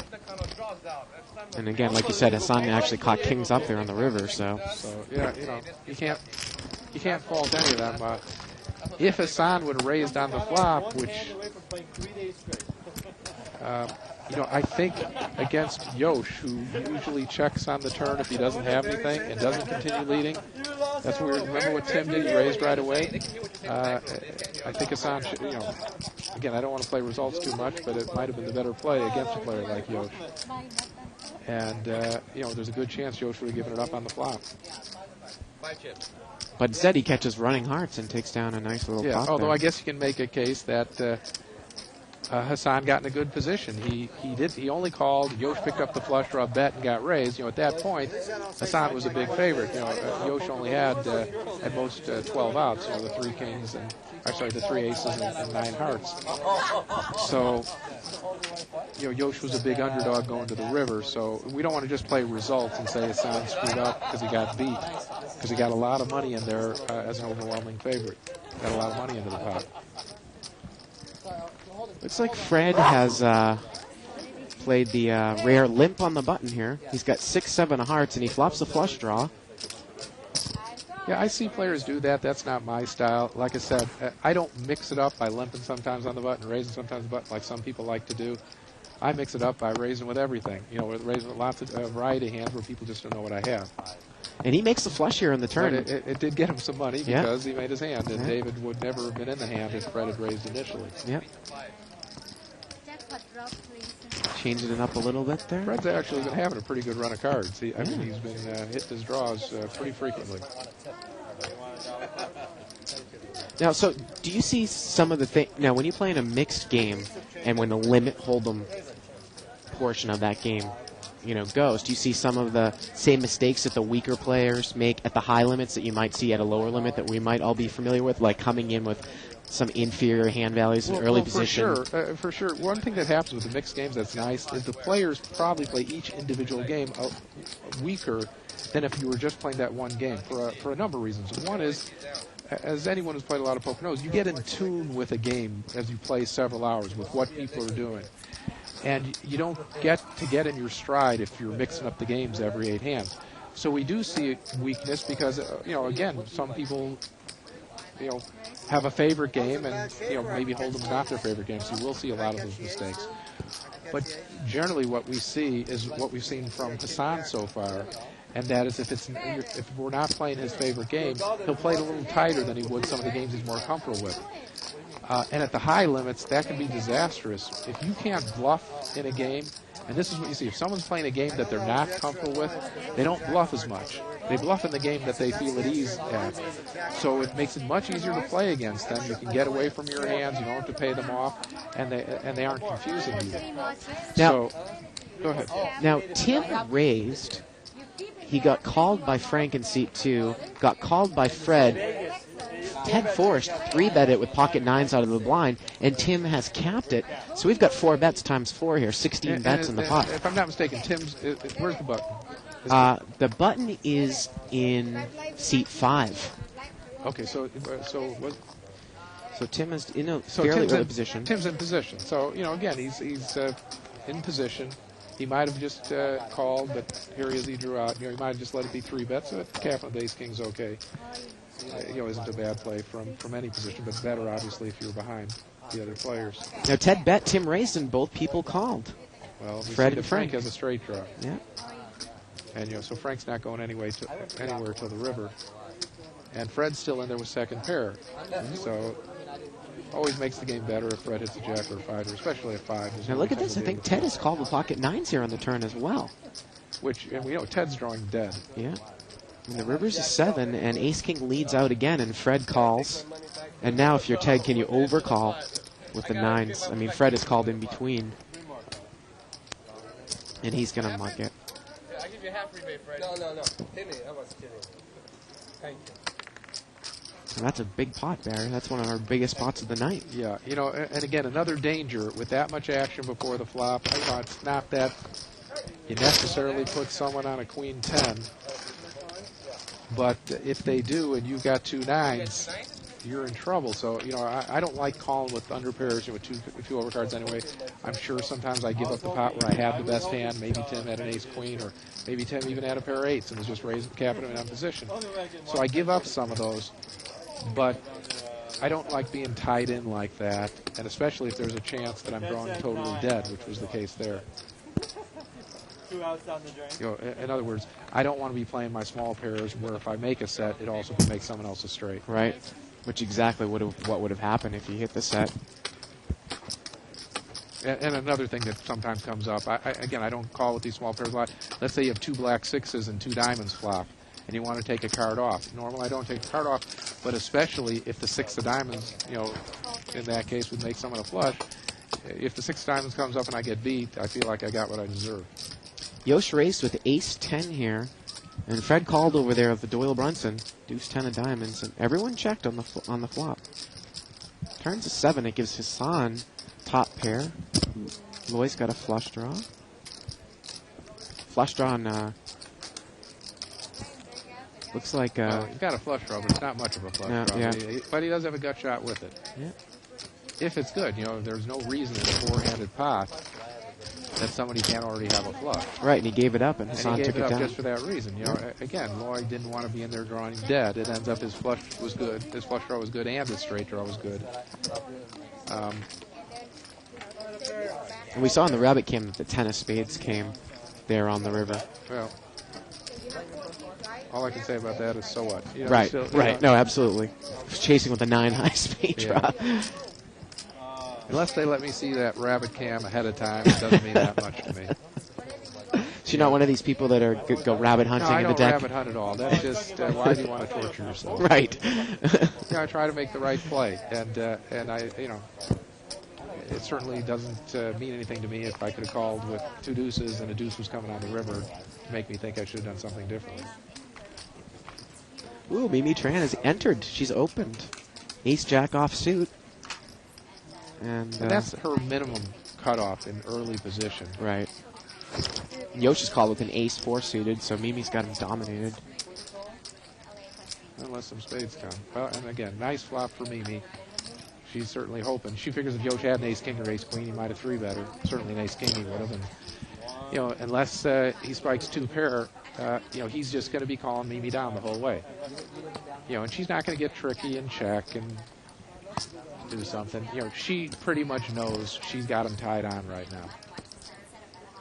And even here, she's going to bet. And her thinking is he had an ace-queen, he might have re-raised me, he would have already had me beat anyway. And Yosh is saying, you know, Mimi should know by now that I've got an ace, and I've got a kicker that doesn't play. And he throws the crying call. He's exactly. He's calling there, expecting that he's beat. But the other thing he's thinking is, if I'm not mistaken, Yosh never raised at any point. If he would have raised on the flop and Mimi would have three-bet him or check-raised him on the turn, he actually probably would have given that hand up. But sometimes you have to remember, if you haven't shown the full value of your hand, you might have fooled the other player. What would Mimi have done, let's say, with two kings there? Right. She raised her early position. Well, she would have had reason to believe that she maybe still has the best hand, and she might have bet the river. So, you know, there was nothing wrong with Yosh's call there because he played the hand pretty passively. Well, it's not a permutation and combination, so you're going to have to figure it out. So, Barry, this is going to be the last hand of the night. Again, it's a pleasure that you joined us. I know you wanted to have the opportunity to come here and do a limit game, and of course your knowledge I had some more things to say, and I hope people got something out of it. But it was fun. Actually, it's a lot nicer to do 2 hours instead of 4. Have you ever seen Mimi's Trans hole cards in a cash game before? Yeah, when I was teaching her how to play. Okay. It would drive me crazy sometimes when I was teaching her. But she's played pretty solidly tonight.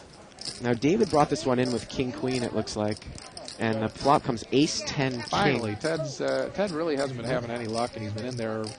Oh, look, he's got a lot of luck now. Yeah, look at this. He let Fred pick up a set, and Fred's obviously going to raise him. No way Fred could ever imagine that Ted has a straight and slow played it. Look at David. I think he knows he's beat there on the middle. Yeah, and of course David knows Fred would be raising with less than that. But yeah, David thinks maybe a king or a jack are good for him, and ends up neither of them are good. And Ted's probably going to 3-bet here, and he does. So of course, and Fred can't get away from his hand. Look, he's going to raise back, Barry. Well, he's raising again because Ted fooled him. Ted checked the flop, and Ted's going to do everything he can to get all in. And now we'll really see. Things haven't gone too well from Fred. He's been playing some shaky cards and getting unlucky with them. Finally flopped the nuts. Is the board going to pair and really ruin things? Nope. No, a very nice, safe card. Yeah, Fred's going to check call here, and Ted's going to show the queen jack straight. And there you go. So, there Ted gave the free card and it worked to perfection. Well, that is going to do it for us tonight. And again, Barry, thank you very, very much for stopping by and doing the limit game. It was a pleasure. Okay, another handshake. That's good. Anyway. And we want to remind everyone, we got to pay our bills, remind everyone that tonight was sponsored by Poker Blue, and that if you play for 4 hours or more, of 1-2 limit hold'em or better, you can play in a free roll. About 50 people for a $12,000 WPTC. How many hours? 4 hours in a month. Well, yeah, let me write that down. All right. So for Barry Greenstein and everyone here at the booth, we will be back tomorrow at 6 o'clock Pacific time. Good night, everybody, from Live at the Bike. Okay. It's here. It's big. And it's closer than you think. It's not a tournament. It's what you don't see on TV. The cash is real. The stakes are high. They bet big. They win big. They lose big. High stakes live action poker. Live at the Bike. Watch it live on the web or play it if you dare at the Bicycle Casino right here in Los Angeles.